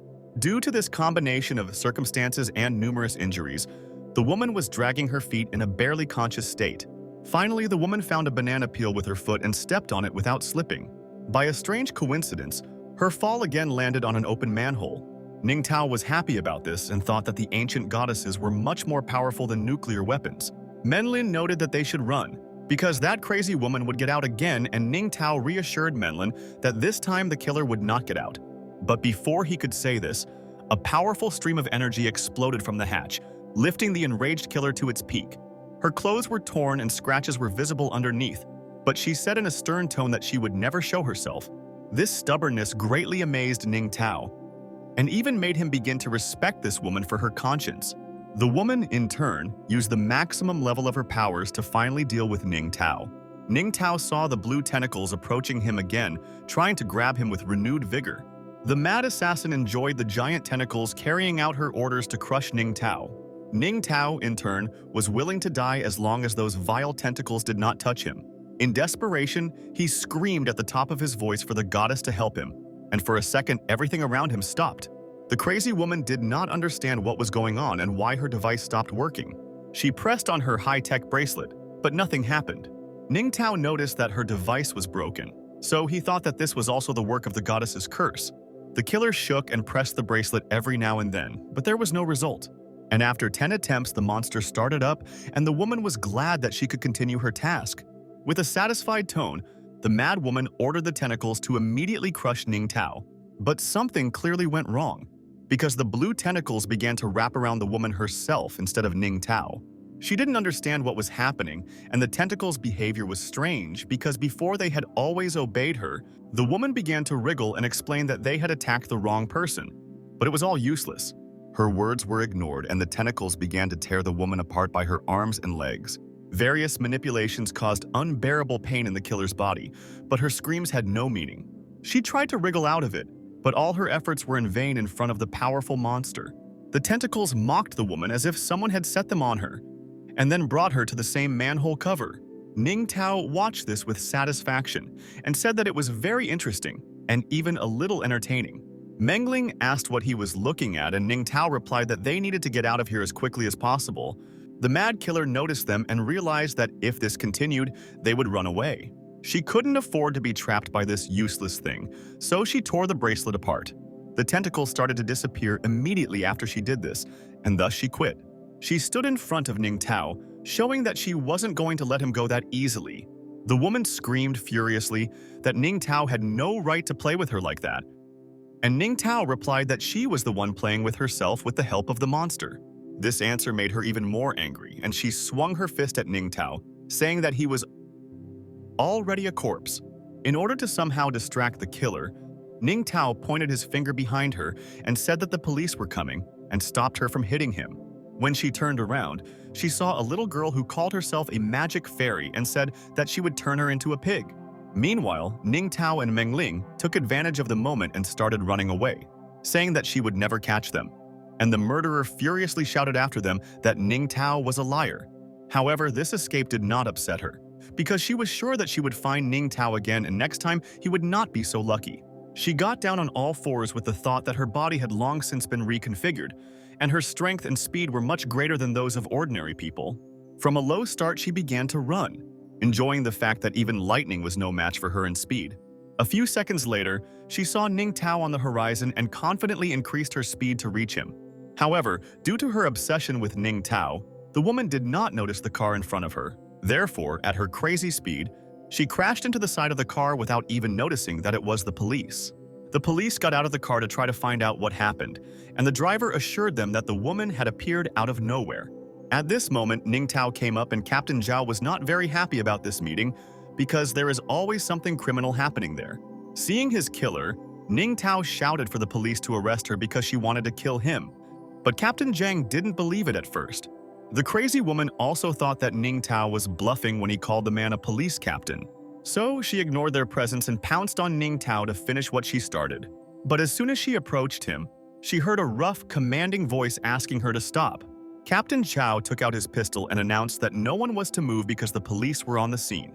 3 of his charges also received pistols and surrounded the potential criminal. The woman was not afraid of them, but she understood that if she was detained and her identity was revealed, it would be problematic. At the captain's order, she sat down with her hands behind her head, thinking that now she had only one way out. She started the mechanism on her heels that would allow her to reach a speed of 180 miles. When the download was complete, the woman flew past the police like lightning, saying goodbye to these fools.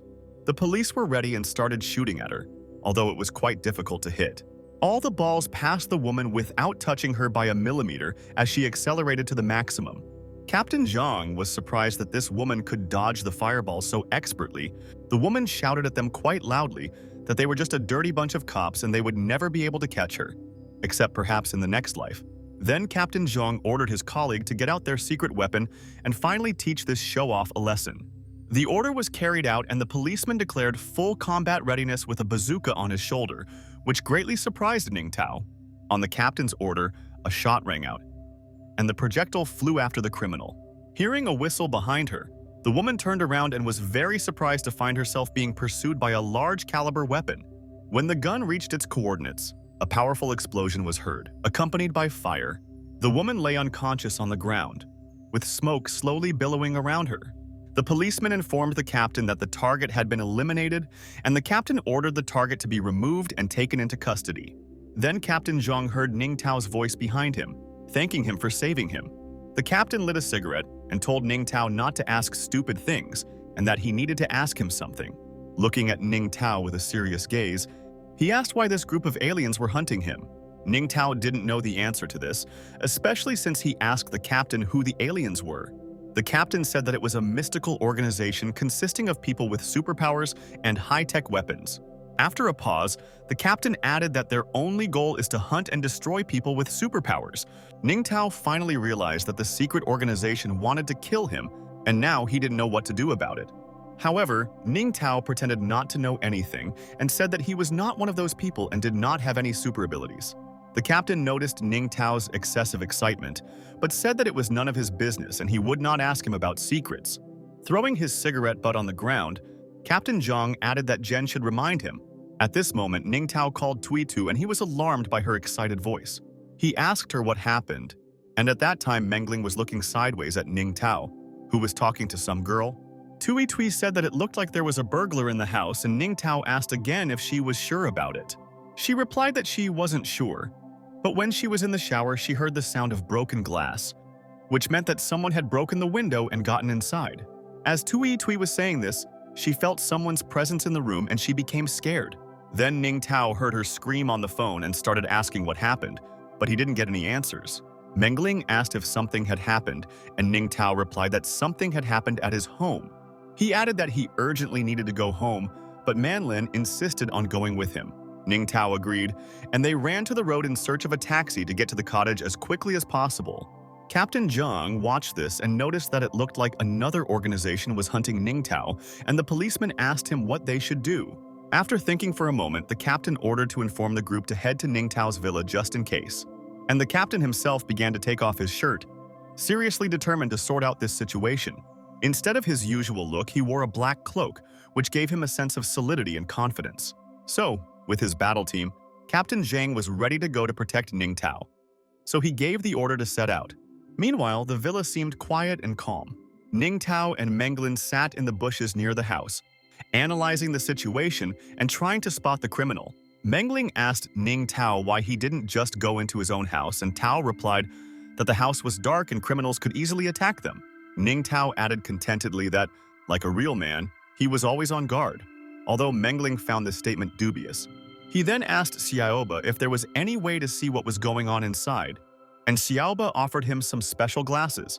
Of course, Ning Tao agreed, and put on the neon glasses that were supposed to help him. The first thing he saw was this chest, and the system reported an unknown dangerous weapon of the highest level. This unexpected scene caused Ning Tao's nose to bleed, and he fell to the ground with a scream. Mengling was scared and asked why his nose had stopped bleeding, and Ning Tao replied that he had been feeling a bit ill lately. Ning Tao began to adjust the lenses, as they were too close the first time. Looking again, he saw a frightened Tui Tui on the floor and the thief standing next to her. After looking a little more, he saw a pistol that didn't look like an ordinary weapon at all. Ning Tao ran towards the house, realizing that Tui Tui was in danger, and Mengling ran after him, unable to keep up with his steps. Tui Tui, meanwhile, was still sitting in a towel from her recent trip to the bathroom and asking her attacker what he was going to do. The hoarse voice said fiercely that it did not intend to repeat its question again. The woman pointed the gun at Tui Tui and asked in an angry tone where Ning Tao was. As soon as she said this, Ning Tao burst into the room with a plunger in his hands, saying that he was already here. The killer turned around to take a one-eyed look at what was happening and analyze the situation. Ning Tao decided not to hesitate and first hit the attacker on the head with a brick. However, his plan didn't work because before he could do anything, a heel flew into his face. With one blow, the woman threw Ning Tao back several meters and his nose stopped bleeding again. When he fell to the floor, he slid on his pants for a few more meters until he came to a complete stop near the wall. The brick that flew out of his hand hit the switch and light appeared in the room. However, Ning Tao still couldn't see anything because he was sitting half-conscious against the wall with a plunger on his head. Tui Tui was afraid for her boss and stuttered as she tried to say something.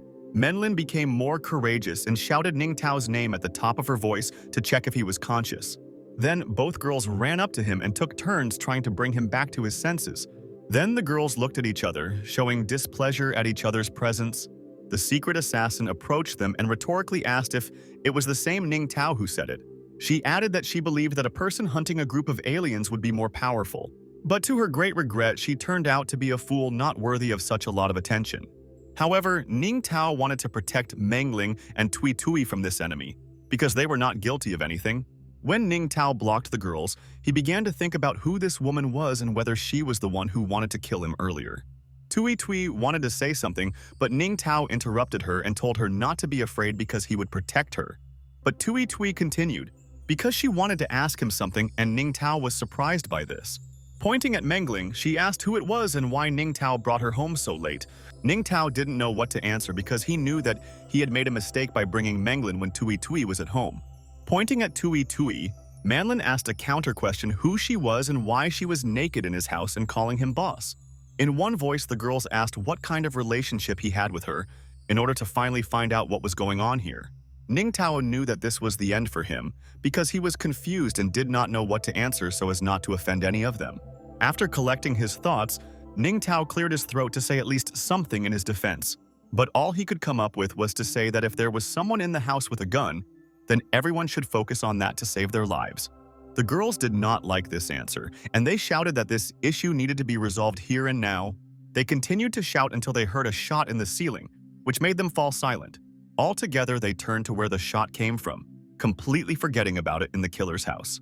The woman slung the gun over her shoulder and said she didn't have time to watch them fight and resolve their love triangle. She added that she came here to warn Ning Tao that they wanted to kill him. Tui Tui opened her eyes wide in horror and covered her mouth with her hand to keep from making sounds of incredible surprise. Menlin had already seen how Ning Tao was being tried to be killed, so she wasn't very surprised by this information. Ning Tao asked if the woman was referring to the alien group, and the woman was surprised that Ning Tao knew about them. However, Ning Tao pretended to be a superhero and said that they had already sent an assassin after him. But he had easily dealt with her. Sitting on the sofa, he spread his arms over the railing and said that they could not kill him. The woman was not at all impressed by this performance, and she sarcastically replied that this was really so. She put a gun to Ning Tao's head and said that she thought it would be very easy to do. What scared Ning Tao was that he didn't even notice how quickly the woman appeared behind him. She continued along with his new abilities. The aliens will hunt him at any cost. Taking the gun, the woman added that if Ning Tao already knew everything, then good luck to him and perhaps they would meet again soon. Ning Tao realized his mistake and asked the woman who she was and why she wanted to warn him, since in fact he knew almost nothing. But at one moment, everyone froze from an incomprehensible sound as if something was cracking. The glass shattered with a crash, and special forces began to descend on ropes, saying that the first group was already there. A second later, another window broke, and the second group of the unit flew in, and Ning Tao screamed in horror. Before Ning Tao could take his eyes off the window, the entrance doors burst open with a bang, and a third group of people entered. They quickly surrounded the unknown woman with a pistol and ordered her not to move. The woman stood motionless, and for a few seconds there was a deathly silence in the room. Looking around, the woman told the police that she had not seen them for a long time, as if they were her old friends. When Captain Zhao entered the room, she recognized him and greeted him a little politely. Captain Zhao also recognized this woman named Lian Si and asked her how she dared to come to Sun Yun. Without waiting for an answer, Captain Zhang ordered his men to immediately detain Lian Si. In front of Ning Tao's eyes, She simply disappeared, and Captain Zhang said in disappointment that he had let her escape through teleportation again. Ning Tao began to imagine how a naked woman would appear in different places, scaring people. Captain Zhang loudly asked what Ning Tao was thinking about, and he flinched in surprise. But then Ning Tao changed the subject and asked the captain how they ended up here and whether they were following him, to which the captain replied that they were following him and there was nothing wrong with that. He also added that Ning Tao succeeded in having them follow him, otherwise he would have had to say goodbye to his life. Ning Tao objected that the woman did not want to kill him, but Captain Zhang replied that Ning Tao was too naive. He then went on to say that Lian Xi was the most sought-after cold-blooded criminal, and that she did not kill Ning Tao only because he could be useful to her. These words sent chills down Ning Tao's spine, but he couldn't utter a word. While puffing on his cigarette, Captain Zhao said through clenched teeth that he had one piece of advice for Ning Tao.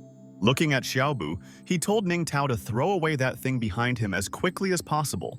Ning Tao began to justify himself that there was nothing behind him while Xiaoba protested that she was not some kind of thing, but a system for expenses. As he put out his cigarette, Captain Zhang added that there were some things Ning Tao was better off not getting involved in, and some people were beyond his capabilities. When the captain was about to leave, he said that Ning Tao himself had to make the decision, and only he would be responsible for the consequences of his actions. Ning Tao looked thoughtfully at Captain Zhao's back as he walked with his team towards the exit. Now Ning Tao found himself at a crossroads, not knowing which decision would be right for him. On the way, the policeman asked the captain if he thought Ning Tao would leave that thing or not. The captain answered without hesitation that he would not leave and that they would need to protect him in the future. And the policeman asked why the captain had assured Ning Tao to do this if he knew that it was useless. The captain looked at the sky, pondering the answer that had been lingering in his mind for a long time. Seeing a sweet female image in the sky, he replied that he did not want anyone else to die. Meanwhile, at Ning Tao's villa, the girls' feuds were still raging, but Ning Tao had no time for that. He lay on the sofa, thinking about Captain Zhao's words, which were haunting him. Phrases about alien groups and supernatural forces were spinning in his head, and he couldn't concentrate, because everything that had happened in the last few days was complete nonsense. Tui asked if she should make the boss a cup of tea, and Mengling pointed out that Ning Tao should allow Captain Zhao to protect him.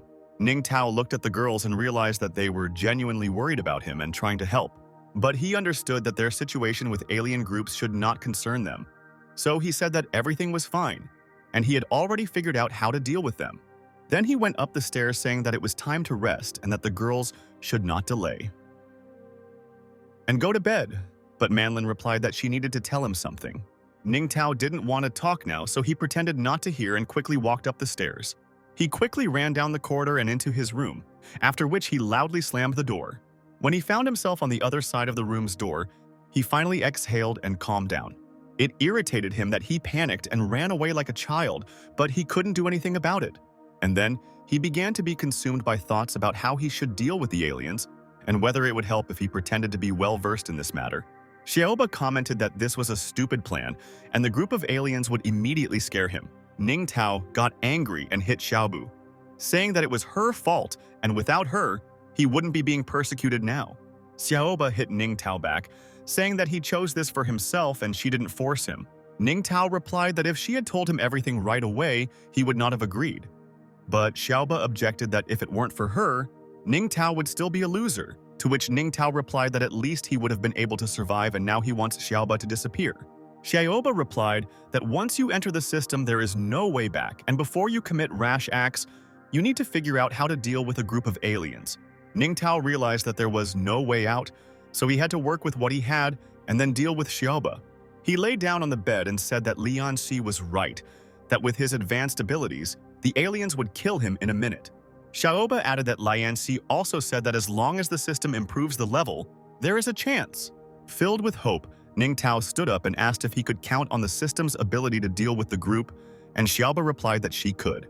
Ning Tao then asked if upgrading the system would really give him combat abilities, and Xiaoba replied that there were many combat attributes that could be exchanged for an upgrade.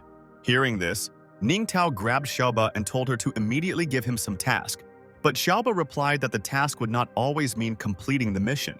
At this moment, Tui knocked on Ning Tao's door and asked if he was there, causing Ning Tao to freeze in place. After waiting a bit, Ning Tao replied that he was busy at the moment, but Tui Tui still informed him through the door that the girl he came with had left. A second later, Ning Tao crossed the room and opened the door, asking again why and when she left.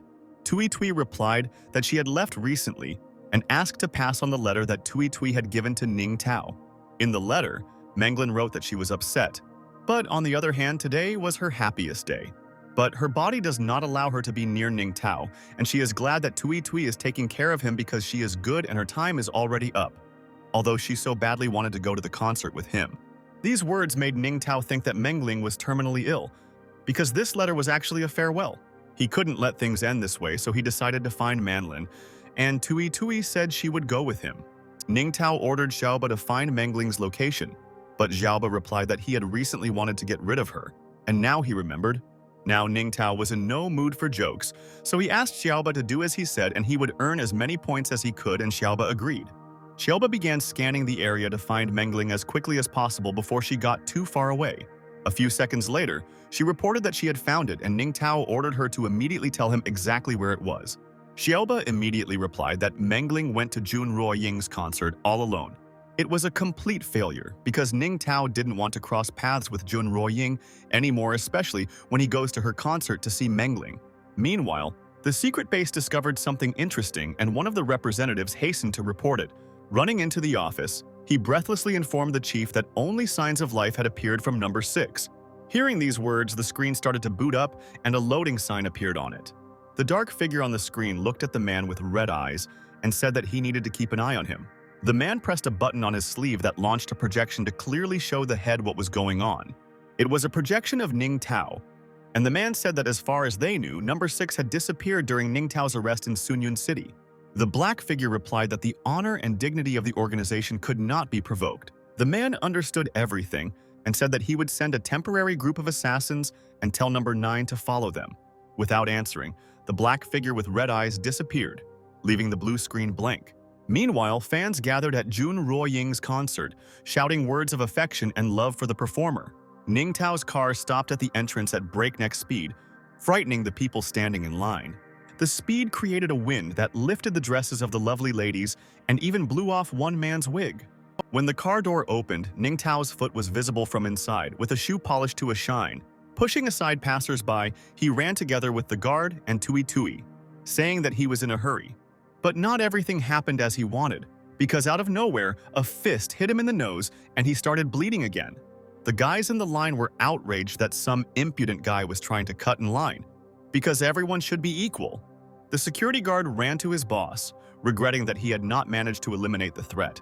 Together with Tui Tui, they lifted Ning Tao from the ground and asked if he was okay, and Ning Tao replied that everything was fine. Looking at the group of guys who hit him, he said they made him play big. He pulled a wad of money out of his pocket and threw it over the heads of these guys, which surprised them.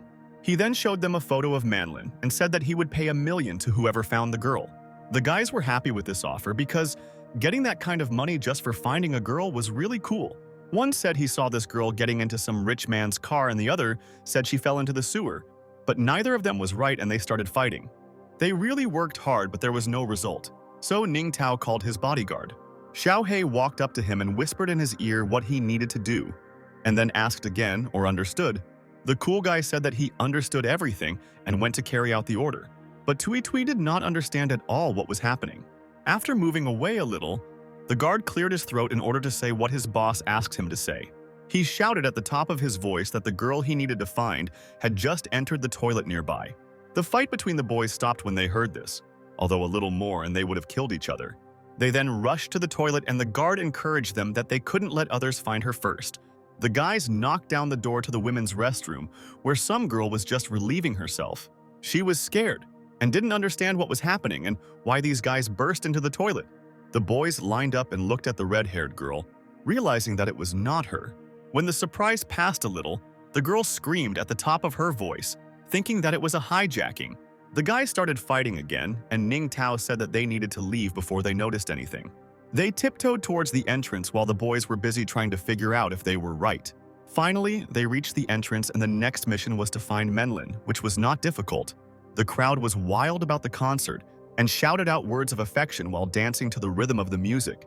They wished Jun Ruoying all the best and wished her well for the bright work she was doing.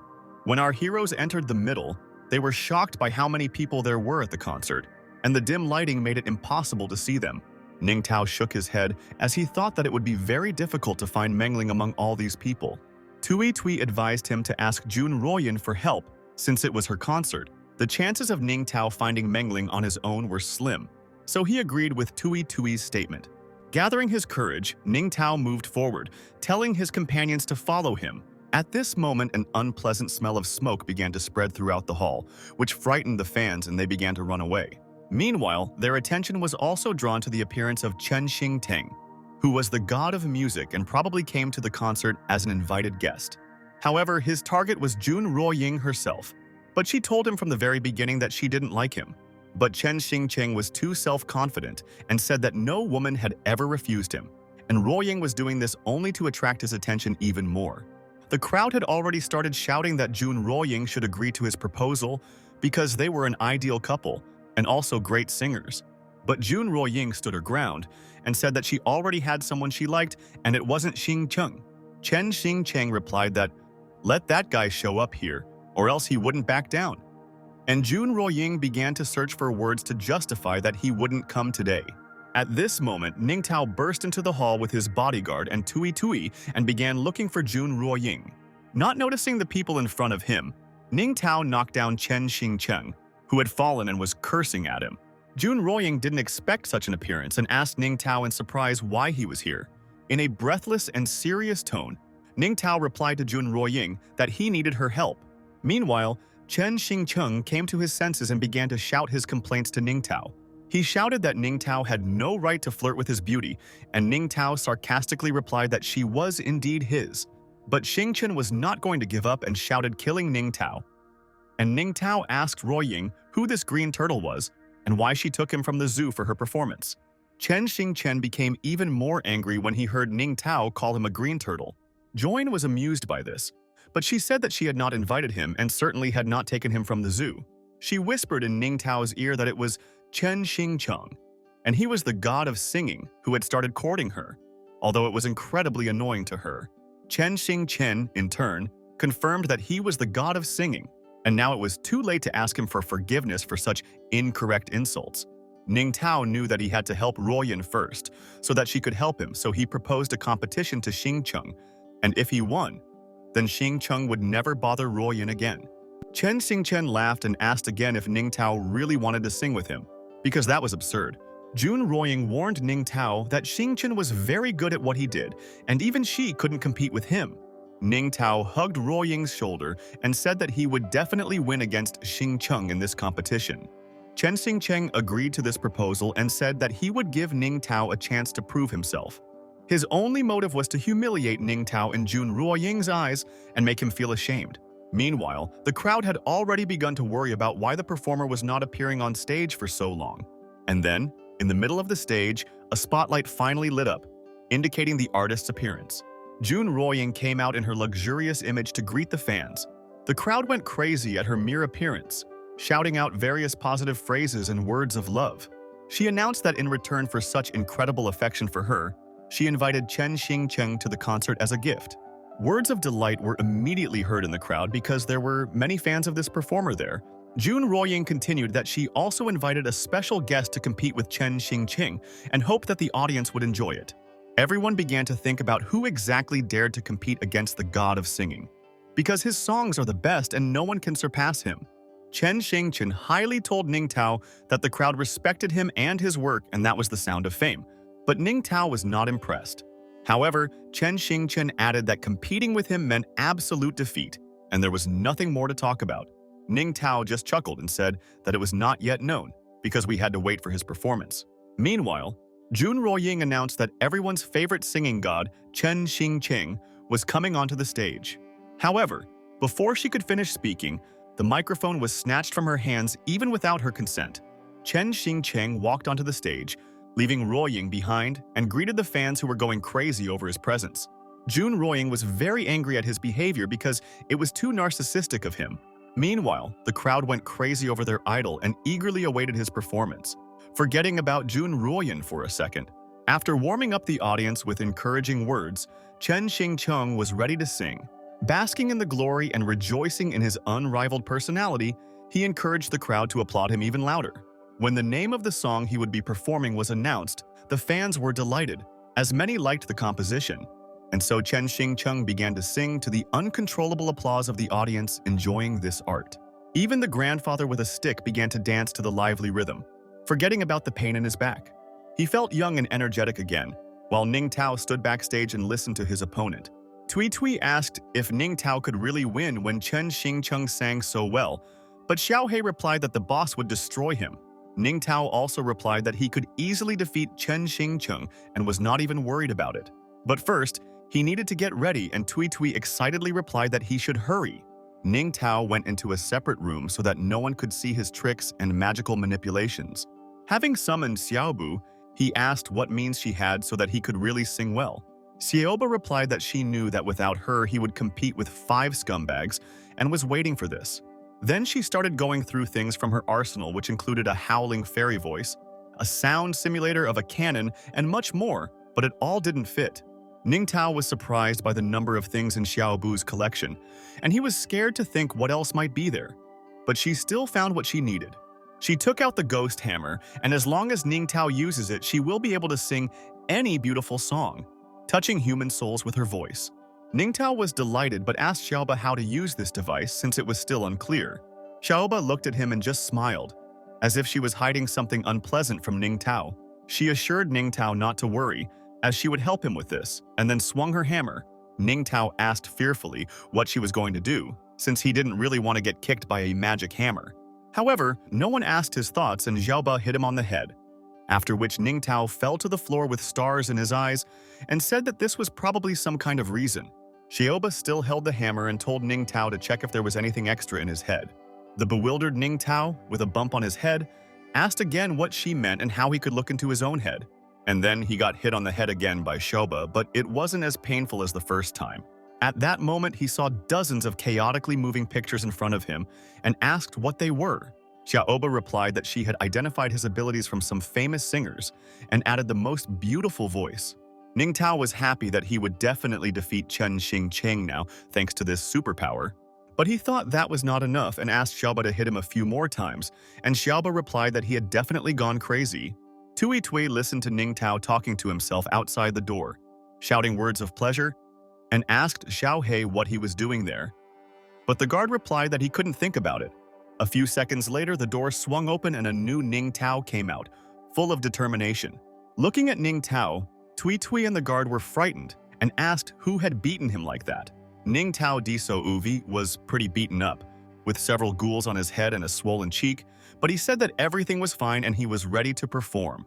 He told his charges that they would now see him win. After Chen Xingcheng's performance, Ruoying announced their guest Ning Tao, who would be competing against him. The crowd muttered indignantly that no one could sing better than Chen Xingcheng, and some even wanted to leave the concert so as not to hear this parody. When Xingchen passed by Ning Tao, he thought about his defeat and shame in front of the audience, and it made him happy. Ning Tao didn't even look in his direction, but simply walked onto the stage, where a spotlight was already shining on him. He started singing in a made-up voice, not knowing yet that everything was going according to plan and the audience liked it. The audience, in turn, changed their minds about leaving the concert and gave the young competitor a chance to sing his song against the legend of music. Chen Xingcheng was standing backstage, and when he heard Ning Tao's voice, he thought that something was wrong. People started saying that this singing touched their hearts and it was so amazing that they wanted to go. Even Tui Tui listened in fascination as Ning Tao sang nostalgically to this beautiful melody. Ning Tao combined in his voice all the famous performers who were once liked by millions, and it was a win-win option. The crowd went crazy from this incredible sound, and they even forgot that Chen Xingcheng himself had just performed. Then they started shouting that Ning Tao was the best, and that Chen Xingcheng had no business being on stage anymore when there was such talent. Xiao He also shouted through the megaphone to support the boss, and Tui Tui believed that Ning Tao would be able to win. Jun Ruoying told Xingchen that he would probably still lose no matter how talented he was. Chen Xingchen was angry and did not believe that anyone could surpass him, because he was the best. He walked furiously, saying that he was the only one who could be the god of singing and that no Ning Tao could defeat him. Ning Tao, meanwhile, was still singing when he saw Chen Xingcheng standing in front of him on the stage. Without explanation, Xingchen snatched the microphone from Ning Tao's hands and walked forward. Ning Tao asked what he was doing, and Chen Xingcheng replied that he wanted to sing again. Ning Tao stayed behind when Chen Xingcheng started singing another song, thinking it would help him. However, this did not impress the audience at all, and they did not even want to listen to him after Ning Tao's performance. The crowd shouted for Chen Xingcheng to get off the stage and not disturb them while listening to Ning Tao. Chen Xingchen was indignant and said that this was impossible and he couldn't lose, being so handsome and beautiful. The crowd became even more angry and began throwing bricks at Xingchen, telling him to get off the stage. The brick knocked Xingchen off his feet and he fell at the feet of Ning Tao, who looked at him like he was in rags. Ning Tao mockingly told him that he was no longer the god of singing, and his career was over. He added that according to the terms of their agreement, Xingcheng now has no right to approach Jun Ruoying. Ning Tao then stepped forward and addressed the audience, thanking them for their love for him. Someone from the crowd shouted out that he had announced the dissolution of the Chen Xingcheng Support Association and had formed the Ning Tao Support Association. Chen Xingchen hissed angrily through the teeth of the hating Ning Tao and clenched his fist tightly. He couldn't just let Ning Tao leave after he destroyed him as a celebrity. Out of anger, Chen Xingcheng ran up to Ning Tao and puffed him, saying that the title of the god of singing could only belong to him. Ning Tao didn't understand what happened when the support disappeared from under his feet and he felt weightlessness. He flew off the stage screaming after Chen Xingcheng carelessly pushed him away. Tui Tui, the guard, and Jun Ruoying were all open-mouthed when they saw Ning Tao fall. The satisfied Chen Xingcheng didn't even blink an eye, but only smiled, happy that Ning Tao would die. At this moment, Menglin, who saw this incident, ran out from the crowd and was afraid of Ning Tao's life. In flight, Ning Tao caught sight of Tong Mengling out of the corner of his eye, but that moment was too short.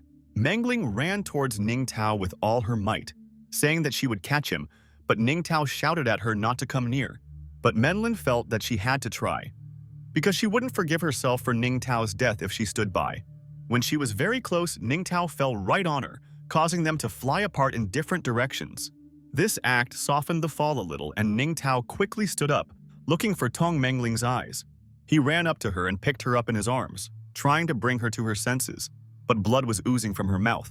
With her last bit of strength, Mengling said that she had heard Ning Tao's song, and it was truly incredible. After that, her hand fell lifelessly to the floor, and Ning Tao didn't dare to think the worst. He didn't want it to end, so he called Xiaobu and asked her to save Mengling. Xiaoba quickly appeared and told Ning Tao not to panic, as she would now analyze her condition. Chen Xingcheng watched this from the stage and was disappointed when he saw that Ning Tao was still alive. The crowd began to shout that Chen Xingcheng was crazy because he tried to kill Ning Tao out of envy, and that he should be punished for this. Chen Xingcheng realized that he would be in trouble from Ning Tao's fans, and now was the time to leave unnoticed. However, he was unable to do so, as he received a blow to the face from Ning Tao's guard. Chen Xingcheng fell and slid across the floor with his pants, spraying blood all over the stage. Then he stood up and indignantly asked who dared to hit the god of singing right in the face. Tui Tui Jun Ruoying and the bodyguard stood over him and took turns saying that there was no place for people like him in this world and that he must pay for such an act. Chen Xingcheng sat on the floor and looked around in fear, asking what they were going to do to him.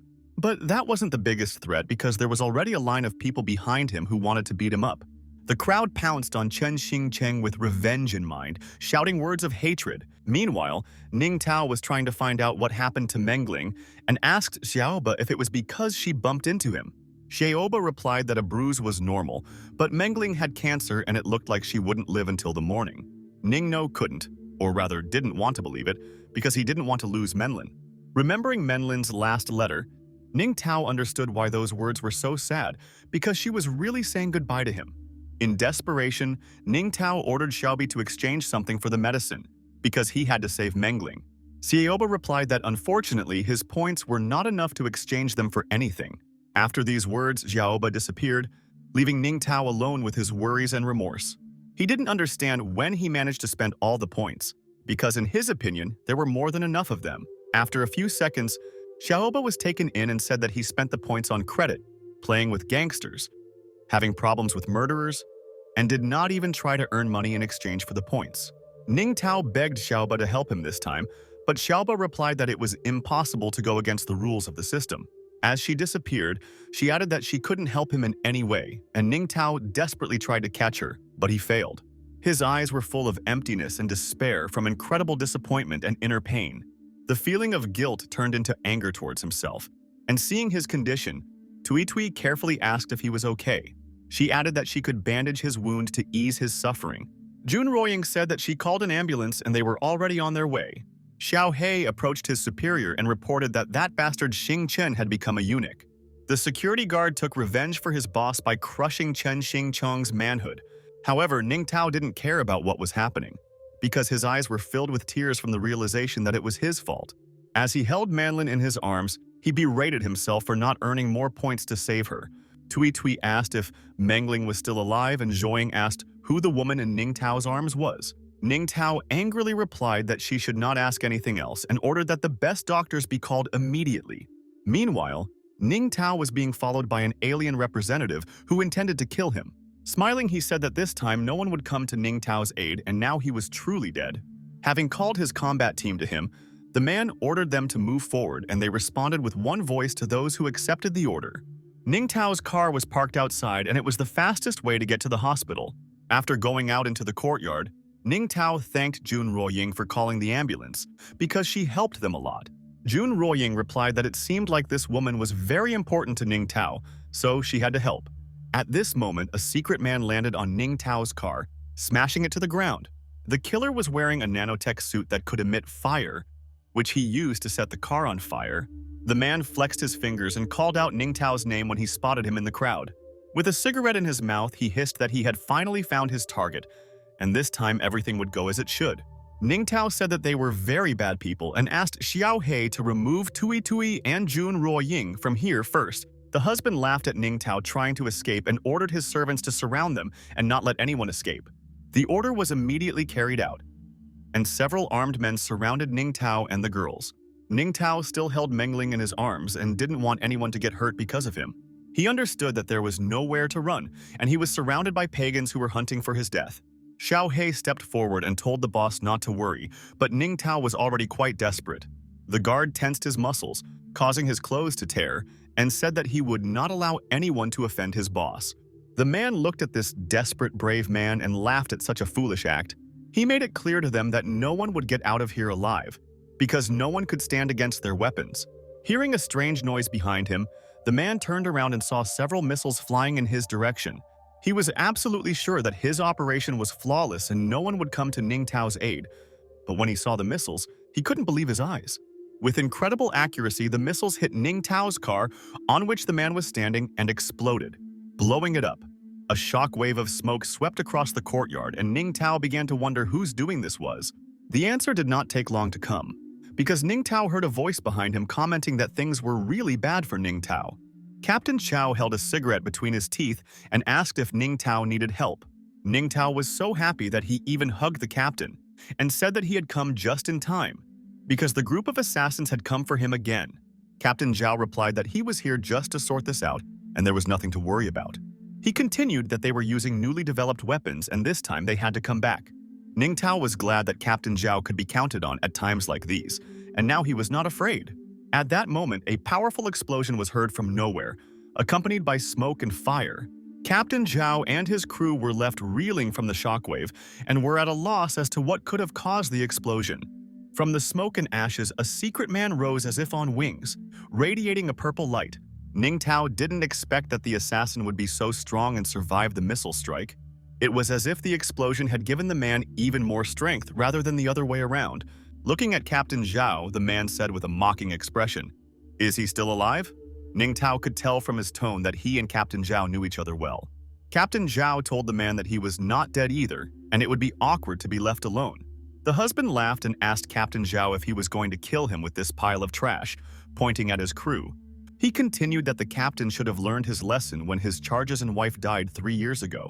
Captain Zhao was angry that the man was so openly humiliating him and pressing on his sore points. His fist clenched involuntarily as he began to recall the events of that terrible day. He remembered standing in the middle of smoke and fire, screaming at the sky in his helplessness to bear this loss. Finding his wife among the corpses, he ran up to her and picked her up in his arms, hoping that she was alive. However, it was already too late and it was not possible to bring his beloved wife back from the other world. Out of anger that the man made him remember the most terrible story of his life, Captain Zhao told her husband to shut his mouth. The husband asked sarcastically. Zhao got angry because he thought that this was something that had been forgotten long ago. Ningtao saw the captain's state and realized that the man had really angered him and he would not let it go so easily. Captain Zhao ordered his men to go on the attack and not allow this scum to escape today. The man replied that he couldn't wait for this performance and the team moved forward to avenge the captain. In turn, the man also gave the order to his charges to go into battle and leave no one alive. Captain Zhao flew forward and fired at the enemy with a specially built mechanism that imitated a hand. One of the police officers threw out chains in midair and shackled several opponents. Another loaded a high-tech weapon and also hit the enemies, causing them to fly in different directions. The battle was in full swing and clouds of flame and smoke from the burnt people raged around. Captain Zhao suspected that something was wrong, but he couldn't figure out what it was. He looked at the secret man and saw no reaction from him to the battle, which meant he was up to something. Meanwhile, the man activated the device on his sleeve and informed him that the combat model was in the development stage. The device then reported that the ability of the juke, insulation, and light shield were loading. The man had his own backup plan and just needed to wait until it was fully loaded. Ningtao noticed that the man was using the power of the bracelet on his hand in the same way as the woman who tried to kill him. Having felt this incredible power, the man said contentedly that he had figured out all of Captain Zhao's techniques. Moving forward, without taking the cigarette out of his mouth, he added that today would be the end of them all. However, Captain Zhao's team had no intention of giving up and also moved into battle, using their entire arsenal of weapons. A 1,000,000-volt chain lightning, a super strong mechanical arm, and an ion cannon at maximum power were used. Men were not impressed by such toys, and he knew that such children's toys would not overcome him. Seeing the shells approaching, the man activated the isolation and light shield, which neutralized the entire threat. When Captain Zhao's team saw that the man was unharmed after such a powerful blow, they couldn't believe it. The man stood motionless as if nothing had happened, and again called the police a pile of trash. Captain Zhao realized that the forces were not equal and that they needed to retreat to avoid major losses. However, the man had his own plan and, spinning in a vortex of energy flow, activated a new weapon. The wind rose so strong that it almost blew away the policemen, but they tried with difficulty to hold on. The whirlwind was gaining furious momentum, and when the speed was maximum, an explosion was heard. Ningtao covered his face with his hands to protect himself from the smoke and debris in order to see at least something. The explosion created blue energy streams that targeted the police officers and knocked them down. Captain Zhao turned around and started clicking on the names of his charges to check if they were alive. He ran up to Hei Pai, who was still conscious, but he only said words of apology. When the captain got close, Hei Pai fell and stopped breathing from the influence of this incomprehensible weapon. The captain saw his brothers die before his eyes, and he felt guilty for sending him to certain death. From pain and anger, the captain lost control of his emotions and grabbed the machine gun in his hands. With tears in his eyes, he moved forward, firing at random, hoping to at least avenge his loss a little. He loaded the gun and fired, cursing at everyone and himself for not saving his people. The husband just laughed at this, because the captain should have understood that he had no need for such a weapon. He stopped the rocket with one hand and didn't even move, as if it were a small stone. Seeing this, Ningtao was shocked that this was even possible and doubted that this person was really a human. Captain Zhao also couldn't believe his eyes, as if this was happening somewhere in a parallel universe. After the man caught the rocket, he threw it back in the opposite direction with incredible force.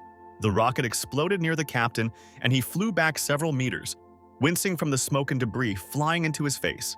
The man smugly said that after his transformation 3 years ago, he had become much stronger, and killing everyone was as easy for him as crushing an ant.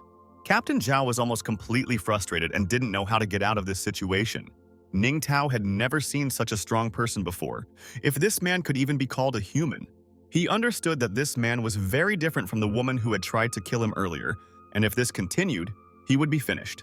Captain Zhao told Ningtao to run, because he was the killer's main target and he would come for him first. In utter despair, the captain rushed forward for his last duel, which could cost him his life. Ningtao didn't want anyone else to die because of him, so he tried to stop the captain. However, The captain had already made up his mind and ran towards the enemy with a knife, while the man stood and only smiled sarcastically. The husband clenched his fist and said that if it were his will, he would help the captain die. The man hit Captain Zhao in the stomach in midair, causing blood to come out of his mouth. The captain flew away and rode on the ground, and Ning Tao asked Xiaoba to think of something. She replied that a threat had been detected, and the system would activate the protection package in a few seconds.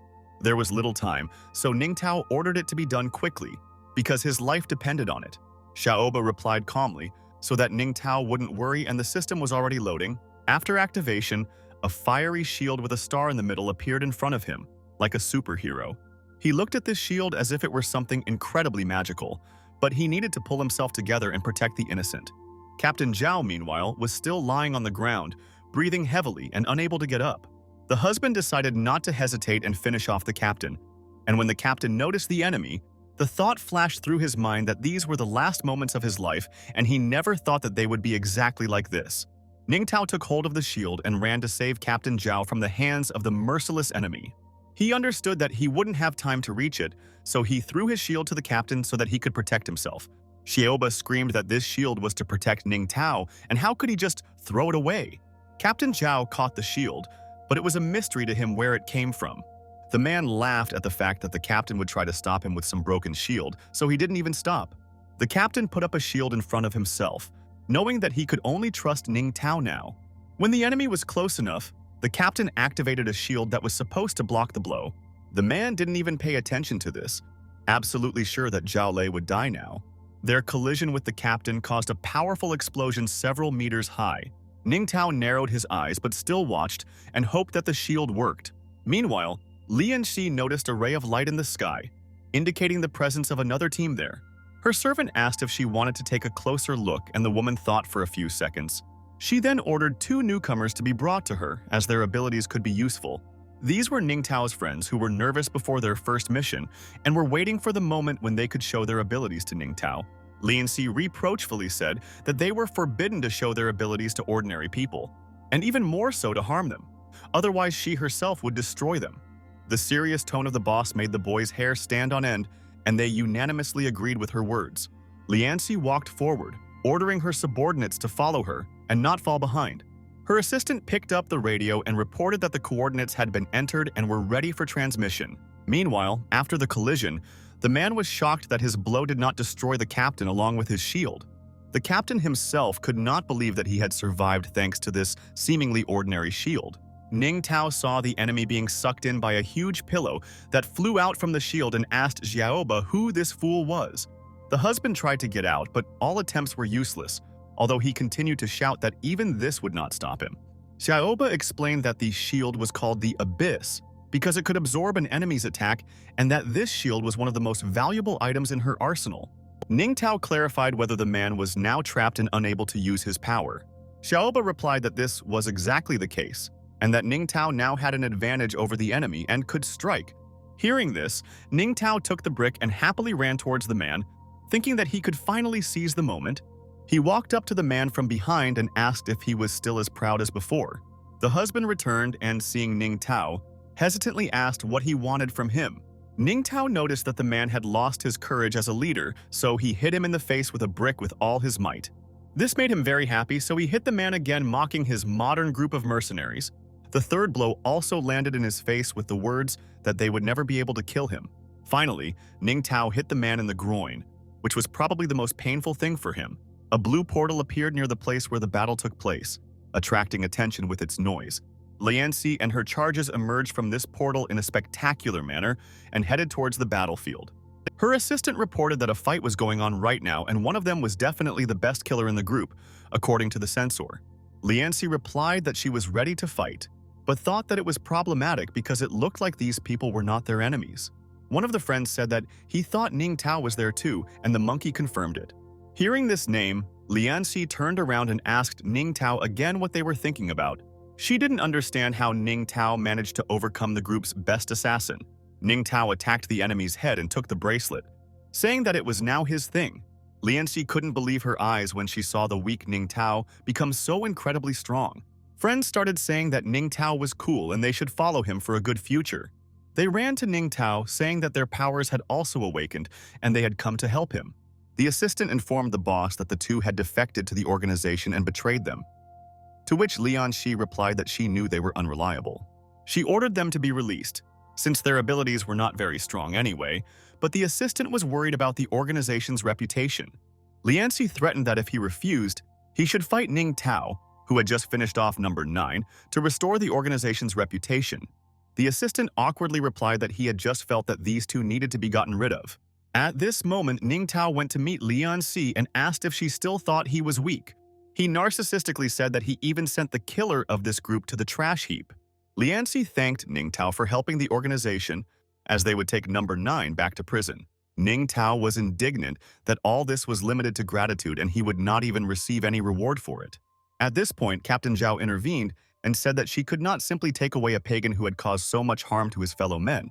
Lian Shi replied that he was caught by Ning Tao and Captain Zhao had nothing to do with it. Looking at Ning Tao, Captain Zhao grimaced and threw something at his face. Ning Tao didn't understand what it was, but when he looked at it, he saw a miniature curved version of his shield. Captain Zhao continued that Ning Tao was currently the team leader of their operation. Lian Shi invited Ning Tao to join their hexagonal star group, since with their reputation they would never dare to offend him.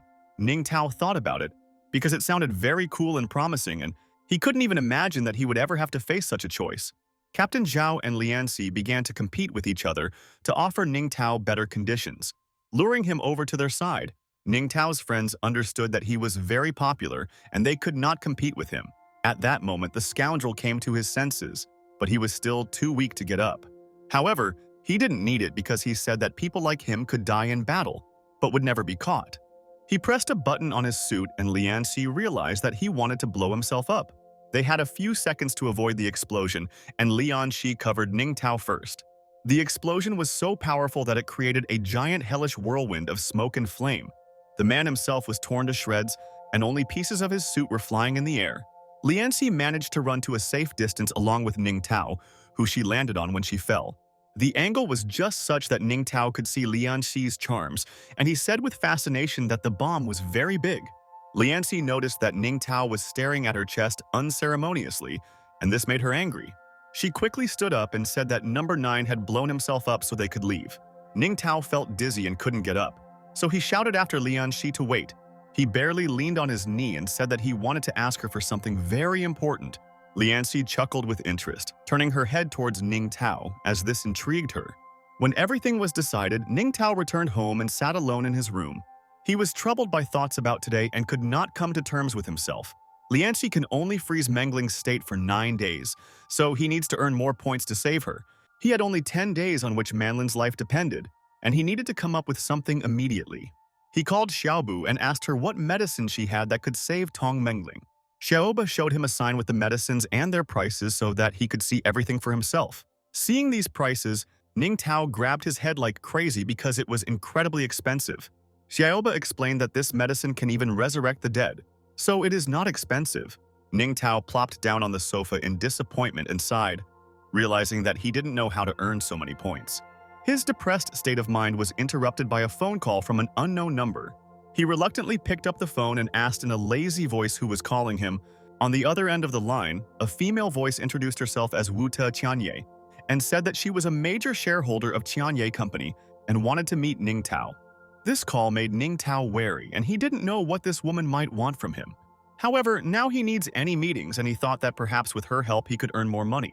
Wu Qianye replied that they could meet tomorrow morning in the company's meeting room. When the conversation ended, the man behind her asked her whether she had purposefully sought to meet him. The woman replied that as long as Ning Tao and their company did not fall into the hands of strangers, she would never allow this at any cost. The next day, as before, Ning Tao went to meet Miss Wu Te at Qianye Company. He took 2 of his friends with him, and on the way he thought that he didn't even know what the company's largest shareholder looked like. The guys discussed among themselves that this company was very big and that it was 100% certain that with Brother Tao their life would be better. When Ning Tao approached the meeting room, he heard a voice saying that he would never hand over the company, so they should get out. Ning Tao understood that someone was arguing there, so he immediately opened the door to see what was going on. Entering the hall, Ning Tao saw 2 men on one side and a woman and a man on the other side. The fat man said that besides her and Ning Tao, He was the only one who owned the capital, so tomorrow he would hold a shareholders meeting and re-elect the manager. What Kanya did not expect such a decision without her consent, but her husband did not listen to her. Ning Tao greeted him and asked which of them was Wu Tianye since she had invited him here. Wu Tuo. Kianya breathed a sigh of relief as all her hopes were pinned on him. The gray-haired man pointed his finger at Ning Tao and asked if he was the one who put his brother Han Qinghe in prison. He said that Ning Tao arrived just in time and ordered his assistant Aaron to capture him. Aaron ran up to Ning Tao and charged his blow with magical power, saying that Ning Tao should go to hell. Ning Tao recognized this strange power because he had seen this powerful super ability before. Wu Tuo. Tianya screamed for them to stop, but it seemed like no one heard her. Brother Qinghe said that no one dares to offend the Han family, and there must be a price to pay for it. Ning Tao had his own superpower, so he activated the bracelet's ability download to gain its power. After a few seconds, the bracelet began to release its power, filling Ning Tao's body with it. When Aaron's fist was very close, Ning Tao was ready to respond by saying that he should go to hell. Their fists collided in an incredibly powerful blow accompanied by magical light. Ning Tao's strength prevailed, and Aaron flew into a brick wall, almost breaking through it. Ning Tao's friends were delighted that he had fought back so strongly and so coolly against this pagan. Mr. Han was shocked because Long had supernatural powers, so it was impossible to defeat him with one blow. Wu Tuo Qianye and his ally opened the company because Ning Tao was so cool and strong. Ning Tao was also delighted with his new capabilities, but the energy in the bracelet was low, so it could only be used a few times. Mr. Han shouted at Ning Tao not to be so dismissive, because sooner or later, Qianye Company would belong to the Han family. Ning Tao turned to his friends and ordered them to be captured, as he was eager to see what they were capable of now. The guys were eagerly awaiting this moment and decided who would take whom, because they had their own plans for the old man. The monkey concentrated his energy force, heating his body to strike. Mr. Han felt a strong heat, as if his body was burning from the inside and starting to smoke. He started screaming madly and didn't know where to put himself to feel even a little better. Suffering from the hellish heat, he began to take off his clothes, hoping that it would help. And Wu Tianye closed her eyes from this terrible picture. The naked old man writhed on the floor while the boys laughed at his not very large manhood. Now it was the turn of another friend to test his strength, and he used his ventilation technique. The naked man was even smoking from the heat and lay curled up on the floor. Ning Tao understood what was about to happen, and it scared him a little, but his friend did not retreat from his goal. At this moment, the man released unpleasant gases that could be considered a real biological weapon. Using ventilation techniques, the man hung in the air, trying to touch the floor. The old man again attacked those present with his smell, which cut the eyes like a knife blade. Ning Tao's eyes were filled with tears, and he begged for someone to call an ambulance for him. The monkey found an aquarium and dipped his head in it to somehow save himself from this Oni. The smell penetrated through every crack, and Han shouted that Ning Tao wouldn't get out of this so easily anyway. Ning Tao asked his friend to use his abilities less often because it was too strong. The friend replied that today was the first time he had used them, and next time he would be more careful. At this moment, Wu Tianye came out onto the balcony and thanked Ning Tao for his help. Ning Tao accepted the thanks and asked what happened and where this strange guy came from. Wu Tianye replied that the company was currently going through a crisis, but she didn't want to say it until the last minute. At this moment, Xiaoba happily announced that a new mission to save Tianye Company had appeared. Ning Tao was happy about this, because it was an opportunity to earn more points and save Mengling. He reached for the mission envelope, but Xiaoba pulled his hand back and stopped him from doing so. She said that Ning Tao shouldn't dump on her later, because she warns that there are many tasks in this mission. Xiaoba continued that Ning Tao would face severe punishment for failing to complete this mission, and showed the scissors. Although Ning Tao was scared, he didn't show it and accepted the mission because Menglin was still waiting for him. Full of courage, he snatched the envelope from Xiaobu and said that he agreed to this mission. The mission included helping Qianye, increasing capital by 1 billion, obtaining company shares and exposing corrupt officials, making Wu Tianye fall in love with him and having a child with her so that the company would have an heir. The penalty for failure to comply was very high, and Ning Tao asked why, and Xiaoba replied that the greater the reward, the greater the penalty. But now there was no turning back. Gathering his strength, Ning Tao went to Vute and asked what kind of crisis they were facing, and Vute began to explain that the main division of their company was the cosmetics industry. She continued that the whitening pills that cost a lot of money to develop were stolen and patented by Zhan Qingtao. So the company now has less than 10 million in its account. Ning Tao was shocked when he heard this, and with such capital, the company would not last even a week. He needs to earn 1 billion in 3 days, and it seems like the system wants to kill him. Wu-Ta's ally said that Han Qingtao was too fast and knew all their secrets, so they wouldn't be able to stop him. Ning Tao began to look for at least some solutions, and his attention was drawn to the same whitening pills. He asked Xiaoba if the system had a whitening formula and the cheaper the better. She started searching and found a whitening powder for only 50 points. This was exactly what Ning Tao needed, so he intended to implement his plan as quickly as possible. Wu-Ta Qianye said that she would never hand over the company to Han, and if there was no other way out, she was prepared to prepare a bankruptcy plan. Ning Tao said with satisfaction that he had a great plan that could save everyone. Wu-Tuo Qianye didn't believe it, because she was already desperate to save them. However, Ning Tao replied that this was the pure truth, but he would need their help. At the end, he added that this time he planned to put on a grand show, but he thought about himself that he would have to play the role of a wretched man again. Meanwhile, Han Qingtao was reporting to his boss that everything was going according to plan until Ning Tao showed up and ruined everything. The boss sat in a chair and sipped wine and replied that the name Ning Tao was very familiar to him. Han Qingtao continued that the bastard provoked his older brother, whom he had not seen for several years, and put him in prison for which he deserved to stay alive. The boss twirled the glass in his hand and said that Ning Tao was not so easy to deal with, since he had defeated numbers 6 and 9. But this time, their goal is to take over Qianye Company and raise funds for the organization, and as long as Ning Tao is not in their way, there is nothing to worry about. Han Qingtao realized what his boss was getting at and felt uneasy about this plan. The boss continued that they wouldn't be able to deal with Ning Tao easily, so they needed to start with the people around him. The next day, Han Qingtao held a group press conference on the issue of bleaching powder. One of the journalists said with disappointment that he thought there would be more interesting news here, and the second added that it seemed like something cosmetic, but he didn't know what it was for. However, they came to the conclusion that in any case there would be a red envelope later, and all they had to do was take a few photos and write a few words. Han Qingtao was glad that they were the first to introduce this product and would then make an announcement in the city so that everyone would know that this new powder was a product of a Korean company.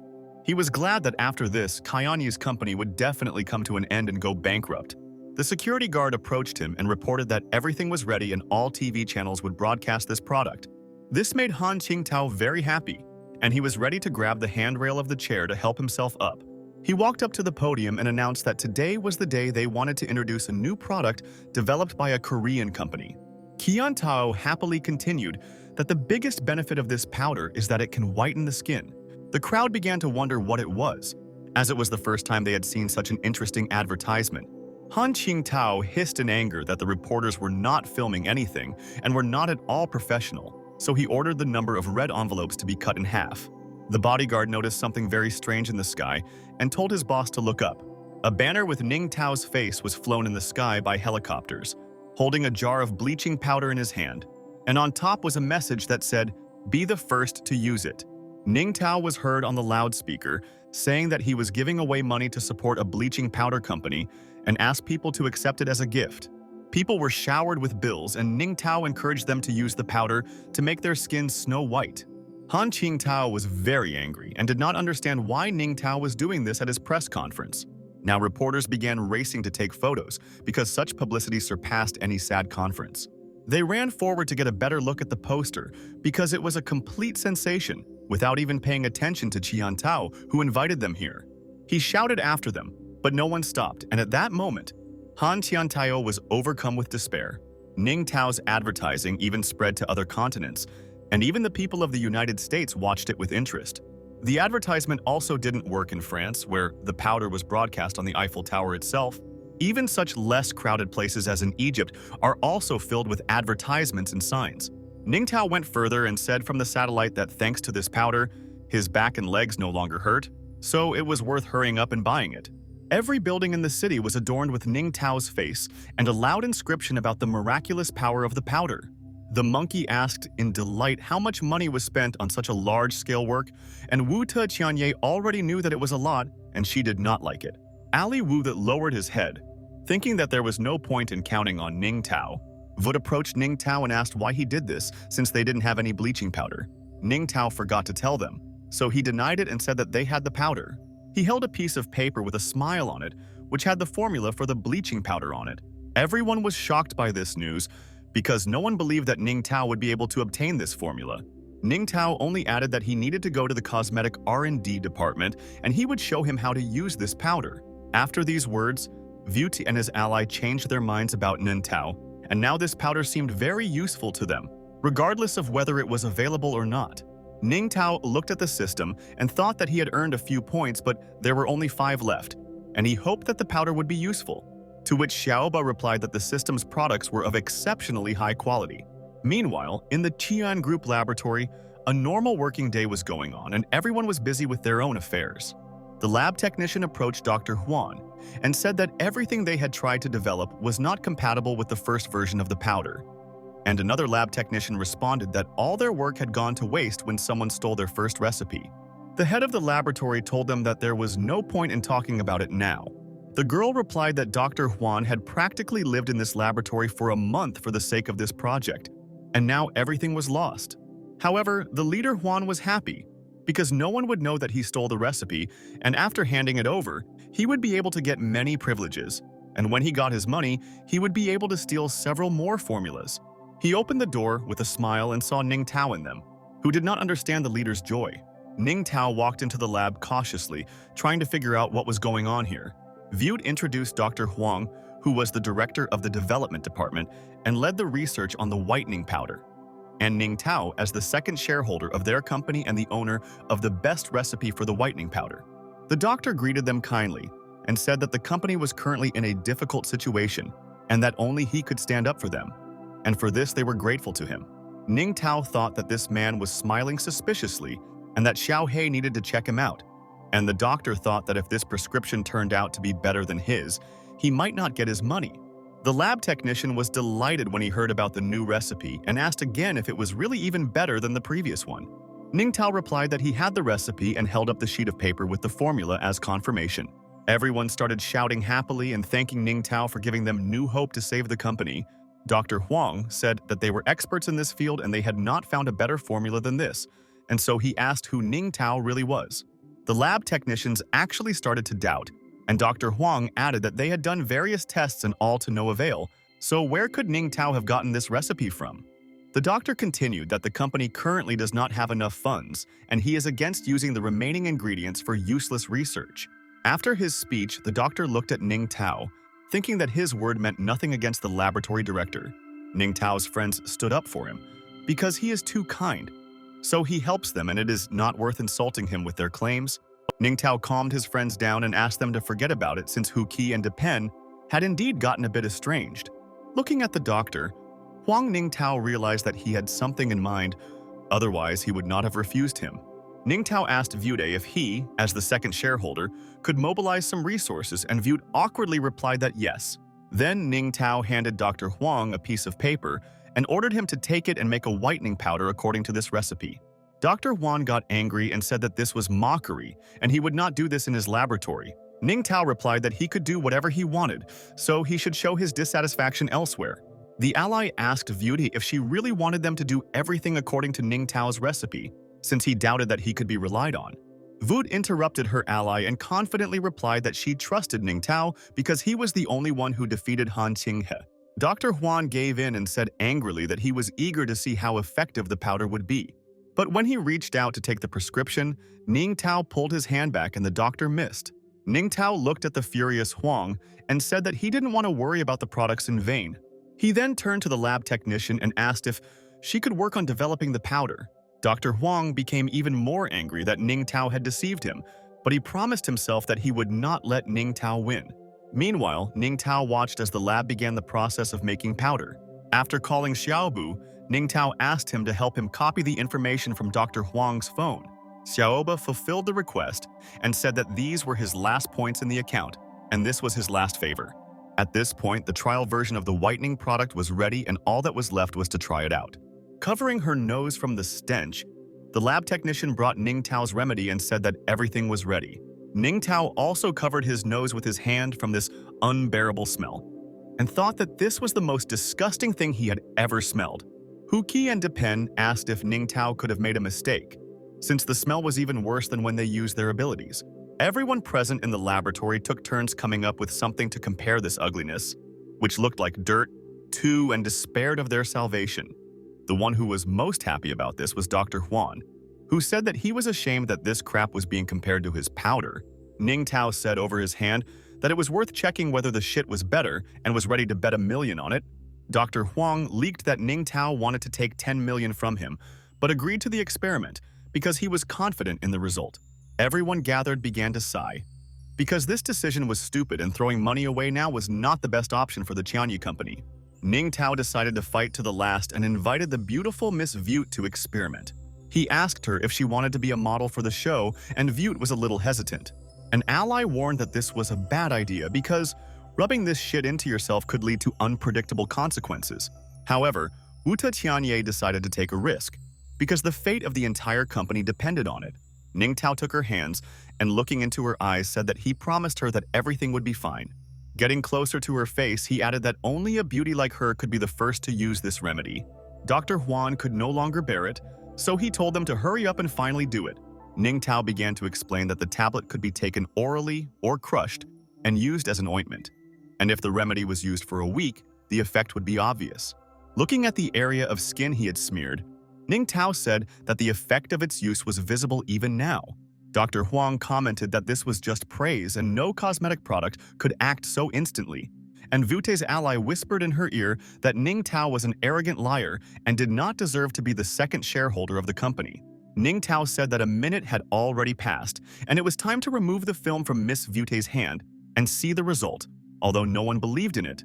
The lab technician walked up to Wuta Tianyi and carefully removed the film of whitening cream.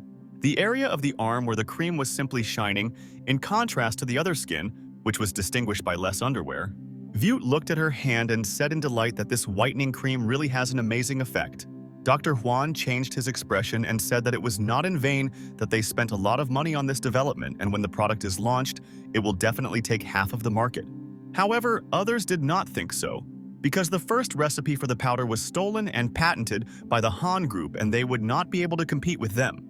Ning Tao noticed that, unlike that powder, they had an instant action remedy. Wutu also had doubts and offered Ning Tao 10 million for his kindness. Since they should surrender, Ning Tao approached her and gently said that he was thanking her for her kindness and that he would definitely win. He then removed the film from her other hand, which had been kept on a little longer, and the area of skin glistened in the light. Wutu Okianyi couldn't believe her eyes when she saw this incredible shine and brilliance. Everyone closed their eyes from the blinding shine, not understanding where it came from and whether it was the result of Ning Tao's remedy. Ning Tao, in turn, looked at everyone slyly from under his forehead and confirmed that this was exactly the case. He continued that with the help of this remedy, one can disguise any disfigurement and it will instantly turn a woman into a goddess. Vut shouted out in delight that this product is even more powerful than bleaching powder. Ali Wu was also shocked that Ning Tao's remedy was actually effective and that he was not a charlatan. Hoitzi and Depen saw the effect and said that they didn't even doubt Ning Tao, as if he had forgotten about his doubts a minute ago. Dr. Huan screamed madly that this was impossible because the recipe was so much better than the one he had been working on all year. The lab technician expressed his respect for Ning Tao for his ingenuity and said that he was now his fan. At a dead end, Dr. Huang thought that he should immediately inform Han Qingtao about this.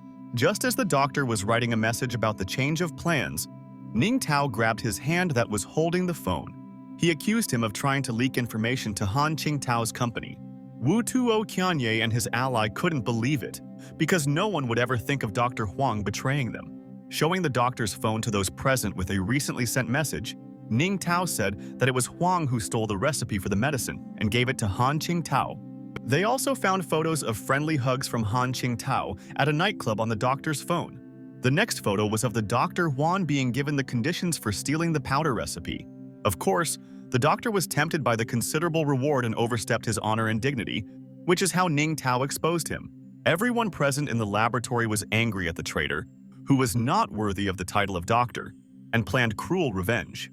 They surrounded Huan, baring their fists, and the doctor timidly asked what they were going to do. The crowd pounced on Huan while she justified herself by saying that she shouldn't have done it and that she regretted it. However, no one wanted to believe him anymore, so the doctor received a good portion of slaps. Ning Tao looked at the poor guy lying on the floor and said that he could give him a chance. Ning Tao knelt down and said that he would let him go if he told him who was behind Han Qingtao. In desperation, the doctor replied that he would tell everything and said that Han Qingtao once called his boss number 3. Ning Tao realized that this was a member of the alien group and he didn't like it very much. He was angry that this self-proclaimed group was sticking its nose in everywhere and that they constantly had to be dealt with. Dr. Huan began to beg on his knees to be released because he had told everything he knew. At this moment, Wu Ta Tianye intervened and ordered that the traitor be captured and sent to the police station. The 2 guards immediately began to carry out the orders, while Huan begged them not to. He shouted at Ning Tao that he had promised to let him go and had not kept his word. Ning Tao turned around and said that he let him go, but no one said that Wu Ta would also let him go. As Huan was being led by the arms to the door, he screamed and struggled, cursing Ning Tao. At this moment, Ning Tao received a notification from the system about the completed task of exposing the traitor, and for this, he would receive 666 points. Wu Ta Tianye approached him and thanked him for exposing the company's traitor and asked what their next steps would be. Adjusting his tie, Ning Tao replied that it was high time to call a press conference. He continued that he wanted to make the whitening product the best-selling product in the world. Voot was fascinated by Ning Tao and thought that this was the kind of man who was truly worthy of her heart. The next day, announcements about a press conference about the introduction of the new product were posted all over the city. Wu Ta Tianye announced that a few days ago, Han Qingtao stole their recipe and patented it in his own name, but they created a new whitening product. The reporters didn't really understand what kind of games were being played between the 2 companies. But one thing was clear, that the bleaching powder was the idea of Tianye companies. However, they also realized that Tianye company had rushed to release a new product, and now they wondered whether it was really worth the money and resources. Voot addressed the guests and announced that the company was launching the product on the market today. She added that she can confidently say that this clay will definitely become a breakthrough in the beauty industry. Han Qingtao also came to the conference and sarcastically commented that it was too early to talk about it. Together with their boss, they came up with a new plan that would prevent Xianyi's company from getting ahead. Voot and his ally noticed the arrival of their enemy and competitor, so they waited for the climax. Ning Tao's plan was going smoothly, and only the Han Group representatives were missing to complete it. Reporters set up cameras and taunted the Han GRCPP representatives to move forward for the long-awaited drama. They already came up with the title of the report on Wednesday in broad daylight. The leaders of the 2 main groups used women's means for fighting. Vuto and his ally understood that their appearance could negatively affect the development of events. Only Ning Tao was deathly calm and told his allies that they had nothing to fear. He was angry that the group of aliens who sent an assassin to him twice put him in an awkward position, so this time he intends to return it all to them. Security began to chase all the reporters out of the room, because this should not have happened at the general discretion. Number 3 approached Ning Tao and said that he would not threaten him, but Ning Tao had to cancel the press conference and give him the secret recipe. Wu Qianya clenched her fist and indignantly asked on what grounds Ning Tao should do this. She continued that they had already had their recipe stolen once, and this time he wouldn't dare do it again. Ning Tao calmed Wu Ta down and asked Number 3 where he got the courage to say such things. Number 3 replied that everything had been on Ning Tao's phone for a long time, and he would find out if he looked. Ning Tao looked at his phone and was dumbfounded by what he saw and what these bastards were capable of. He saw a photograph of Tui Tui and Jun Ruoying sitting tied up at gunpoint. Clutching the phone in anger, Ning Tao shouted at Number 3 and asked what he had done with them. Number 3 replied that they were safe for now, but if Ning Tao did not agree to the conditions, then everything could change. Han Qingtao added with satisfaction that Ning Tao had until the end of the day to make a decision, and now was the time to beg for mercy. Voot told Ning Tao that they would call the police immediately, and the ally shouted that this was a violation of the law and should be punished. Han Qiantao and Number 3 just laughed and said that people like them weren't afraid of the police, and moreover, there would only be 2 corpses left before they arrived. Ning Tao responded, expecting some kind of trick from him, but he clearly underestimated his opponent. He added that this time if Number 3 wants, then let him kill the girls because he doesn't care. Number 3 didn't expect such an answer and thought that Ning Tao was crazy if he agreed to such a thing. Wu Qianye was also shocked by Ning Tao's carelessness towards other people's lives, and even felt a little disappointed in him. Kayani's ally was no less astonished and thought that this might be some kind of joke. Number 3 asked why Ning Tao decided that and whether he could easily watch the girls die. Ning Tao laughed and said that number 3 could do whatever he wanted since he didn't care. Vute opened her eyes in horror at this despicable act, and the ally added that he had told her before that Ning Tao was not a match for her. Number 3 called quite loudly and said that plans had changed and that those women needed to be killed immediately. But the connection was interrupted, and number 3 did not have time to hear anything and was not even sure that the other end understood him. He shouted into the phone, repeating his order. But on the other end, he heard laughter and someone saying that all his lackeys were dead. It was Captain Zhao, who asked me to say hello to Ning Tao and let him know that the job was done and the rest was up to him. From such a turn, number 3 even dropped the phone unexpectedly, that Ning Tao would get ahead of him. The phone fell to the floor with a crash and broke, but no one paid any attention to it. Number 3 asked in a whimsical tone how Ning Tao managed to find out his secret plan. Ning Tao replied that he expected number 3 to swallow something like that, so he asked Captain Zhao to set up an ambush at the villa and wait for number 3 to swallow the bait. Ning Tao didn't say this, but Tui Tui and Jun Ruoying had some self-defense items that he exchanged for points in the systems. Vute was delighted and said that Ning Tao was indeed a good person, and the ally also apologized for misunderstanding everything.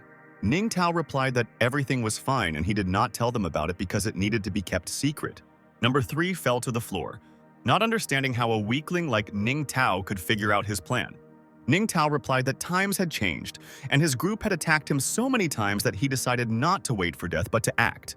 Ning Tao then ordered his guard to close the door, as it was not the end of the show. At this moment, Ning Tao's defense team, fully armed and armored, was breaking down another door. At the head of this group was Xiao He, who asked the boss if his weapon was acceptable to him. Ning Tao replied that he was just a common citizen and not as skilled in fighting as one might think. Number 3 started shouting to be treated according to international rules for prisoners of war. And Han Qingtao decided to justify himself and said that he was only a novice and wanted to hand over all his shares. People outside the door heard screams and the noise of quarrels and did not understand what was going on there.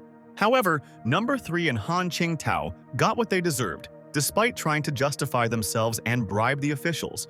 When it was all over, Ning Tao said that he had questions, and if number 3 dared to lie to him, he would let him live to die. Number 3 was willing to answer any questions to save his life. Ning Tao was surprised that there was someone in the alien group who was afraid of death, since the previous representatives were too desperate.